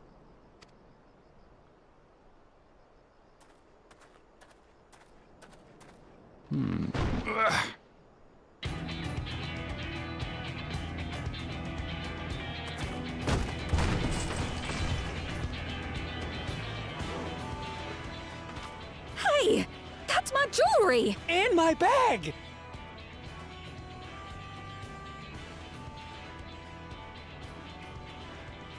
So you found the stolen goods. That's fine work. This barrel was at Shissenuetsi Springs, mixed in with others bound for Tuliyollal. The Landsguard would have presumed it part of the regular ceruleum shipments and waved it through. And once it reached its destination, it would have been retrieved, and its contents sold for coin. The audacity. Do we know who's behind this? As fortune would have it, I spied the leader of this operation being handed one of the stolen items. A bracelet, which Vau Wuklamat had intended for her nursemaid, Namika. It was from the Vow of Resolve?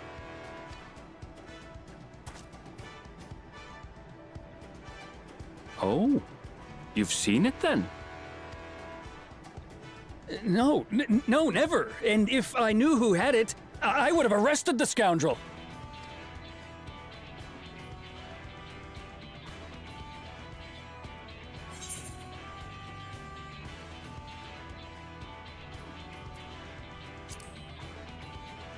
Oh, come off it. I saw you with the bracelet.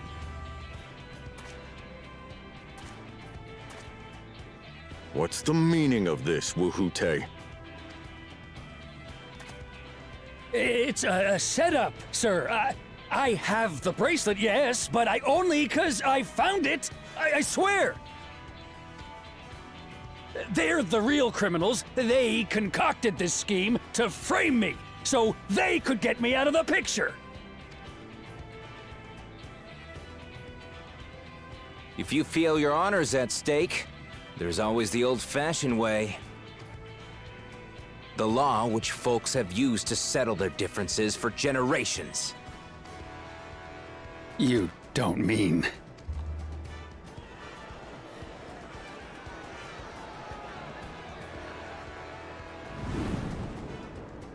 Wahoote, I challenge you to a duel.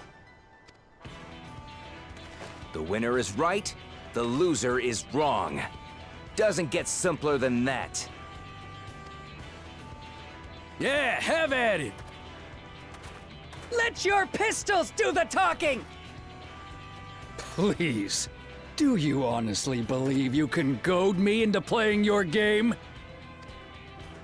You refuse then? A baby alpaca's got more fight than you.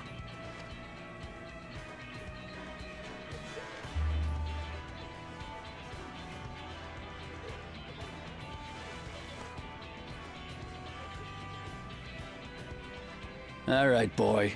But remember, you asked for this. Come on, Zekawa!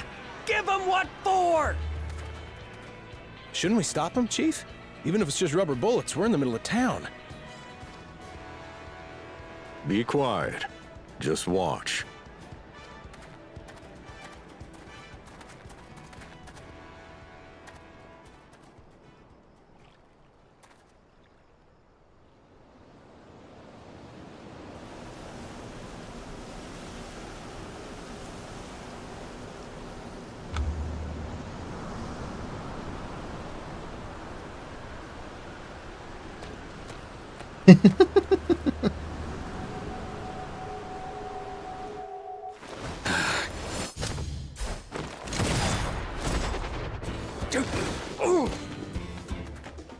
Oh, you little shit!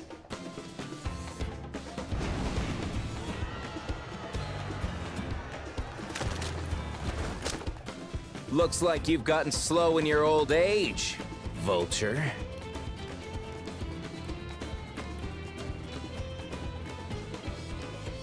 You and I are going to have a long talk.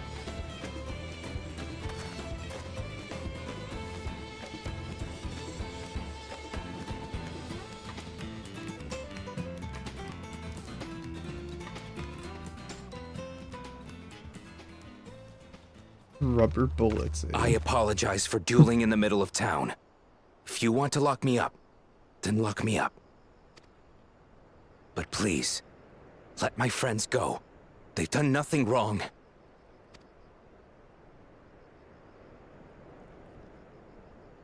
You drew your gun within town limits. But Wihute drew first. Far as I'm concerned, you acted in self-defense. You're free to go.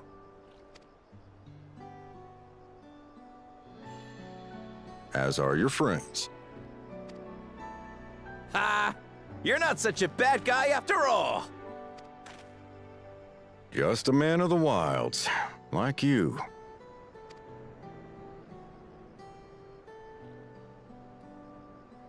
But to think that Wihute had taken control of the Daybreakers, it pains me that it happened right under my nose.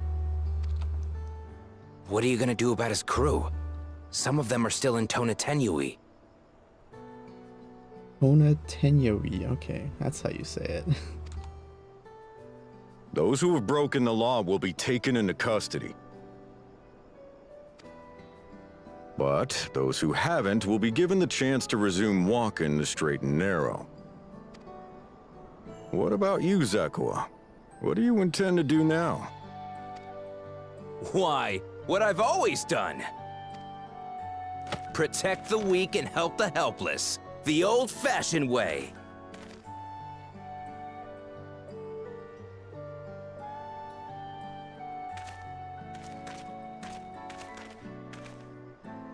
Here, this was Vawuklamat's gift for someone, wasn't it? Yes, a person very dear to her.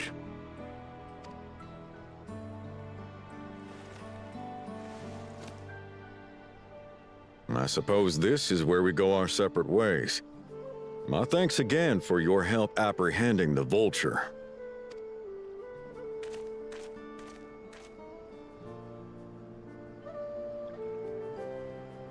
Well, that was resolved rather quickly.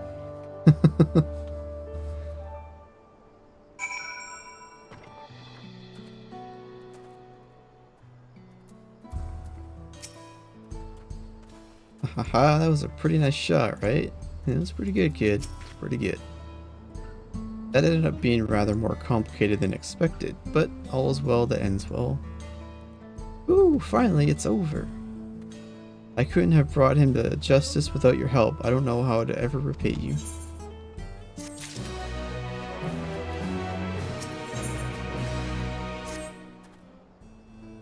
Now that we have the bracelet, let us return to Shisenawizi Springs. Will you be staying there long? I'd like to give you a proper thanks after I find my friends. We weren't planning on it, but there's no need to rush. We'll see you at the springs then.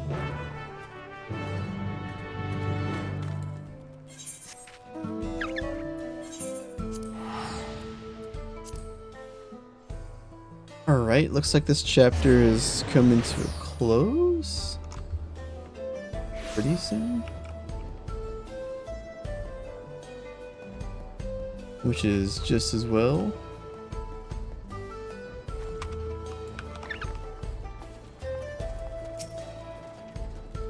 Welcome back. I'm glad to hear those bandits got what they deserved. They were understandably worried, but I've told them of what happened in Husatsui. Our minor adventure made for quite the tale.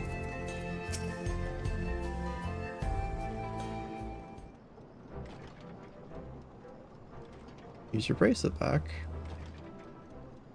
The bracelet! Thank you. Thank you so much. This is more than just a gift. It is a part of me I could never hope to replace. Truly, Wuklamad is blessed to have such devoted friends. Well, I wouldn't put it quite that way. I prefer to think of us as more...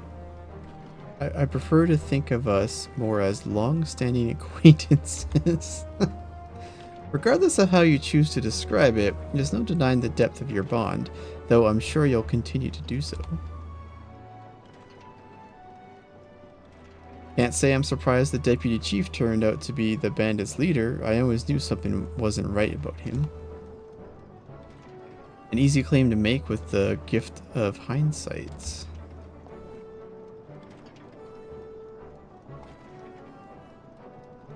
There you are. The real Daybreakers have arrived.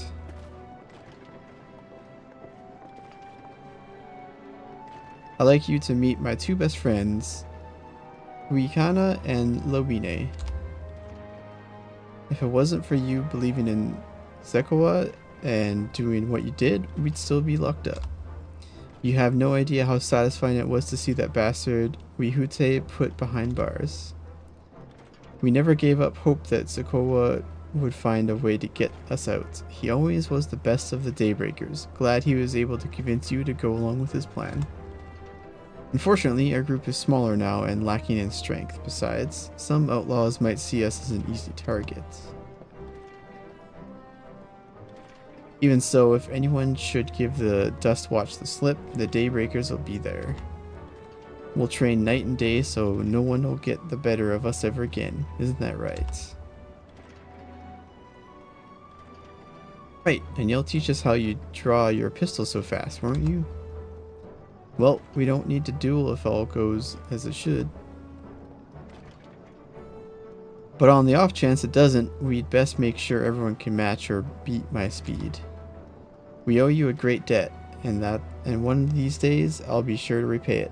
On that, you have my word. Until we meet again. See ya.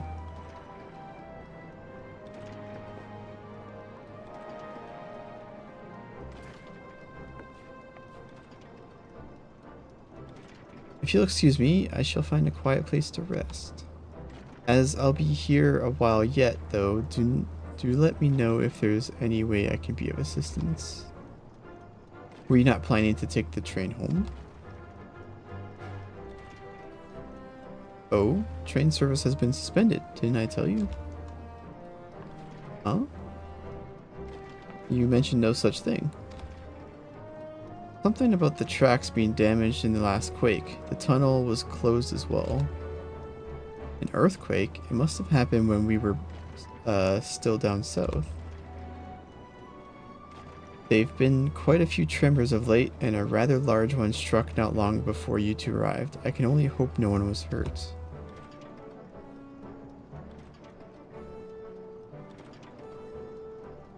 At any rate, if you want to know when service will resume, you could speak with the station master yourself.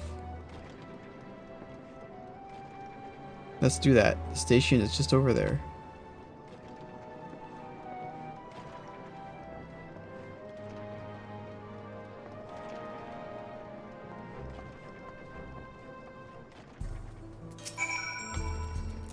like to believe the train will be up and running again soon.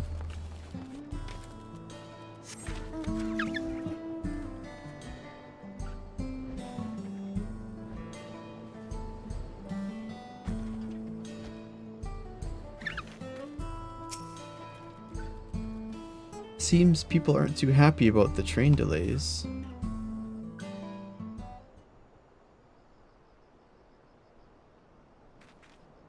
I'm so sorry, but we're not sure when the train will be running again. You've got to be joking. Of all the places to get stuck at on the way.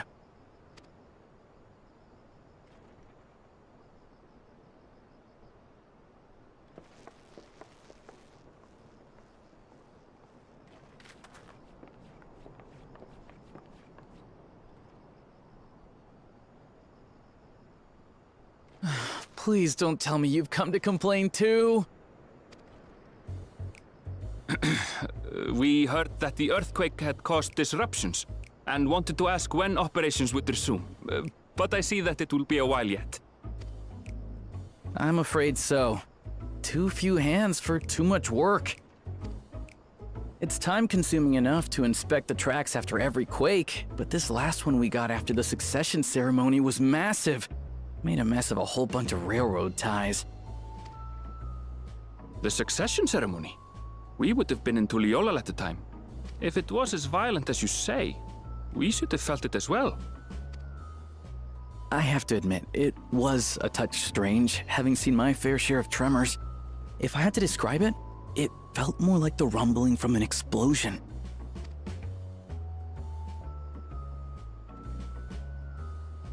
Is there anything I can do to help?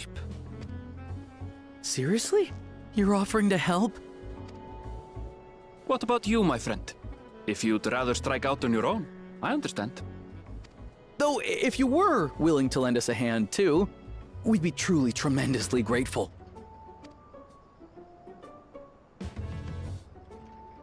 Thank you! Okay. Thank you so much! I'm Shenza, by the way. Pleasure to make your acquaintance. If you would please step inside, I can introduce you to everyone.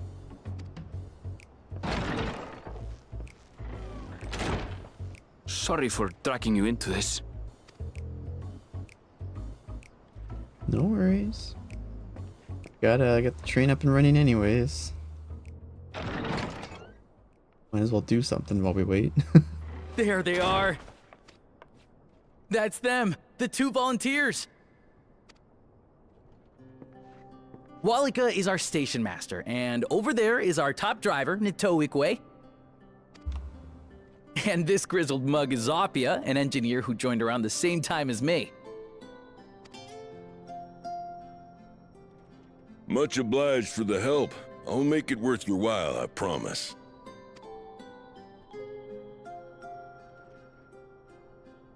All right.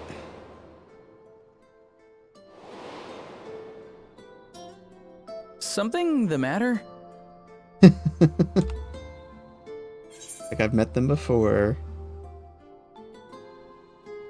Would you happen to be a fan of trolleys?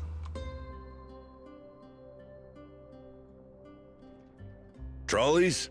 They're fine, I suppose, but they're no match for our cerulean-powered engine. She's absolutely glorious, let me tell you. If you'd like to bask in her beauty, well, you should visit the depot behind the platform.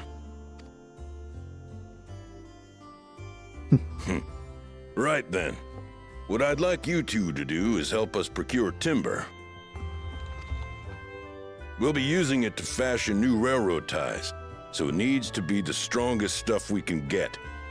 In these parts, that means the trees in the Piata-Yonan Plain. It is Hetsaro territory, though, so we need to get their permission first.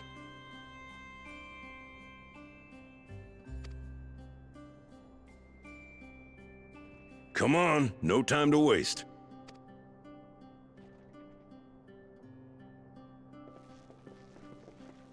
All right.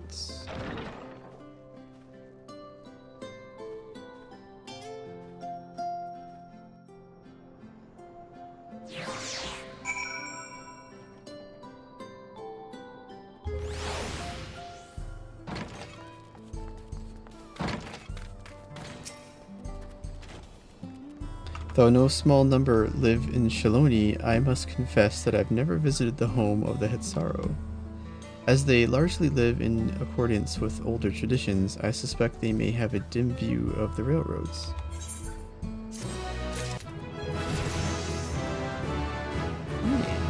Level up.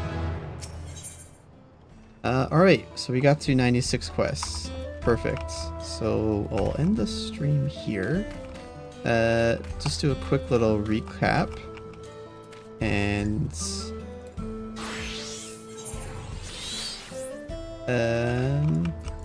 double checking here. Yeah, it is 96. Okay. So we basically got our Dawnservant Wuklamat into the seats. But also, she surprised us all, and Kona is going to be Dawnservant with her. So there's 2 Dawnservants, and they're keeping it as tradition. One is the head of Resolve, one is the head of Reason. Before it was Bakool Ja Ja, who was both the head of Resolve and head Reason, but he also had 2 heads.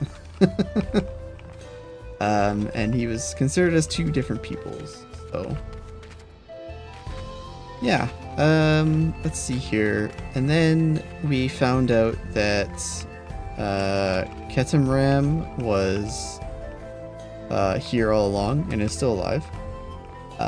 But then we saw a small little cutscene where he was attacked, so yeah.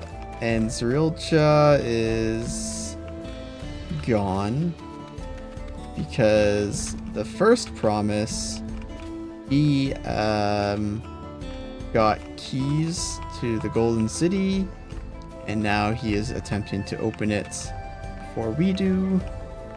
And then we started to adventure in the new land of Shaloni, which is in Xbr'aal.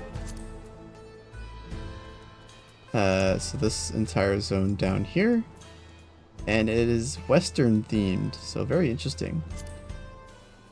I'm probably going to stream again on Monday during the daytime, which is kind of a weird time for me, because I can't stream tomorrow. And then I can't stream Monday evening because I have Dungeons and Dragons. But Monday during the day, I can squeeze in some time. So we're going to continue then. And then Tuesday and Wednesday are going to be, should be the normal streams times. So just in the evening. And let's see what else. I'm not sure about Thursday. We might be able to do one then, and Friday will be a no because I have book club on Friday. Actually, let me just double check that if it is this week. Yes, it is this week. Okay, so that's kind of wraps it up. Thank you everyone who watched the stream, who came by, said hello, or just came by and viewed, and all those watching later. I appreciate you all very much. Remember to stay hydrated, drink some water, be kind to someone today, even if it's be kind to yourself, and I'll catch you next time. All right.